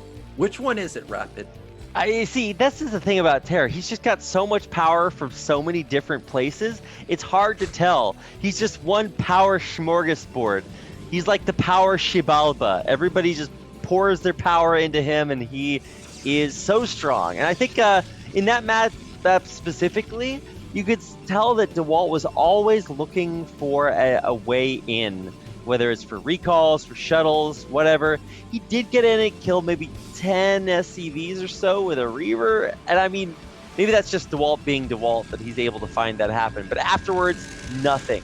TerrOr was airtight. He had so many turrets. There's no real way to stop him. So, man, I really want to see something different. I don't know. I would say if you're going to have to go for carriers, maybe this is not quite the map for that. I don't know. How do you feel about TVP on Silid, Nyokin? I think it's a little favored for Terran just because of the pushing power that you have and the angle, but carriers could be good. There's a lot of high ground all over the map, surprising amounts of high ground, like ledges and stuff. I used to think Gladiator was not a great carrier map, and it ended up being great for the same reason. There's high ground all over the place, but Dewalt doesn't really strike me as the carrier player. I think maybe I've played Dewalt 10 times ever, and he carried me maybe twice, but it is a potential for him to go for that. I would like to see him do something other than the Reaver. We've seen it every single time, I think, except for last time on Silid where he went DTs, but it really just hasn't really worked out. Remember, the one time it did work on Gladiator was because TerrOr went for drops, and the drops just flat out didn't do anything. So that time, of course, it's going to work because the tank count is so low. But I would like to see something different. Yeah, I would too. I mean, maybe going for like some of these like really crazy mid-game pushes that catch the Terran when they're maybe doing that big factory swell and don't have as much. I don't really know, but I think scouting obviously gonna tell the players their first big indication. Both players with a worker in their opponent's base. Checking it out, nothing weird. The cyber core is spinning, so you know where that gas went. It's not like it's saving up for DTs or anything crazy like that. Range on the way, and yeah, all is as it should be. Nothing really surprising just yet. Well, we do have a little bit of a difference because it's Zealot pressure from Dewalt this time, and he got range before the Goon. That means that the Goon's going to be a little bit slower than usual. It's not going to be synced up with the Zealot as fast, which can be a very devastating opener if the Zealot gets any type of Marine damage. And I don't think he's really going to, because we've already got 4 Marines out. And instant add-on for Terror. So when you see Zealot pressure and you go instant add-on, you're feeling pretty confident as Terran, and he should be able to just expand as usual. Yeah, I mean, obviously it's up to Dewalt to try to get something done. I don't think that there's much chance for this poor little Zealot. 5 Marines and an SCV. I think that's enough for 1 Zealot. Look at this probe. It was hidden at the bottom, but is this straggler Marine going to... No, it does not deny it. So Dewalt's going to get off a pretty crucial scout, because Terror was mining with 3 on gas for a while, but we see that he has pulled off, just going to go into a normal expansion, but the probe is going to go down now. But at least he did see that it is 6 Marines. I love how you say that as a question. It's like, against certain death, the probe, will it possibly survive? I'm like, no. But thankfully justice prevails. So probe is out of there, and that means that there's no more information just now for Dewalt. On the other side, same thing, no information for Terror either. Although eventually, we'll have scans coming up. Not for a little bit though.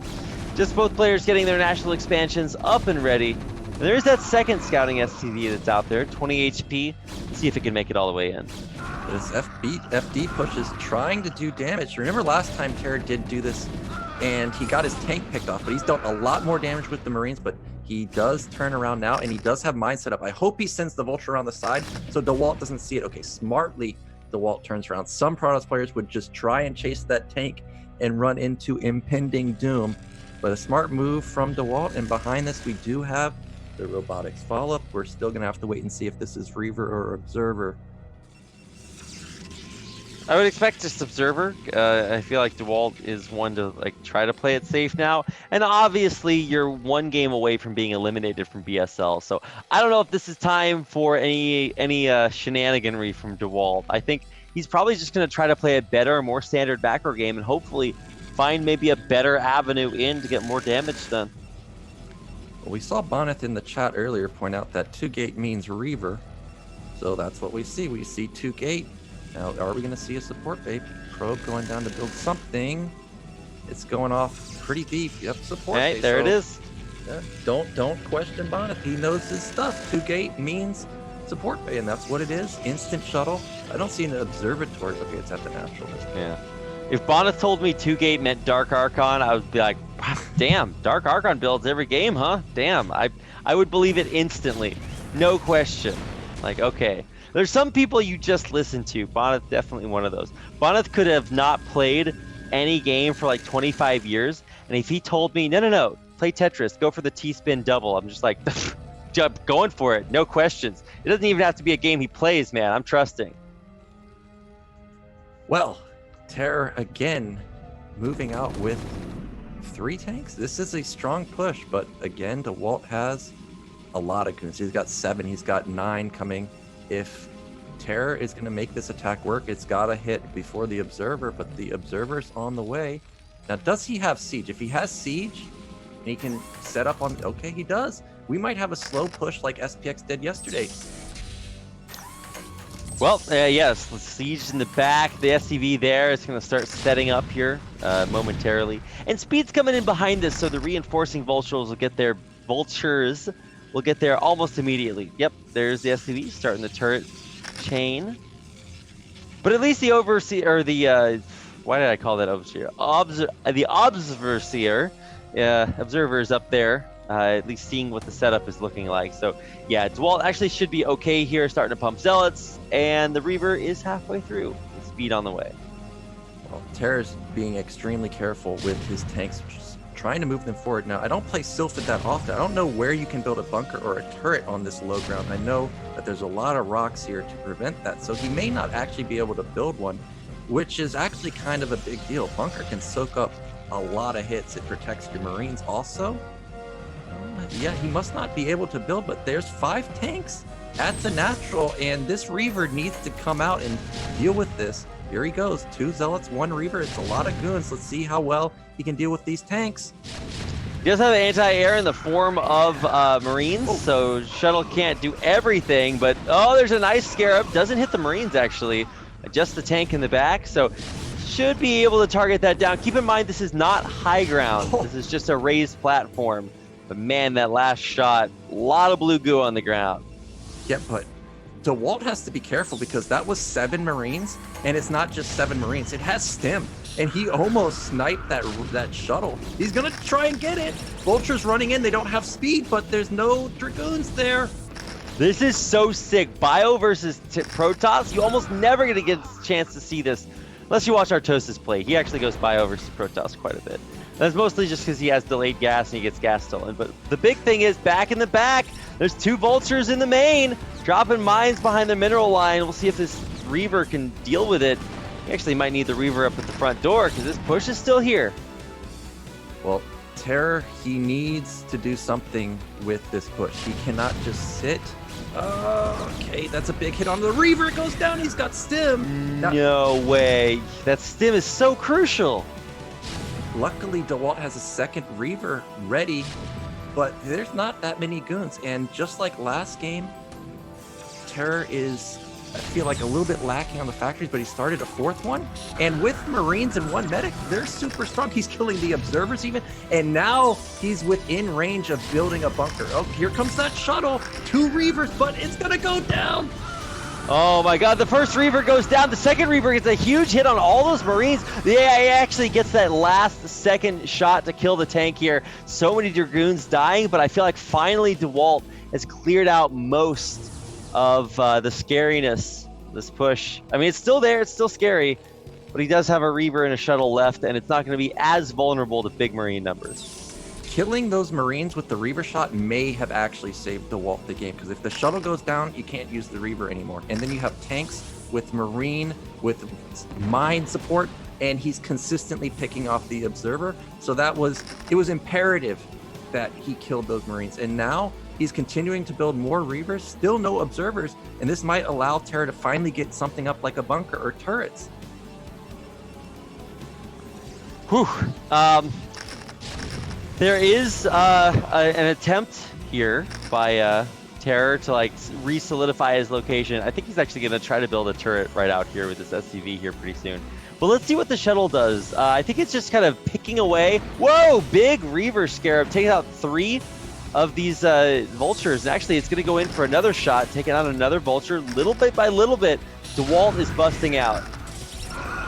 Yeah, he had a Zealot in that shuttle, able to wipe out the tank without losing the Reaver. And now Dewalt's confident. He's sending the shuttle across the map, probably going to try and get into this mineral line. And TerrOr's been cutting SCVs to do this push. So this time, any loss... Mine. Wow, he lifts it, detonates the mine, and drops the Reaver once again. What a badass. He gets a Scarab shot off to take out a few SCVs and wound the rest. Insane. What a god. But we've got action on the other side. Tanks and Vultures dealing with Dragoons, and the Dragoons are just getting lit up by these tank shots. Meanwhile, the Reaver's still trying to do work at this natural. It doesn't have many kills, but it ran into the turret. Okay, it does not fall. But this constant Marine production out of 1 barracks. Dewalt, don't lose the shuttle. He's going to have to drop the Reaver off. He drops the Reaver. 1 shot, and he does get a nice detonation there, but the Reaver will fall rather. A little bit of a tragedy there. He's got a Reaver back at home, finally trying to bust out with Zealots, getting on top of the tanks. Almost a mine drag there, but I think he does have enough to clear out these tanks behind. Repair from that SCV makes it take a couple of extra hits. There's the Reaver following up from behind. He's going to take out the rest of those vultures. So, oh, got to move the Reaver. He's going to lose the Reaver to a tank shot. No. Wow, just at the last second. The crisis management of Dewalt is unparalleled. He's able to counter harass. He dealt with the Marines with had stim. He's finally busting out of the contain. He's got 5 fact. He's got Citadel up. Meanwhile, TerrOr, oh my God, look back at his main at the depots. 8 SCVs, 9 SCVs are just idle there. And that's a lot for him. He only has 37. So essentially, he has about 25 workers mining right now. To 50 working for Dewalt on now about to be 3 bases. Now, to be fair, Dewalt was contained for quite a while, so his mineral patches are a lot less healthy than you would expect them to be. Main and natural, not looking good, so he's really going to need to get this second or fourth, the third and fourth base up. And TerrOr is going to try and transition into a normal game from here. He's taking his 3rd base, another drop coming to the right side. There's a turret and a Goliath here. The shuttle might fall. Nope, it does skirt to the main. And there's a lot of depots here. Scarabs can kill 4 depots at once if they get off perfect shots. Yeah, that is true. You never want a Scarab in your depot line, that's for sure. He's just going to keep the turret ring from being built up and just make... Oh, yeah, he's going for that 4 depot kill. How many Scarabs does it take to do that? Is it 7? 6? 5. 1, 2, 3, 4, 5. Boom goes the dynamite. Oh my gosh, he's gonna need 1 more, I guess, because of the repair. Damn, that's gonna be 4 depots down. No turrets allowed. Goliath coming up is gonna push him back, but still a much more successful harassment from Dewalt. And behind this, he was able to bust out and double expand. Look at the supplies now, Rapid. 70 to 120. Jeez. He just skyrocketed. I don't know how he does it, but he just does it. And TerrOr's in big time trouble now, even though he's got upgrades going and has 4 facts. What can you do now? He lost all of his pushing power. Something to keep in mind that TerrOr lost those 4 depots and it still didn't supply block him. So he was already in a rough spot at the end of that too. Yeah, well, shuttle did go down, but it's okay because Dewalt doesn't necessarily need the shuttle that badly. He's got another Reaver already coming out. He's got Arbiter Tribunal done. He can start pumping out those critical arbs. And TerrOr, he needs a miracle. He needs, well, as I say that, he's going to go for an all-in because he's putting down 4 more factories.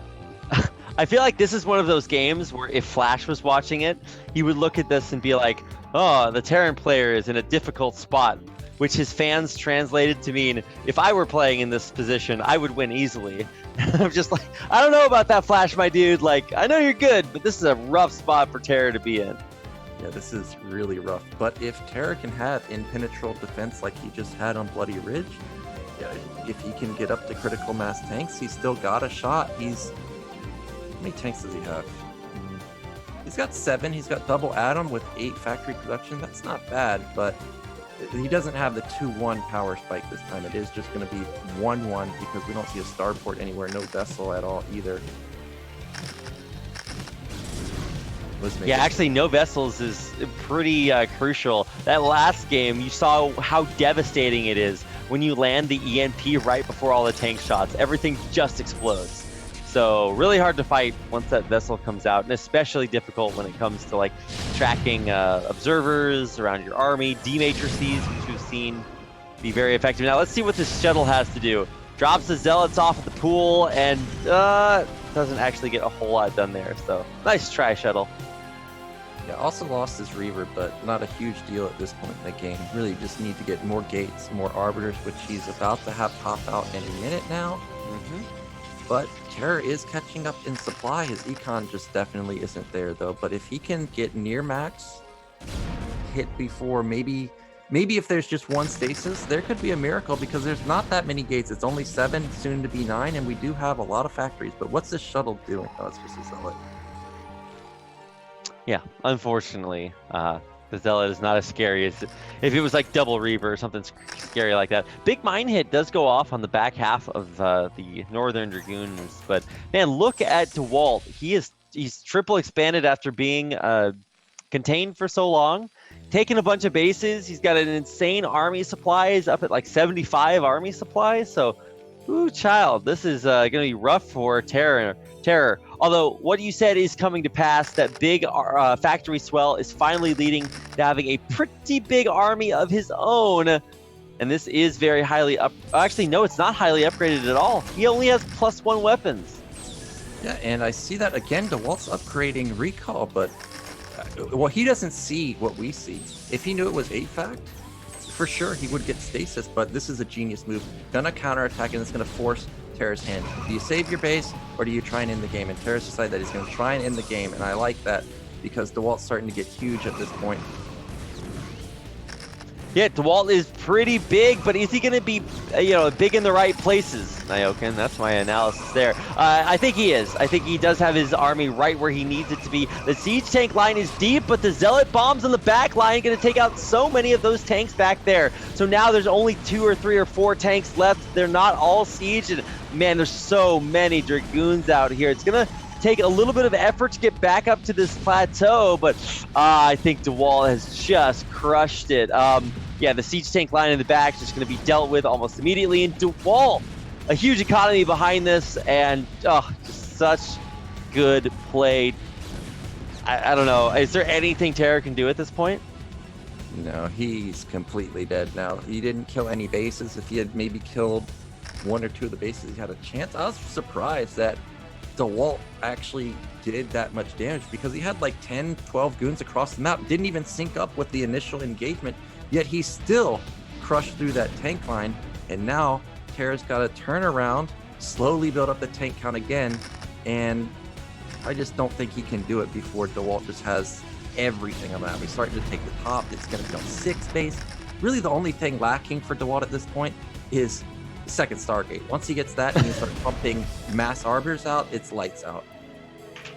Yeah, for sure. I mean, he's even expanding right after that. He's like, all right, time. I killed the army. Now it's time to get back out there. But he's not taking no for an answer either. He's got a shuttle that's running around at the speed of sound, picking up zealots, and about to go drop those off. And I love that Dewalt's like, all right, well, I just had a battle. Remaxes almost instantly. Well, he's not maxed, but he's like, 20 supply off. So we'll be there soon enough. And for TerrOr, he's just doing anything that he can, trying to put those factories to use. 10 zealots at a time, Nyokin, coming out for Dewalt. And there they are, right on top of a beautiful stasis, catching 3 tanks and a Goliath there. The zealots get back in the back, and ooh, this is just so dirty. Dewalt steamrolling everything TerrOr has. I think we're pretty close, Nyokin. Yeah, we're gonna go to a game 3 because Dewalt manages to turn this game around. There's just nothing left for TerrOr. But an interesting build. When I saw 7 Marines, I was like, what are they going to do? And then he showed Stim, and he almost killed that shuttle. That was crazy. That's Stim with a... I've heard of some pushes where like you have like 4, 5, 6 Marines early, and then you go with like an FD, but then you mix in the 1 medic, and that actually increases the survivability of a lot of your Marines by a lot. But then Stim added in, and you're like, whoa, crazy. Yeah, because you're feeling almost killed confident. You're feeling confident, like, well, there's 5 Marines. I don't care if 5 Marines got a shuttle. And then all of a sudden they deal double damage, and whatever you had in there is gone, and you're relying on the shuttle. So that was pretty interesting and somewhat lucky that Dewalt got off such a good Reaver shot. That definitely could have just ended it. So I think, if I'm not mistaken, Nyokin, this is the 14th game of the night. Yeah. Yes, every series best of 3 except for 1. So we're going the distance today. For sure. So it looks like right now it is 5:30 a.m. I'm crossing my fingers for a 6 a.m. bedtime here, but we'll get there eventually. I don't care. If this is an hour-long game, it's going to be epic. So, yeah, let's get into it. I guess we have one final game. It is on Gladiator, so if there's any map where we could just have an hour-long game, Gladiator might be it. Yeah, this is it. Okay, well, here we go. The map is Gladiator, and we have one final game to decide whether TerrOr or Dewalt will be the second player to advance out of Group B of the round of 16. I have no idea what to predict. Every game has been good, so let's get into it. Game number 3.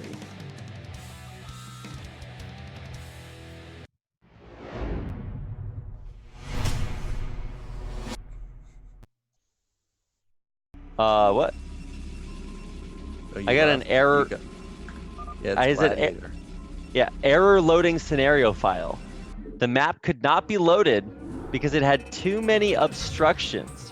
Try widening corridors and reducing the number of small nooks and crannies to correct the problem. Excuse me? I've never gotten this error method before either. Also, yours loaded just fine, so clearly it's not a problem with the map. This is the weirdest error message. It's like, sorry, your map has too much stuff in it.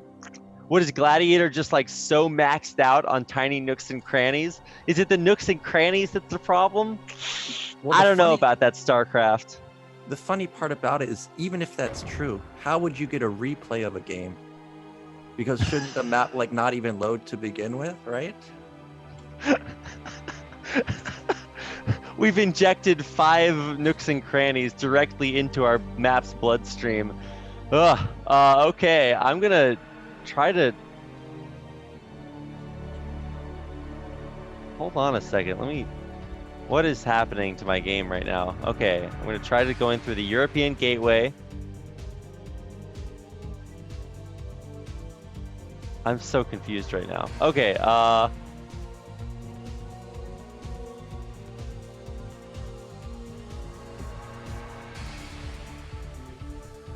this is really weird. I'm just gonna restart my client and see if that fixes it, because something's going a little bit funky. All right, I might have to delete the replay too and then like re-download it just in case I got a corrupted file. This is the strangest situation I've ever seen. But I'm gonna get back into it. All right, sorry guys, we're just trying desperately to make the game more epic for you. Maybe StarCraft is doing that for me. Okay, so here we go. I'm logging back in. We made it, boys. All right, I'm rejoining the tournament. We're good. I'm in the lobby. We're seconds away. Okay, all right, we're literally seconds away. Let's do it. Game number 3.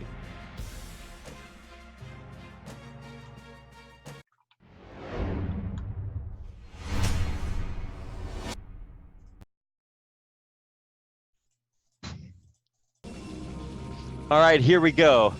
BSL. Now with 25% less nooks and crannies so we can load our maps in. In the upper left-hand corner.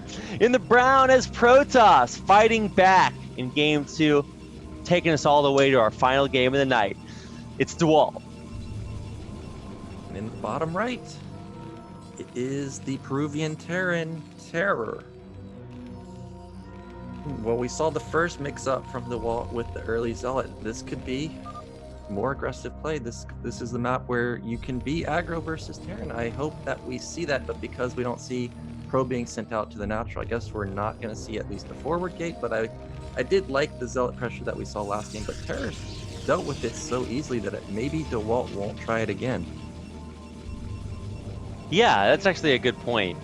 Terror did not feel like he was stressed really at all. And then he came back with that kind of weird medic stim push. It wasn't like full bio, but it was pretty scary. And especially once you hit that stim button, which your opponent does not expect you to have, that shuttle comes out and you like stim it down. I think that's the dream scenario that Terror was hoping for. And that's the kind of loss where like you really got to kick yourself afterwards, because it's like, come on, man, stim, really? That's how you snipe my shuttle? That's your strategy? Guarantee you that happens to Artosis on ladder. He's got some choice words for you. But the idea is it was a really cool strategy. It almost worked, but in the end, not enough. So yeah, I would expect Dewalt to got it. Try something else this time. Terror again, going for 12 gas. We haven't seen a single gasless expand, I think, in the entire BSL. It's just really fallen out of fashion these days. And because it's fallen so far out of fashion, I would actually like to see more players do that. But he's not going to risk it on Gladiator, because Gladiator this is the map he proxied on. So I don't blame him for not doing it this time, but something like Power Bond is a good map for it. And Dewalt, we see he's not sending a Zealot, but look at Dewalt's base, Rapid. What's that probe doing at this? Oh, it does fix itself. I thought he wasn't going to mine with 3 probes on gas. Yeah, that would have been pretty weird. The scouting pattern was a little bit weird, but they both find each other, and Dewalt scouted the middle of the map, so just checking for those proxies. But yeah, actually, whereas surprisingly we could have had something strange, instead we have nothing strange at all. So, sorry, false alarm. Yep, nothing strange. We've got TerrOr respecting the potential for an early Zealot. He built 2 Marines before continuing SCV production, so he's making sure that he's not going to take any damage. Also, if Dewalt went for a 12 Nexus, he wants to have as many Marines as possible, so a pretty intelligent opener from TerrOr, and he's going to just bunker expand as usual. It's not going to be 3 or 4 Marines this time, and he is going to be expanding behind this because still no more gas. And Dewalt, second gate. This was a 10-18 gate maybe? 18? Something like that, maybe 20 gate, something like that. But regardless, okay, yeah. it is 2 gate. Yeah, exactly. And you know what that means? I'm checking my Bonith's build order notebook over here, and I see 2 gate means Reaver, so we might be going back at it again. One base Reaver with 2 gate. It could happen. Maybe. We got to keep our eye on Dewalt. Is he going to be super aggro, pull out a very unorthodox build? It can definitely catch Terrans off guard. Yeah. I mean, for sure. I mean, I'm so torn because this is a build where, like, A, you need to be good at it, and B, like, you kind of need to deal a little bit of damage because you're might be one base in it over here. Although I would say I would love seeing Dewalt go for this because it's certainly mixing things up a little bit. Yeah, this probe is going to the natural. Now, the SCV did get by, and I wonder if this is a bait to try and show the SCV, like, oh, actually the probe's going to hide. So now, for me, when I see Protoss players don't have a Nexus at 420, I just assume that we're getting a little crazy. But TerrOr did see 2 gates, so maybe he's not going to overreact to this, but it is worrisome. He has a second SCV out on the map. Why? Wait, what? Oh my God! What a fuck! Come on! What are you doing? That's such a wow! What a sick move. So TerrOr, big brain in it, gets all the way into the main, sees everything, and is really just gonna. He's got everything he could possibly know about right now. Yeah, this was fantastic to send out a second scout because now he can confirm it. It's not a big commitment from him, and now he's not going to overreact. He doesn't have to build an eBay, doesn't have to build an academy. He sees everything, doesn't even have to get a fast armory. And did he see the robo? I'm not sure if he saw the robo probe. Yeah, now he's going to come and see the robo. So well, regardless, he knows that it's not like a DT rush follow-up. It's not a double expand, so that's great for him. Wow. Okay, so yeah, maybe TerrOr didn't get all the info, but he certainly got a lot. And at the level of play that these guys are playing at, sometimes you know more based on what you don't see than what you do. I don't know if that sounds confusing, but pro players are really good at kind of feeling things out. Well, Dewalt is going to double expand, and I hate players that do this. As a Terran, whenever they build a certain amount of goons, you get worried because Dragoons are so strong that you don't want to go for a timing, but the Protoss player knows you don't want to go for a timing because you showed a lot of goons. It doesn't make sense to attack into a guy that has a lot of goons. So what do? They double expand. We can see that Dewalt really has skimped on Dragoons for a while, just now reproducing them. SCV gets across the map and sees that it is a double expand. Now, what does TerrOr want to do with this? He's already kind of committed to going for a upgrade style, at least 1-1 style. I heard a cancel somewhere. What? Did you hear that? No, I did not. Well, regardless, it's not like TerrOr can go into Marine Medic now. It's a little too late for that, but he can still go for a timing, like a 5 or 6 fact timing with +1, and Dewalt's going to have to be on his toes because, again, his observer's a bit late, but he does have Reaver, which stops pretty much all timings. I don't know. He's just always going Reaver, man. Yeah, that is actually true. He's going Reaver almost every game. I think actually every game, right? Yeah, except for Sylphid one time, the first time. That's the only Ah, time he yeah, went that's DT. right. Everything else is all. It's not just Reaver either. It's Reaver. Oh, did he? I thought he was getting speed. Maybe he canceled it.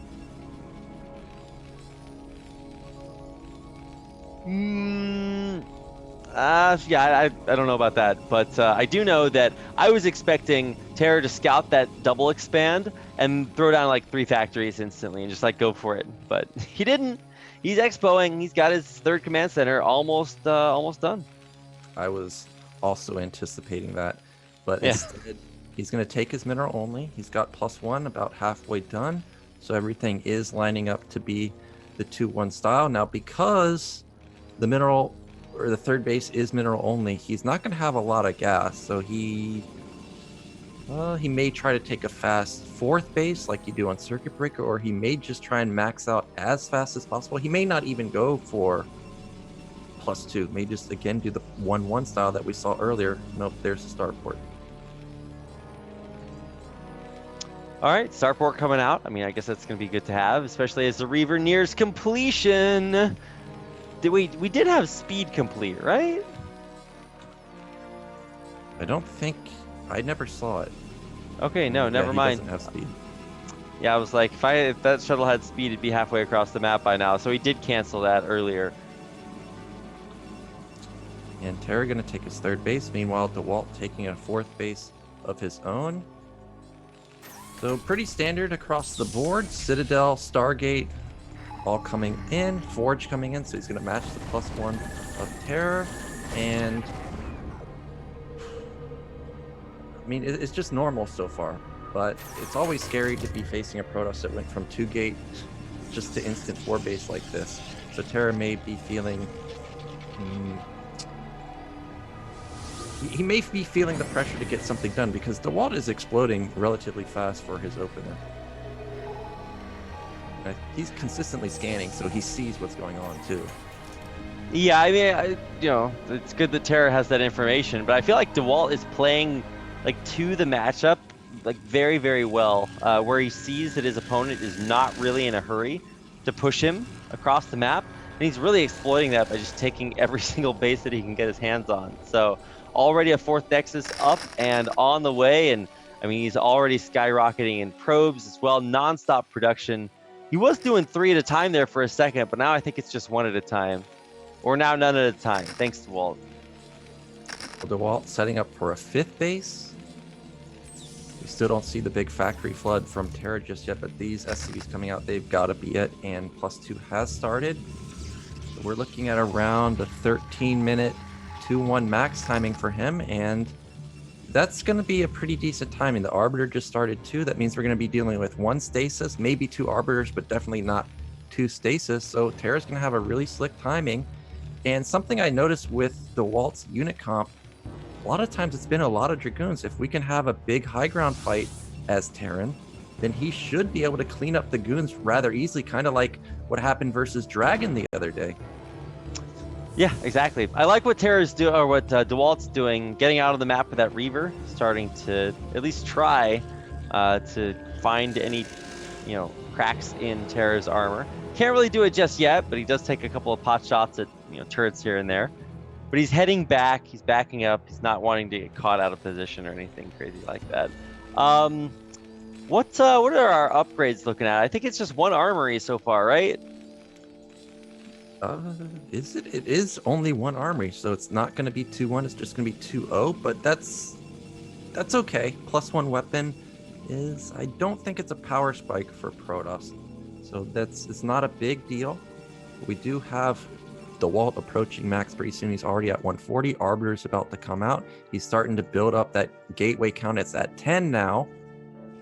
Meanwhile, Ultra Harassment going to see that Dewalt has top middle also. Oh, they got by. But they got by. This the TerrOr story. Okay, they almost. Hey, they did check the box off. They were given orders that says get by, and so they did it. And they're like, all right, did my job. I'm like, well, I don't know about that. But hey, there's another batch of Ultras heading back out on the map, so maybe second time is going to be the charm. Well, just like earlier, I think, was it UltrA or TerrOr on Powerbond where we know he's going for a timing. Oh, he's going to catch the Reaver. That's a very nice pickoff, but we know he's going for a timing. So the Vultures, he needs to keep them alive. It's not like he has triple add-on or something. It's only one add-on. So every second he wastes not nearing max is going to hurt him because Dewalt's got crazy econ. He's going to have 15 gate pretty soon. I hear the Arbiter is out now. It does have stasis. Vessel coming out, or it already is out, but EMP not done just yet. So we are going to have a huge fight any moment now. Yeah, all the way up at 70 probes. Dewalt is about to max out with a giant economy behind it. And hopefully we're going to see recall here pretty soon because Dewalt absolutely just wants to throw his army away as fast as possible over and over again until there's no way that TerrOr can keep up with it. Well, here we go. TerrOr moving to the left side. I don't know what the best angle to go is. Do you go north, try and cut that off, but then Dewalt's still on 4 base? If you go left, cut that off, well, maybe you can get the mineral only and the left side, and that would be 3 base, but I don't know. But what I do know is that Dewalt needs to not let TerrOr get onto this high ground because then he's going to be within range of just slowly creeping up to that 3rd base. Recall just now started, but we have a maxed out Dewalt versus, well, I guess almost maxed out TerrOr. TerrOr does have that crucial +2. Arbiter coming forward to just scout things out. It hasn't forced a big siege yet from TerrOr. Still most of his army unsieged. Well, I guess most of his army's Vultures, but you get the idea. But still, this is very, very scary. Here's the stasis, but it's actually in the front, kind of forming a wall, and here comes Dewalt. The Zealot's actually lagging behind just a little bit. Dragoons tanking up the first few of those shots. These Vultures, there's oceans of them. How are the Zealots going to get through? They can't really. The Arbiter goes down, and Dewalt has traded away 50 supply for nothing. It was all of a sudden 150 to 150, and now Dewalt at 125, and how many tanks went down there, Rapid? Like 1? The issue now is that the tank count remains high, and TerrOr's still at 170 supply.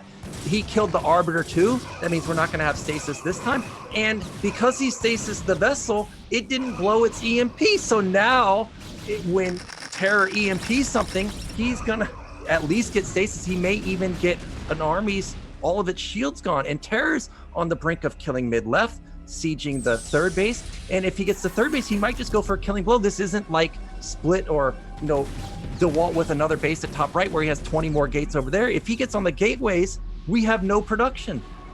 Well, Dewalt did just have +1 or +2 finish for weapons. He's about ready to have +1 armor finish here as well. And Dewalt has an entire army just trying to circumvent, trying to flank, come in from behind. It's way out there, but I don't think he's got the luxury of waiting. He does almost snipe the vessel, but not quite. Needed another volley there.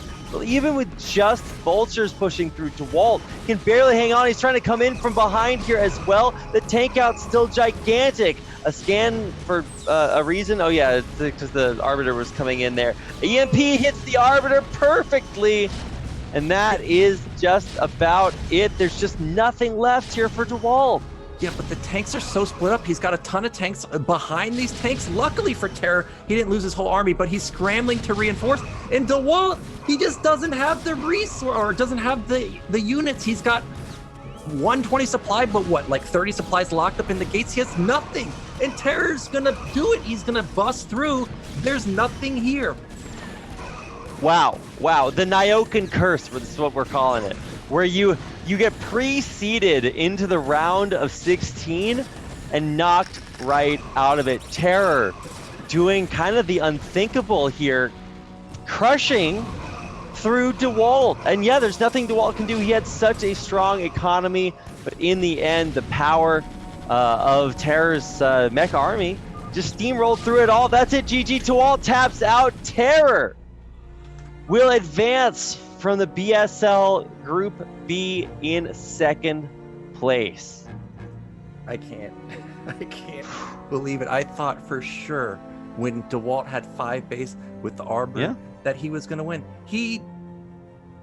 he did exactly what I said he couldn't do. Versus Drag, where Dragon attacked uphill, that's exactly what Dewalt did, and he just got blasted. Terran's all about positioning, and that's what Terra did on Bloody Ridge. You just saw it on Gladiator. He had fantastic positioning, and when you have great positioning, Protoss melts. Dewalt went down to 120 supply, Terra went to 170. You can't have engages like that. Damn. Well, Nyoken, Peruvian power prevails. It's like what's the Jedi's or the Sith saying? It's like always two there must be. So now that we've got 1 through, we do have the chance for even more, because coming up next week, we've got the Peruvian player Gosudark playing in Group C along with Crossy, Jae-Yoon, the American representative that we have left, and Bonnet. Of course, this time around, I think it's going to be a little bit harder for you to curse Bonnet out of a group like that. And then, of course, True Touch, Babo, Castro, and DN Max for the next group D. Plenty of BSL left to watch. And if you want even more BSL, there's Gosu League on Tuesday and Thursday. Those are full of the players that are actually so good, but just not quite good enough to make it into Pro League. And I think Tai 2 is going to be casting those games on Tuesday and Thursday. So if you want more BSL action, it's out there on Tuesday, Thursday for Gosu League. And then don't forget to tune in back again for Saturday and Sunday, which I actually think, will I still be here for those games? I just want to mention, because we are coming up to it, the Corrupted Cup is coming up very, very soon. I think Corrupted Cup starts on the 10th of October. So I will be here for the next week of BSL, but I will not be here for the week after that. And I'm not sure if we are having a broadcast that week, but I won't be there for that. So there will be a break during Corrupted Cup after that, because Artosis and I will be going to Corrupted Cup along with a host of the best players in the world. Several of these players, like Dewalt, like eOnzErG, they're both going to be there, and it's going to be amazing to watch. So you definitely do not want to mention or do not want to miss that. You know, we plug donations for BSL a lot, but there are donations going on to raise the prize pool of Corrupted Cup up to about $10,000, which is mind-blowing for like a non-Blizzard tournament. To have that would just be insane. So make sure to get out there and support the Corrupted Cup as well. I believe !Corrupted in chat will show you all the information you need about that. There's a big post on Team Liquid, and if you go to Matcherino, you can show your love by helping to increase the prize pool. And this is all money that goes straight to the players. So get out there, help support Brood War. And if you want to help support BSL, you can do that too. You can support BSL on Patreon at patreon.com/bombastic. You can support us by following the Twitch channel right up above, subscribing, donating, whatever you feel so led to do. And of course, you can also keep up to date with BSL by heading over to Twitter and following them at Bombastic Star. Of course, a big thanks to the BSL Patreons, Ezo, Striker, ARG Sabbath, Chemshock, Moontang Spacewalk, and Ligan Pump for supporting BSL that way. $200 from Ezo, really old school player. Thanks so much to them. And wow, a look at today's results as well. I think we can kind of close things out by taking a look at that. Almost the maximum number of games. 14 games we cast tonight, Nyoken. Yeah, crazy. And the games were close also. It wasn't like people got blown out. Yeah. Like trading blowouts. They were all close, and that was an epic game to end on. And these next two groups, they gotta be really worried. Bonnet, maybe he's cursed to lose, because we got two strong Zergs. We got Gosudark, who can just on a dime, like, oh, he saw something and he just all in 4 gates or something like that. You don't know. So True Touch and Bonnet, you thought Dragon and Dewalt were favorites to go make it round of 8, but they're already gone. So Bonnet and True Touch, you got to be on your toes, because we do have amazing players still left in the remaining 8. No Terrans, though. Yeah, no Terrans left. That's a little bit sad, but we do still have a ton of amazing players. So without further ado, that is going to do it. A big thanks to all of you for tuning in and watching. Of course, for myself, Nyoken, Zero working behind the scenes, everybody else on !Crew, helping run BSL. Couldn't do it without any of you. So a huge thanks for tuning in this week. Don't forget to tune in next week once again for even more of the BSL round of 16. We're going to finish it up next week, so you do not want to miss it. We'll see you then.